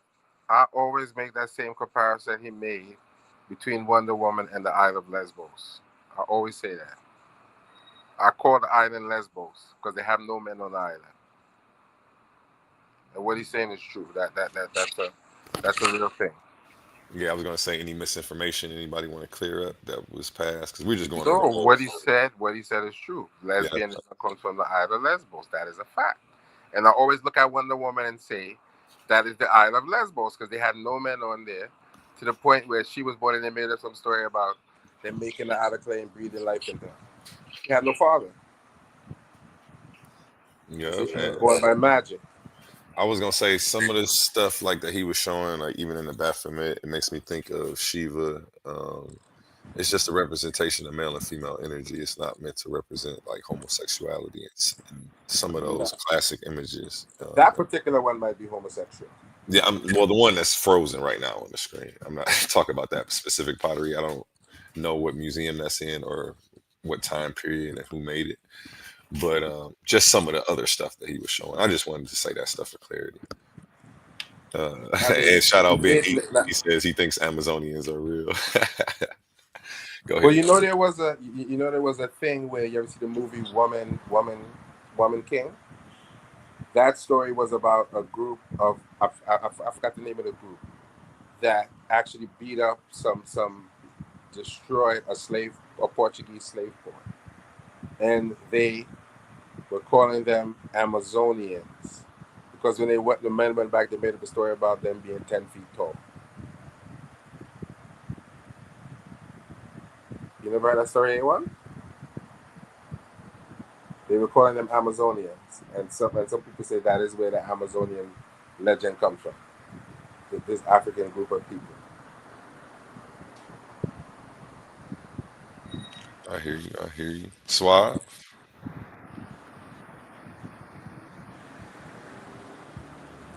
Okay, all you niggas, you have been finessed by a 2,000-year-old homosexual white man into wearing a dress for Lucifer. So I want you to know, joke's on you, okay? Because this is what our ancestors put on the wall, okay? If your kids is watching, kick them out. But honestly, you might want them to, listen here, For all of the kids that may be watching, this is what you do. I'm going to tell you. This is what you do. This right here is not what you do. I don't give a fuck what a nigga talk about. You wasn't born that way. You wasn't. You wasn't. This is what you do. This is the flower of life. This right here is an asshole. You don't put a penis in an asshole. A penis is not physiologically created to be penetrated. It doesn't get wet. Anus. It doesn't get wet. It doesn't expand. It rips. Okay? If your asshole was meant to fit a penis in there, it wouldn't rip up like that. So I just want to let y'all know, stop letting Western psychology convince you to download and digest mental illness. I'm gonna tell you what the professionals say. Transvestic disorder is a mental illness. What is it once again? Transvestic disorder is cross-dressing or dressing in the clothes of the opposite gender. Means that not all, but some white people have been mentally ill for over 2,000 years. And not only have they been mentally ill, some way, somehow, these motherfuckers have become the president. And they want everybody else to be mentally ill like them. I was wondering what the fuck this statue was about. Well, now your dumb ass know. Look at these niggas out there. White man on a horse. Okay? Nigga not even black. The horse say Black Lives Matter. And you got all these niggas out here mixed that. The reason they lit this bitch up with the LGBTQ community is because these are the same movements disguised against each other. So it's time to wake up. It's time to wake up, y'all. It's time to wake up. And then on top of that, okay, on top of that, we got fake revolutionaries out here. Now, y'all niggas out here like, oh, the Black Panthers is blah, blah, blah, blah. Nigga, they've been destroyed, the Black Panthers. Or we out there being fake revolutionaries because we don't have no leadership. Why we don't have no leadership? Because you niggas trust Democratic Freemasonic Satanists. You trust entertainers. You niggas is listening to D.L. Hughley, listening to Snoop Dogg, and you fucked up. And so I'm here to tell you, you can trust me. You can trust me because I don't give a fuck. Who said what? Who said something? Oh, okay, that's what I thought. Because I get on your ass with facts. I get on your... You don't have a motherfucker on the planet Earth that could fuck with me. You don't have one. You don't have one. I'm sorry. You don't have a leap. Go get Putin. You think Russia could fuck with me? And I eat Russia. I eat any motherfucking political figure. Get him! Go get the best nigga you got in Harvard today. Go get the best motherfucker you got in Yale today. They can't fuck. You don't have a professional on the planet Earth that could fuck with me. And I'm self-educated. Straight up. Straight up. I won't curse. You want me to back? Wait a minute. Let me remind y'all. You want me to back this out? I can talk white if you want me to talk white. If it makes you comfortable for me to articulate myself in an intelligent manner so that I don't upset your white fragility, I can do so, at your leisure. It's not a problem, it's not an issue. Or I can keep the hood and swag out on it. I'm versatile. But either way it go, you don't have somebody that can fuck with me. I'm too nice. But I'm not done. I got more slides. I got 1, 2, 3, 4. Okay, here we go. Let's get it in. Coast Guard officer plotted to kill Democrats and journalists, prosecutors say. Now, here's something very specific about this that caught my eye, right? This nigga was targeting, where'd it go? A Coast Guard lieutenant and self-described white nationalist who was arrested in Maryland last week was plotting to kill a long list of prominent journalists and Democratic politicians, as well as professors, judges, and what he called the leftists in general, federal prosecutors in a court filing said Tuesday. Now, here's my thing. After seeing, and I'm not, advocating crime, so I'm not doing that, but I'm raising questions. After seeing all of this shit the Democrats have done, and knowing that they're terrorists, according to the United States Constitution, can we really blame that man? Is he really wrong? Shouldn't he be seen as a hero? Why? And I'm not saying that he should be seen as a hero for trying to kill somebody, but why can't we ask him what really pushed him off? What does he know about the Democrats that will make him want to kill them? Could it be the same shit we found out about? Could it be undercover child trafficking? Could it be shit like that? And so I just want to know, we need to pay attention to this case. Somebody needs to really go talk. Maybe he needs to be let the fuck out of jail and venerated as a hero. Okay? Because I want to know if he found out what we all found out. Because if so, sounds like he's doing what the military should be trying to do to me. Okay, that's all I wanted to say. Now, let me get ready to end this stream, right? Now I have to check a couple motherfuckers, right? Now, this is this bitch Candace Owens, okay? And I just want to let white people know, I'm gonna need y'all to do me a favor. Let me plug my other mouse up while I get ready to go in. White people, this is what I'm gonna need y'all to do. You're welcomed on this channel anytime you want to come on. You're welcome to any event I do anytime you want to come out. But what I'm gonna need you to do is mind your motherfucking business when I'm getting on a coon. Don't jump in my fucking comments trying to tell me how to handle a coon. Okay? It's certain shit that I just need your white privilege to sit back on. And when you see me going at Candace Owens, I'm gonna need you to back the fuck up. Don't be DMing me them big ass paragraphs. Don't do all that because you out of pocket. Now I'm gonna tell y'all why y'all out of pocket, right? This bitch Candace Owens posted Justified in regards to the shooting of the man in Atlanta, Rayshard Brooks, right? And you see, she says, I've had enough. Any person demanding justice for Rayshard Brooks is representative of the absolute vermin of American society. So this bitch is calling black people vermin of society, right?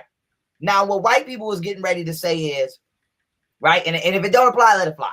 But what white people was getting ready to say is, y'all getting ready to say, but he grabbed the taser and he shot the taser. The taser is not a deadly weapon, though. It's not a deadly weapon. A fleeing suspect is not a threat. So if an officer is in pursuit of a fleeing suspect, there's no way he can say that he's in fear for his life. Because if he was, he would have called for backup and he wouldn't have pursued the suspect. So all that trying to justify police shootings because niggas is running, cut that out. Cut that out. It's racist and it's legalized, legitimate. I mean, it's legislatively backed terrorism. That's what it is. Now, I wouldn't give a fuck if he had a gun. Okay? I wouldn't give a fuck if he had a gun.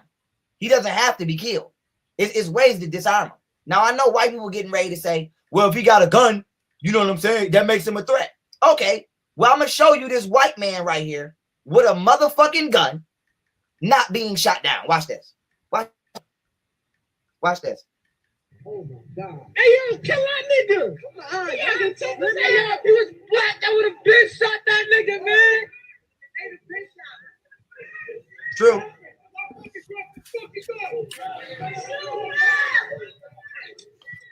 Now you hear them telling this white man drop the gun. He's saying, I'm not dropping the fucking gun. Now watch this. Let's keep it moving. Yo, if he was black, I would have been shot him, man. He did. Light his ass up if you shoot. See that? He not putting the gun down. But I'm saying if you shoot. Now, I want to let white people know. For all y'all that be trying to justify police shootings, y'all don't kill yourselves, and y'all really do be having guns. Look at how much time and how much, expected compliancy that y'all allow each other. But y'all clap the shit out of us for running with nothing.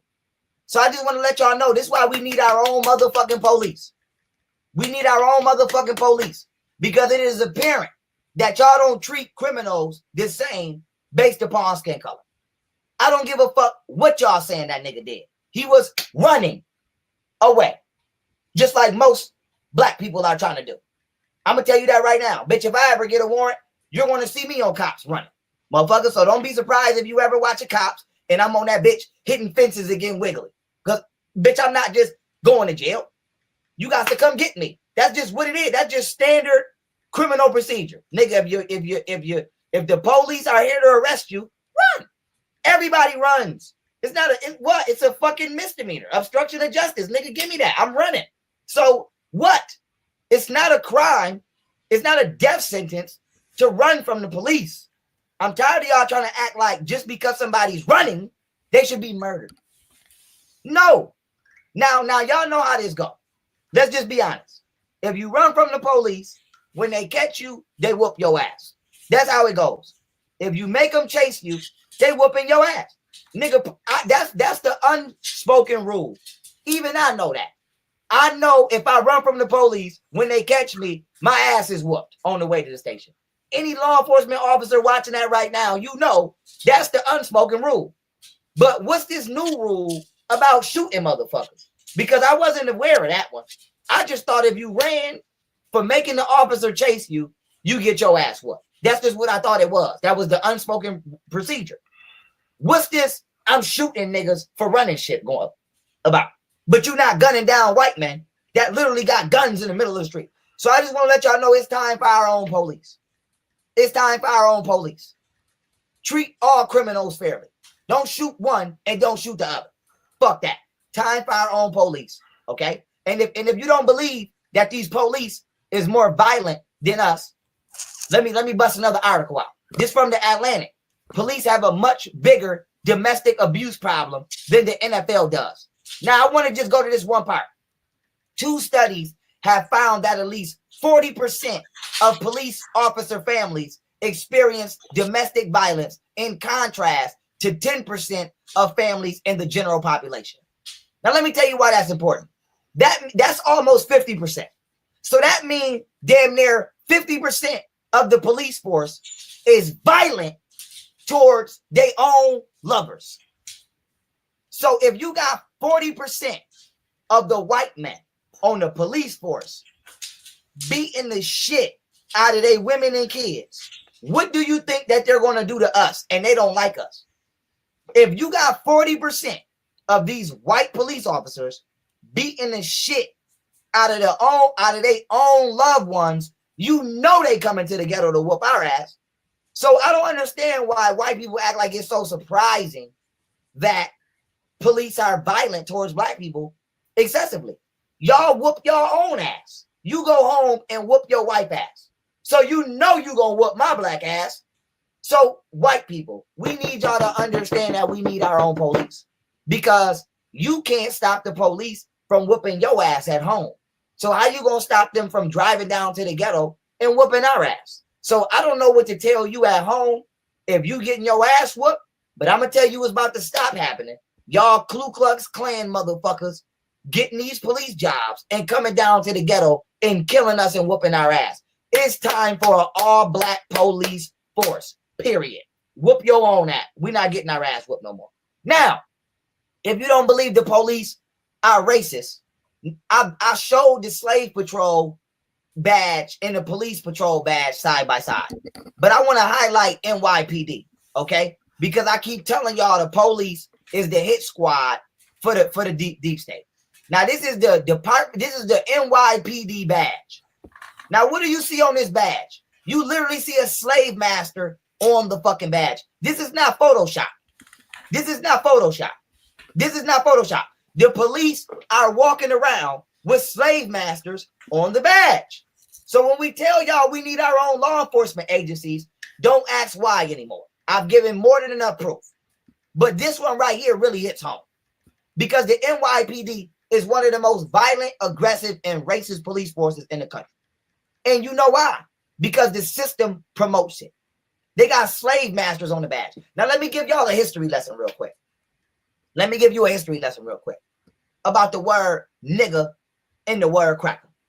Okay? Now, white people get upset when we say nigga, but they get even more upset when we say cracker. So I'm going to tell you why both of them is justified and why you're going to hear me use both words, despite how the fuck anybody feels. Hey, you know what? This might be the perfect episode for today, man. Let me hear this brother out. You hear me, Sly? I don't know what you're doing over there. Jose, anything you want to add? Mm-hmm. No, I'm with you, A1. Yeah. Okay, I'm going to let him break this down one time. And I'm going to tell you why. I'm going to always say nigga. Why? Because nigga means God. It means divinity. It means black divinity specifically. My ancestors called themselves Negus, okay? Negus, which was African kings and royalty and queens. They called themselves Nagas, which was divine kings and queens. Germans went to Africa and they couldn't say Naga. So they started to say Niger, hence the word Nigeria, Niger River. But it was Naga, okay? And it means black divinity. So white people could not pronunciate our term for ourselves. And then Niger turned into Igger. Okay? So I just want to let white people know. We gonna say nigga until the time is come. Till the time is over. That's our word. You don't get to tell us nigga. Straight up, nigga. My nigga, my king, my God, my brother, my queen. That's my nigga. You don't get to define what that means for me. Because it was already defined before I met you. Now, let's talk about the word cracker. Because I know that ruffles some feathers. I'm going to say the word cracker one more time. Cracker. Is the word cracker racist? No, it's not. Now, I know a lot of y'all say, oh, Pharaoh, cracker's not racist. That's racist for saying that. Let me tell you where the word cracker come from. Since we talking about badges with crackers on. Okay? Now, you might say, Pharaoh, what is a cracker? A cracker is not just a random white man. That's not a cracker. My ancestors were not allowed to read and write. Let's remember that. So they had to describe things based off of what they meant. A cracker was what my ancestors used to describe the slave masters that would beat slaves into submission. So if you ever watch any slave movie, you know that they cracked the whip. If you watch the Django, what they was doing, they was cracking that whip in order to psychologically install fear into black slaves. So a cracker, according to my ancestors, is a white person that is trying to beat you into submission. Do you see what's on this badge? It's a cracker on that badge. What's a cracker? A white man that's trying to beat you into submission. So if you're not a white person that is trying to beat me into slavery, you're not a cracker. Okay? You're not. But if you are one that is, I want to let you know, use America. Straight up. So I'm going to let y'all know, when you hear the word cracker fly out my motherfucking mouth, I'm going to just ask white people. If it don't apply, let it fly. If you're not trying to beat me into submission or enslave me, you're not a cracker. If you are trying to beat me into submission and enslave me, bitch, you's a cracker. And I'm going to call you a cracker every motherfucking day I see your bitch ass. That goes for Hillary, Obama, Biden, and all the rest of you crackers. And for a nigga, okay?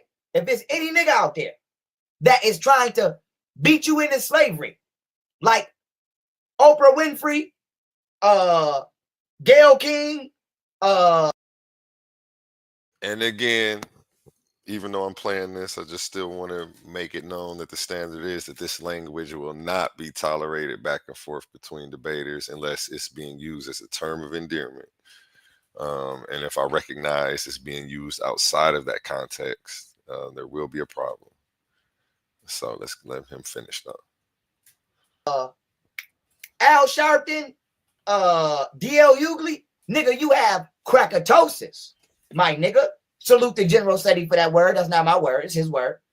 But you have crackatosis. So now that we are familiarized with the origins of this vocabulary, let me proudly say, don't be a cracker. Don't be one of these guys. Don't be a racist ass white person who wants to oppress black people out of the ignorance of your mind. And so I just want to let white people know, don't be offended when I use that word, because I'm going to use that word. I'm just going to use the word with who it applies to. So racism is still alive. Okay? And I'm going to tell you what, as I get to the end of this, what pissed me off. Because I got white people, right, in my comments, which I don't have a problem with. I like the diversity. It's good. But I hate when white people jump in my comments trying to tell me that oppression is imaginary. So if you ain't been watching me, just this one video alone lets you know oppression is not imaginary. Now, let me tell you what happened. I responded to Candace Owens for once again being a crackatosis diagnosed ass bitch who's always talking down on black people to make white people feel less guilty about the shit they should feel guilty about. Okay? And I checked the bitch about that. Because one thing about me, I'm fair. I get on everybody. So you can't say I get on everybody. This bitch is constantly trying to justify black people being destroyed. And it's like, bitch, how much is they paying you at this point? So I crushed the bitch, right? And this white woman right here, her in her white fragility, just jumped in my fucking comments, and it was a couple of them, right? And she said, at Pharaoh Otten, this is my Instagram. She said, what does that have to do with a man born 100 years plus? Because I said, I told Candace Owens, bitch, you married to a white man whose family got their fortune through slavery. So how much? So bitch, you a coon. So this bitch said he called her a coon and said she got her wealth from slavery, right? I mean, her husband got his wealth from slavery, which she did. I showed it. I did a whole breakdown, right? And then this bitch jumped in and tried to help her and was like, nobody alive today has been a slave. The fuck is this dude talking about? He's always talking down on Candace Owens too, right? Then this bitch says slavery was abolished in 1865 in the United States, right? And still exists in Africa and some other country, sadly. So this bitch is underneath the white guys, you know, because white people sometimes live under this veil where all of the shit they did just is not being done anymore. So let me allow me to educate both of you bitches. Bitch number one, okay? Let me come here for you real quick. Let me educate you real quick, okay? Watch this. Last living slave in America, 1900s. I'm about to educate y'all right now on the line. See, I'm not gonna play. Don't come over here playing with me. Bitch, bring a book when you open your mouth to me. If you don't bring a book, don't open your mouth. Now watch this. 13th Amendment. Now, let me dug According to Wikipedia, the 13th Amendment to the United States Constitution abolished slavery and involuntary servitude, except as punishment for a crime. What did that say? Except as punishment for a crime. So slavery is legal when you get charged with a crime. Hence why black people only commit 12% of offenses, but we make up over 70% of the prison population because we're being enslaved by this government. So slavery was not abolished, bitch. It wasn't. It was just retransferred and remixed. Now, let's go here. Okay? Oldest living slave. Where's the queen at? Where's the queen at? Where's she at? Hold up. I gotta find her. Hold up. Where's she at? I got something for you. See, I don't play games with motherfuckers. Wait a minute. Let me go here. Let me go here and bust you. Let me go here and bust you up. See, because I'm not about to play with y'all. About 1525. Oh no, it was 100 years. Bitch, I wouldn't give a fuck if it was 100,000 years ago. I need my fucking reparations. Africans were taken from their Let me just say that. Let me just say that. I wouldn't give a fuck if it was 100,000 years ago. Okay? I need my bread. Straight up, so I can raise my nation again. All that other shit you talking about, bitch, I don't want to hear that. Where's my motherfucking my money at? So I can raise my people up from the dead. Straight up. But here's my thing. Why do white people feel like they're not responsible for righting their wrongs? Okay? Why do y'all feel like that? Now let me just go here, right? This woman is believed to be America's last slave. Now, let me just help you out, Becky. Let me help you out, Becky. Look at this woman. Because this bitch talking about, wait a minute, listen. Aunt Sally Smith, also known as Radoshi, was kidnapped as a child from her hometown in Benin, Africa. Okay? Now watch the date. This shit was in the 1900s. This wasn't in no motherfucking 1800s or no shit like that. Look at this. 80 years later in 1936, she spoke in her native language, Bantu, with the visiting African academic in Dallas County, Alabama. Okay? So she retold the horror of being chained inside the SS Clotilda, the slave ship that brought her to Mobile, Alabama. A prominent civil rights activist observed the conversation when visiting the former slave. Radoshi described being beaten, whipped, and witnessed killings at the hands of white men.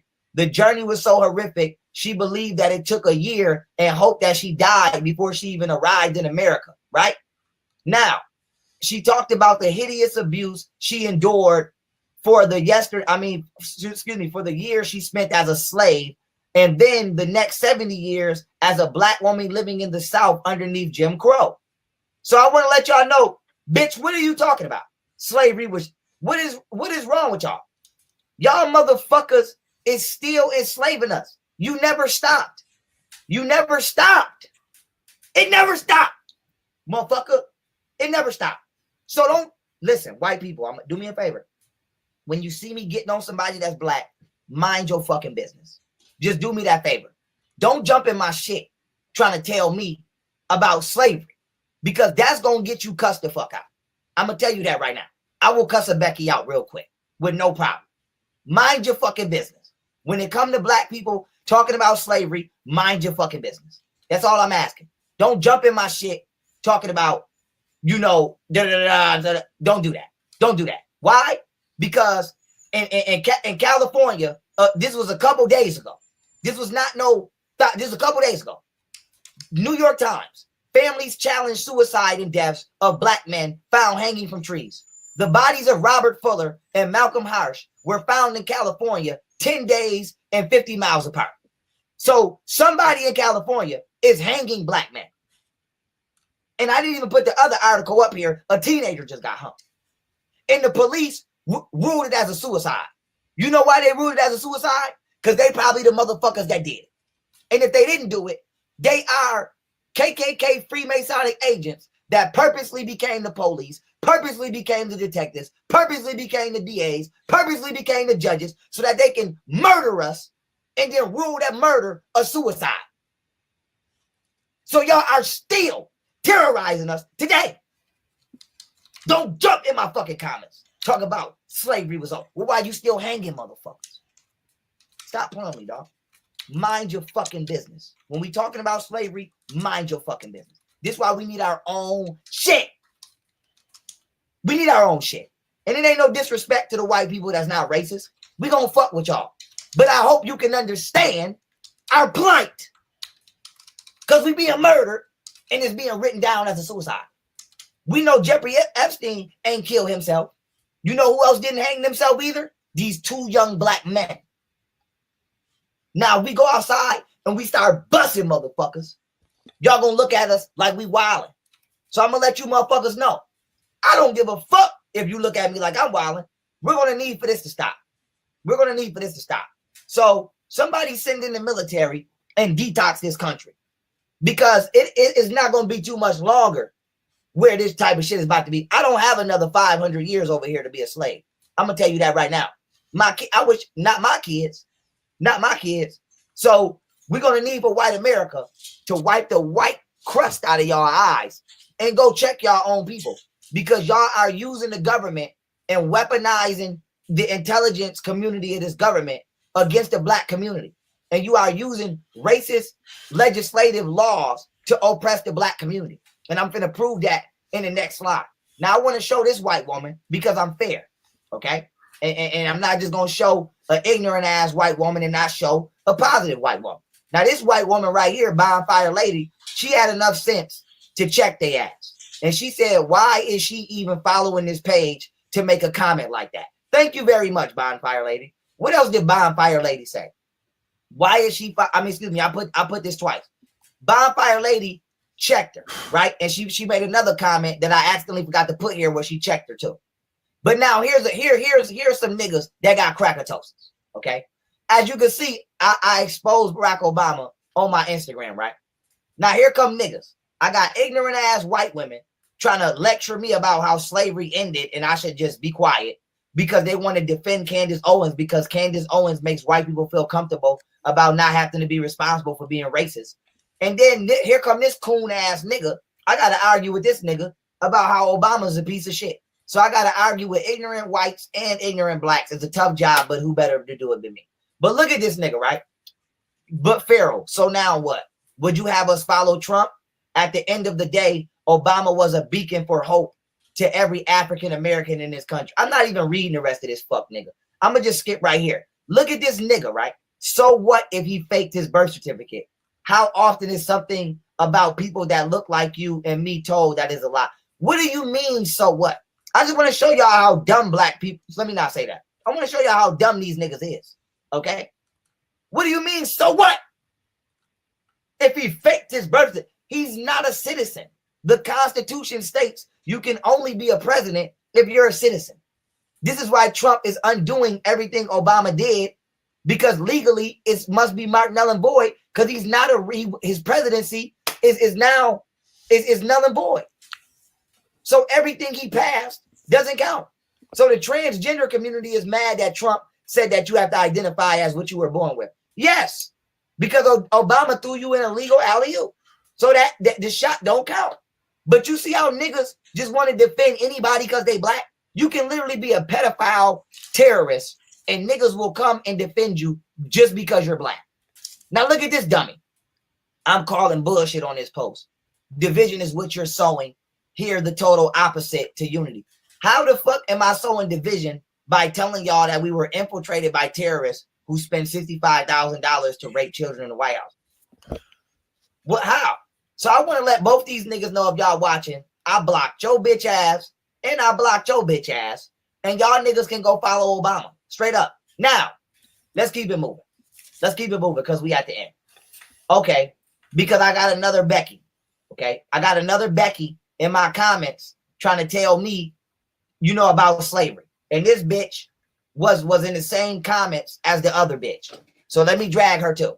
Now this bitch gonna say, life is about choices. You can choose to heal and free yourselves from the past of your ancestors and from your own past and decide to live in your own truth today.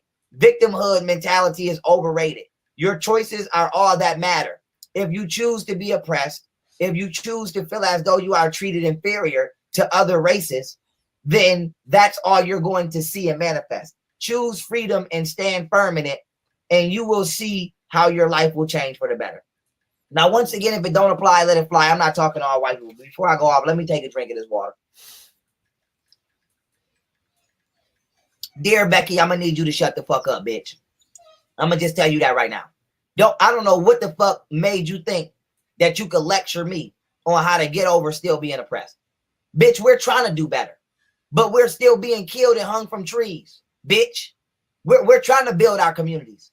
But as you can see, according to this Chicago Tribune article, which deals with modern day redlining, how banks block black people of color from ownership, bitch, they only give us 8% of the wealth. 68.1% of dollars loaned to housing purchases went to majority white neighborhoods, while just 8.1% went to blacks. Bitch, look at the goddamn numbers, bitch. Look at the numbers. 39 goddamn million dollars went to white neighborhoods. They only gave us 4 million. So if y'all don't think systematic oppression is real, allow me to reintroduce myself. We can't get loans. We pay higher insurance for cars and homes. We get 57% of black people who got 750 to 850 credit scores still get denied. 58% of black people with degrees, whether it be bachelor's or master's, don't get a fucking job. Okay? 12% of violent crimes are created by black people. 78% of the prison population is filled up by black people. We commit the least violent crimes, the least sexual crimes, yet we make up the majority of population in prisons. So we can't get jobs, even when we do go to college. Y'all giving niggas felonies for shit we didn't do, so that way we can't legally carry firearms to protect ourselves from racist white people who want to come kill us. So y'all don't allow us to protect ourselves by abusing the judicial system and giving us felonies. You don't allow us to motherfucking integrate into society because you don't give us jobs. And even when we do go to school and get the degree and get into all of that unnecessary debt that we can't afford to pay, motherfucker, you don't even give us the job with the master degree. We can't rebuild our communities because you won't give us a fucking loan. We can't afford decent cars because the bullshit cars we do got, we paying sky high insurance on that. And the bullshit houses we do got, we paying sky high insurance on that. So I just want this bitch to know, and every other bitch like her that may be watching, shut the fuck up. Straight up, shut the fuck up. Don't tell us and don't lecture us about what we going through. We on the bottom, and y'all keeping us on the bottom like that on purpose. And this is why we need our own shit. And I'm not going to say it nice. I'm not going to say it nice. We need our own shit. We need our own shit. Hold on, y'all. I'm bouncing back. My mouse died. Here we go. We need our own shit. So when y'all hear me talking about let's start our own banks, this is why. When you hear me talking about let's start our own police, this is why. When you hear me talking about we need our own nation, this is why. Because they killing the shit out of us. And they not talking about it. And then they blaming us for crime that we not even committing. Meanwhile, these motherfuckers is raping kids. Okay? Okay? Now, let's end here. Let's end here. Okay?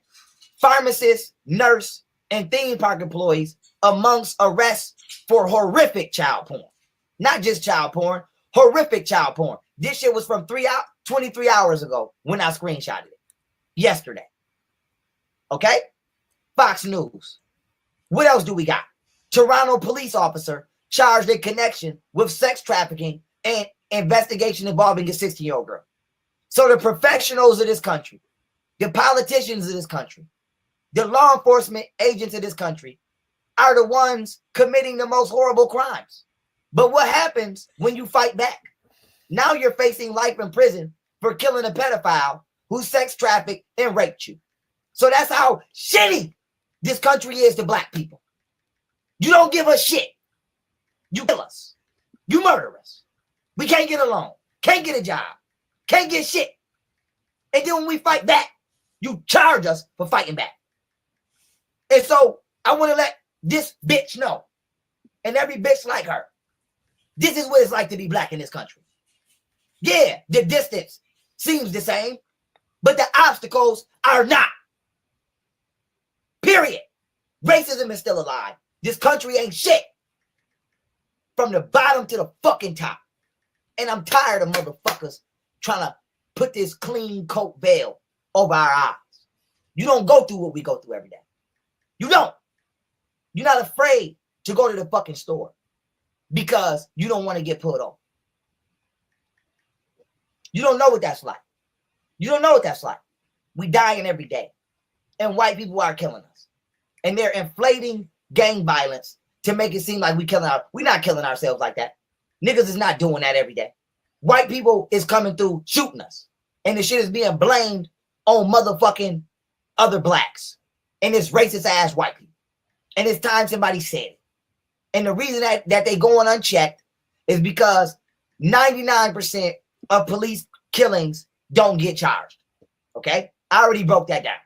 I already exposed that when I blew Candace Owens out the water. Go watch the video. So not only are the police not getting charged, the DAs is not charging. The investigators is not investigating. White supremacists have infiltrated every aspect of this country so that they can get their rocks off on my community and get away scot-free. And white America has turned a blind eye to that. And you got white people like this bitch right here that I'm finna show again that will get on your status or tell you that what we going through, we choosing it. What? Bitch, I wouldn't wish this shit on you. That's why I'm trying to get the fuck away from you. So I want y'all to know we need our own shit. And that day has come. And that day is today. And it's going to happen in this lifetime. I'm going to make sure it happens. We need our reparations. We need all our shit. We need our own nation. We need our reparations so we can build our own nation. We can build our own house. We don't need y'all fucking help with nothing. All we need y'all to do is get the fuck over here and back up. Give us our shit and back up. We need to be in control of our own shit, and y'all need to leave us the fuck alone. Period. If y'all want to interact and socialize, we can do that. You still want to box and UFC and basketball, we can do that. But when it comes to hospitals, we need y'all are not about to keep killing our own women, killing our black women in these hospitals. Childbirth is supposed to be a happy experience, not a fucking nightmare.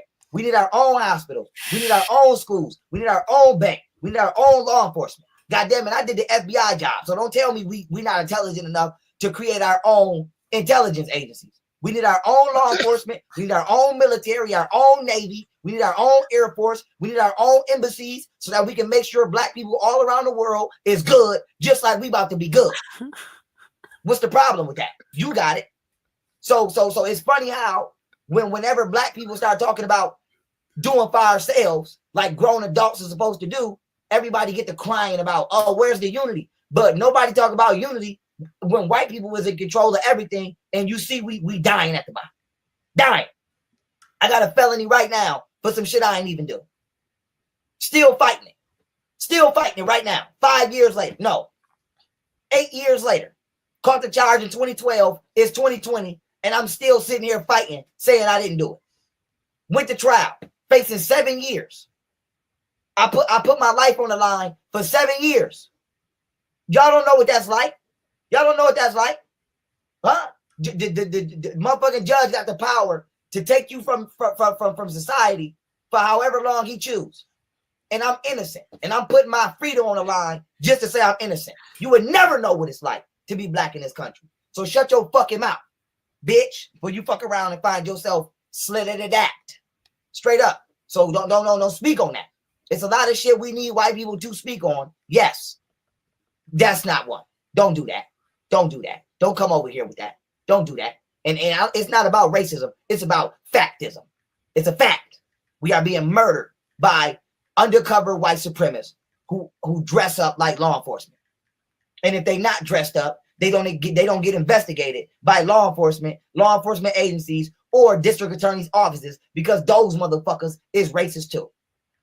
Straight up. So we need our own shit. It's either that or what y'all really want to do. So we need our own shit. So let's drain the swamp, then we break it away. And in the little ways we can stay interconnected, we can do that. But I'm not about to allow y'all to murder these black youth like y'all doing. Y'all murdering teenagers. Those is teenagers. Y'all hung on the tree. Now, if a grown ass, and I'm gonna hold my niggas down too, but if a grown ass man won't fight back, I don't know what to tell that pussy. But babies, off limits. So y'all sacrificing black children. Yes, you are. The United Nations had to warn Britain about going over there to Gambia and stealing them kids and using them for satanic practices. I did a whole thing on this on my other channel. So don't lie. The United Nations had to warn Britain because Britain was taking so many goddamn African kids. They had to say something. So you stealing African kids, Hillary, Haiti, and you raping them and torturing them. And then you come into the black communities and you killing motherfuckers at will. Them days is over. We need our own shit. So when you come now, we can fuck you up. And we can prosecute your bitch ass in our courts. So I want to let y'all know, I'm not checking for white people. I'm not looking to go to war with white people. But y'all are not checking y'all own people. And it's clear that y'all are not going to do that by now. You haven't done that since we met you motherfuckers 500 years ago in this particular country. You're not going to do that. So it's time for us to put on our big boy pants and defend ourselves. So I'm going to let y'all know we're not going to do it illegally.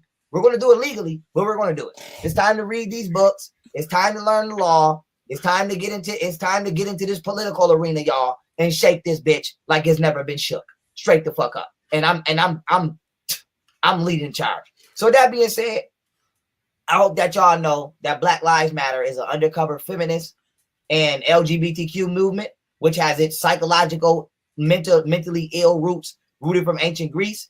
They are also an undercover, democratically supported, movement, to where all your money is indeed going to Democrats who could give a fuck about you.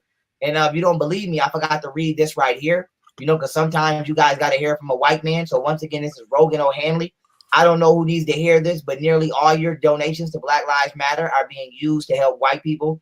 Don't you just love the Democratic Party? So even white people know that the Democratic Party is full of shit. I would advise all black people to not only stop supporting the Black Lives Matter movement, but to dismantle it. And I would advise black people to listen to me when I tell you we need to start our own political party underneath the form of meritocracy. And let me show y'all so that y'all don't think I'm just trying to finesse you.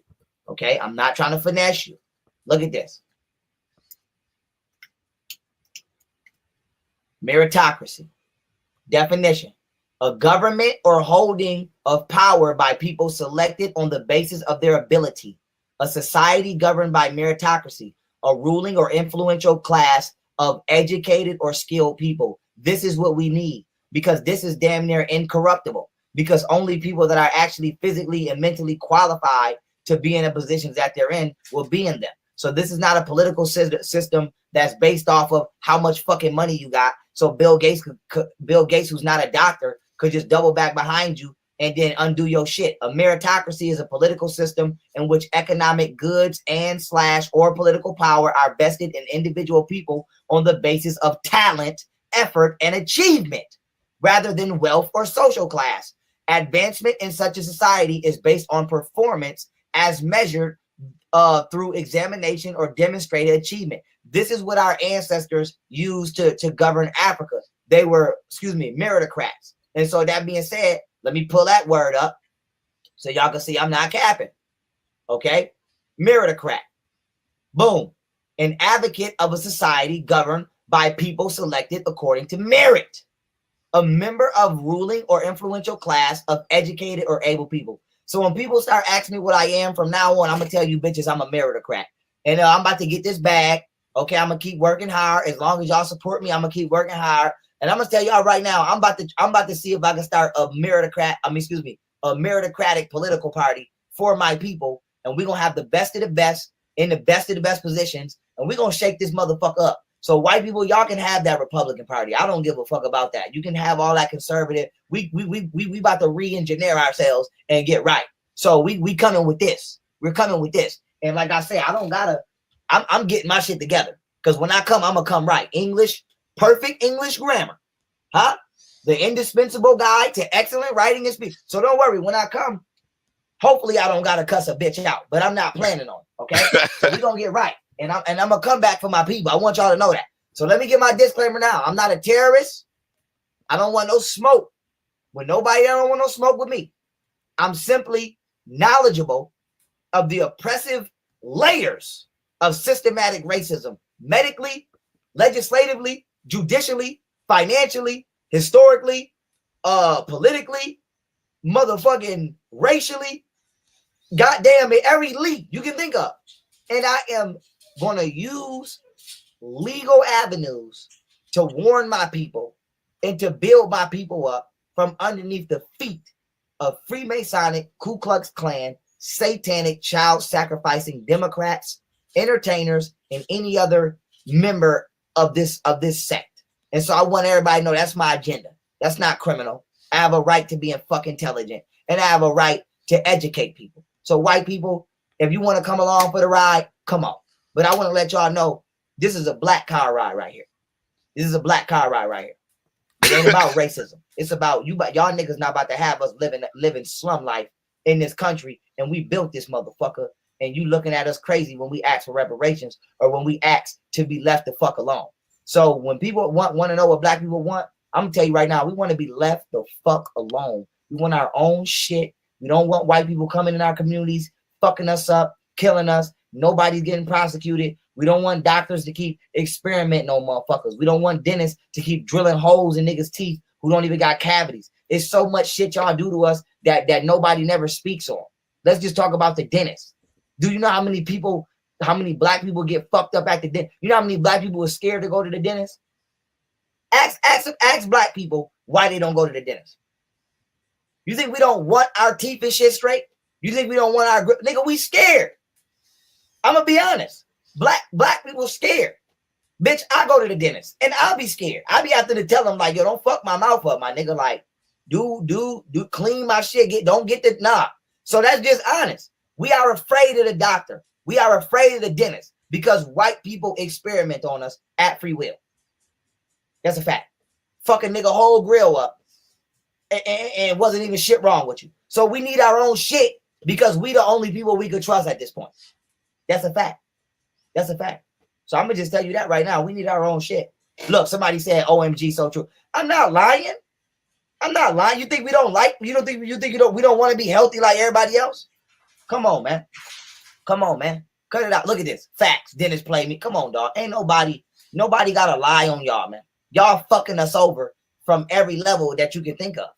And them days is over. We need our own shit. I'm not asking white people to correct their own shit anymore. Y'all had about 500 fucking years over here to do that. You're not going to do that. That's just like niggas that gangbang. Most of them niggas is not going to stop. So the only thing that's really going to stop gang culture is jail or death. So let them niggas who don't want to change, run themselves dry. But for those of us that really know where we need to be and that's really tapped in with our ancestors, just get the fuck out our way. And our ancestors are guiding us. We don't need Joe Biden. We don't need that bitch Kiki asking Joe Biden shit. We don't need this bitch Candace Owens giving no advice. Bitch, my advice come from my soul. My ancestors speak to me through my soul. That's the only advice I need. All that other shit y'all talking about, miss me with that. So I want white people to be understanding. Okay? Just like we're understanding of y'all. I know that these patriotic whites want to get from underneath the deep state. We want to get from underneath all the motherfuckers that we underneath. Y'all underneath one oppressor. We underneath about 20 of them. So I just want y'all to know we understand y'all. And motherfucking, we gonna rock with you. Because patriotic Americans have a righteous cause. And we fuck with righteousness. So we gonna rock with you. But we need y'all to understand and rock with us. That we have a righteous cause. So fuck what you hearing on the news. Fuck all that. I'm telling you what it is. We are being murdered in my community. And we are being made to look like we are animals and criminals that we are not. And really, it's random ass white people that we've never seen before coming through killing motherfuckers. You got white people that put on gangbang shit. And if you hoodie up and put a bandana on, we don't know if you light-skinned or white. We don't know. You got white people that dress up like Crips and Bloods and come through and shoot motherfuckers and start gang wars. Do you know how many gang wars got started by white people? Do you know how many white people came up and dressed up like Crips and shot a bunch of Bloods, and now the Bloods go through and shoot the Crips, and now it's a gang war going on that never would have popped off if white people wouldn't have came and did that fuck shit? So I'm just here to let y'all know, y'all motherfuckers are terrorists. Y'all are terrorists. And I'm going to tell my children that's what you are. Hey, Pharaoh is fucking crazy. The Democratic Party is a hilarious. terroristic party. Straight up. And it's time that y'all pay up, just like every other terrorist. Call in the military. I'm a U.S. citizen. I feel threatened by domestic terrorism. Bring the fucking military now. Get them bitches out of here. And if you don't, okay, don't say shit to us when you see us weaponizing ourselves. I don't want to hear shit about no gun laws or none of that. Don't say shit to us when you see us starting our own banks. Don't say shit to us when you see us starting our own shit, because that's what we about to do. That's what we about to do.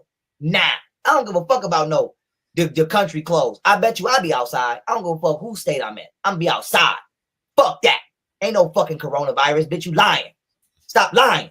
Stop lying. You lying. And you trying to use the coronavirus to come kill black people.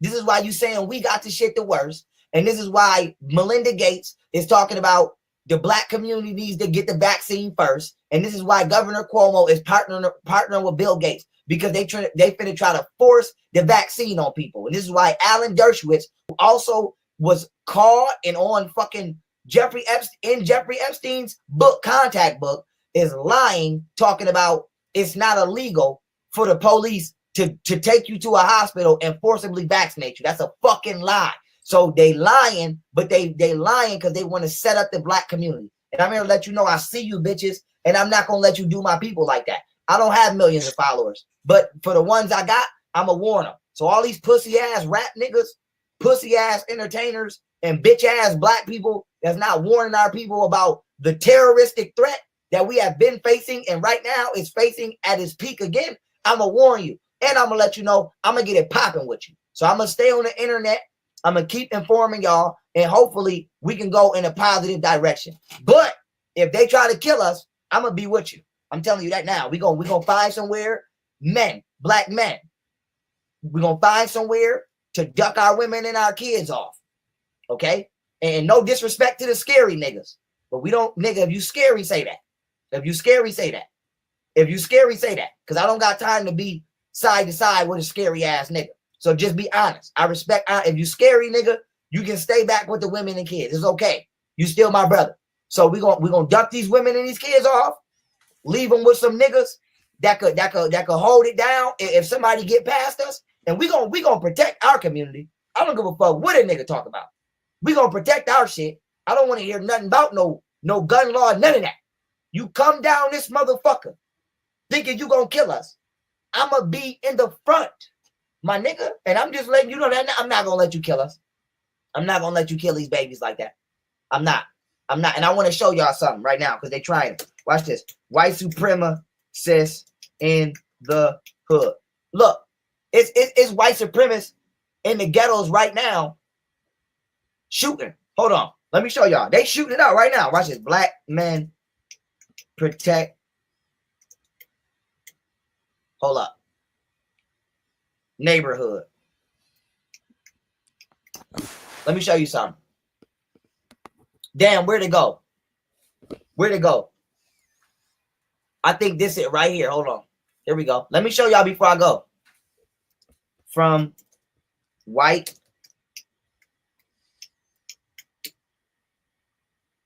Oh, YouTube got it. YouTube got it. Hold on. YouTube got it blocked. YouTube got it censored. If I can't find it right now, I'm gonna show it when I go back live, or I might do it on my on my unpolitically correct channel. But I'm gonna show y'all right now. It's a group of black men. I'm gonna get it for y'all. When I come back, I'm gonna do an unpolitically correct on it. It's a group of black men right now outside shooting it out with white supremacists.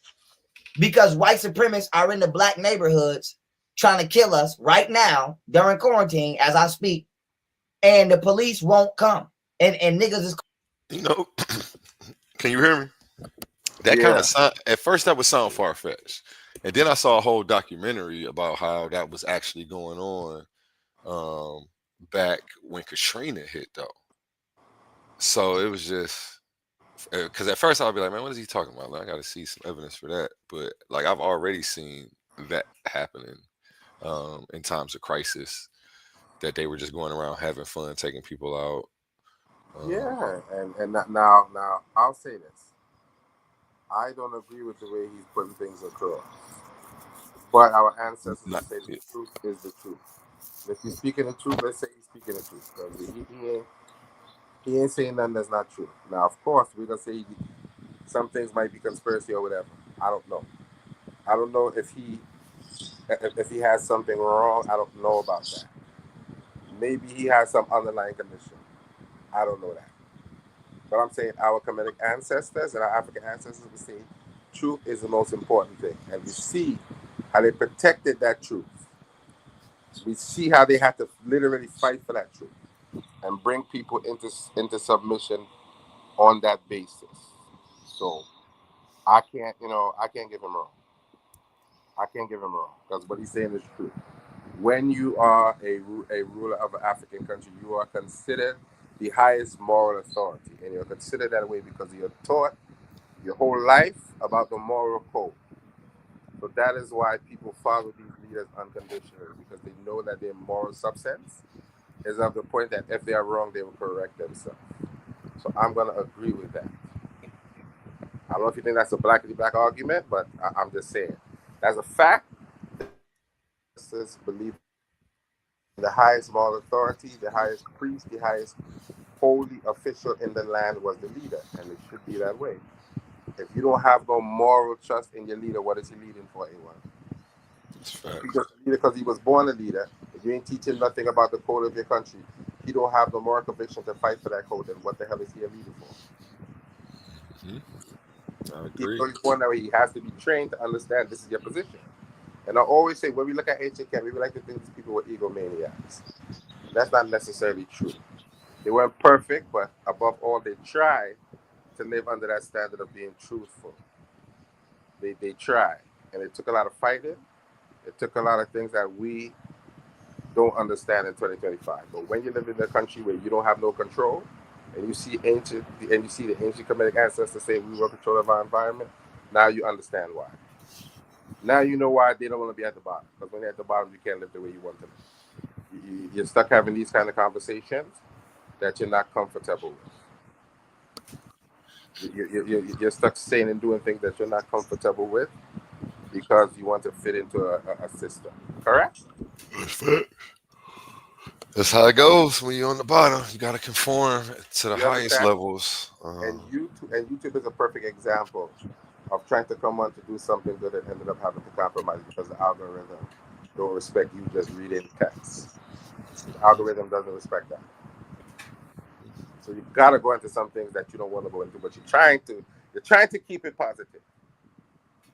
You're trying to, and you're trying to connect with positive people like yourself. You're trying to do that, but it don't work out the way. I don't want to be the guy that comes on here and say something wild and crazy and fuck up your page. I'm not gonna do that. I was letting you know I don't want to be that guy. Yeah. I wish these other Anytime I people come on, would not want to anytime be I that come on guy, here, but they don't I'm mind. gonna do my best because number one, you invited me on the page. You don't know me from nowhere. This is about my 4th time on here. You never see me in real life. You don't know me from nowhere.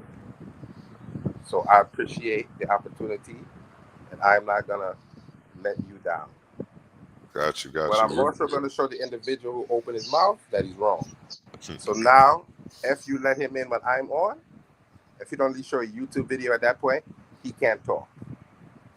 He has to bring a presentation of at least a YouTube video. He can do whatever, but he has to bring some sort of presentation in order for him to address me again. Once I show him that I have some YouTube content and I have done something, I'm not I gonna like that. You talk challenge the presentation challenge. You saying he can't address you anymore after this until he comes up here and does something. Okay. But isn't that fair, A1? It's only fair. It's only right. I agree. Because you're a debater, and you understand when you're in a debate arena, you don't want people to come with nonsense. Yeah, because then at that point it's trolling. So. And this is what I'm saying. So now, boy, like you need to go and lay down. All right, we're gonna double back. Yeah, I was about to say we're gonna double.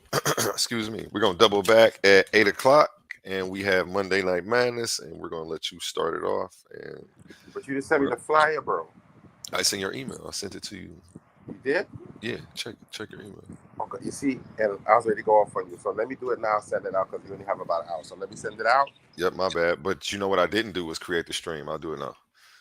All right, we'll check you guys out later, and we'll end with the song by Connie's son. Okay. So you what I'm family all around me.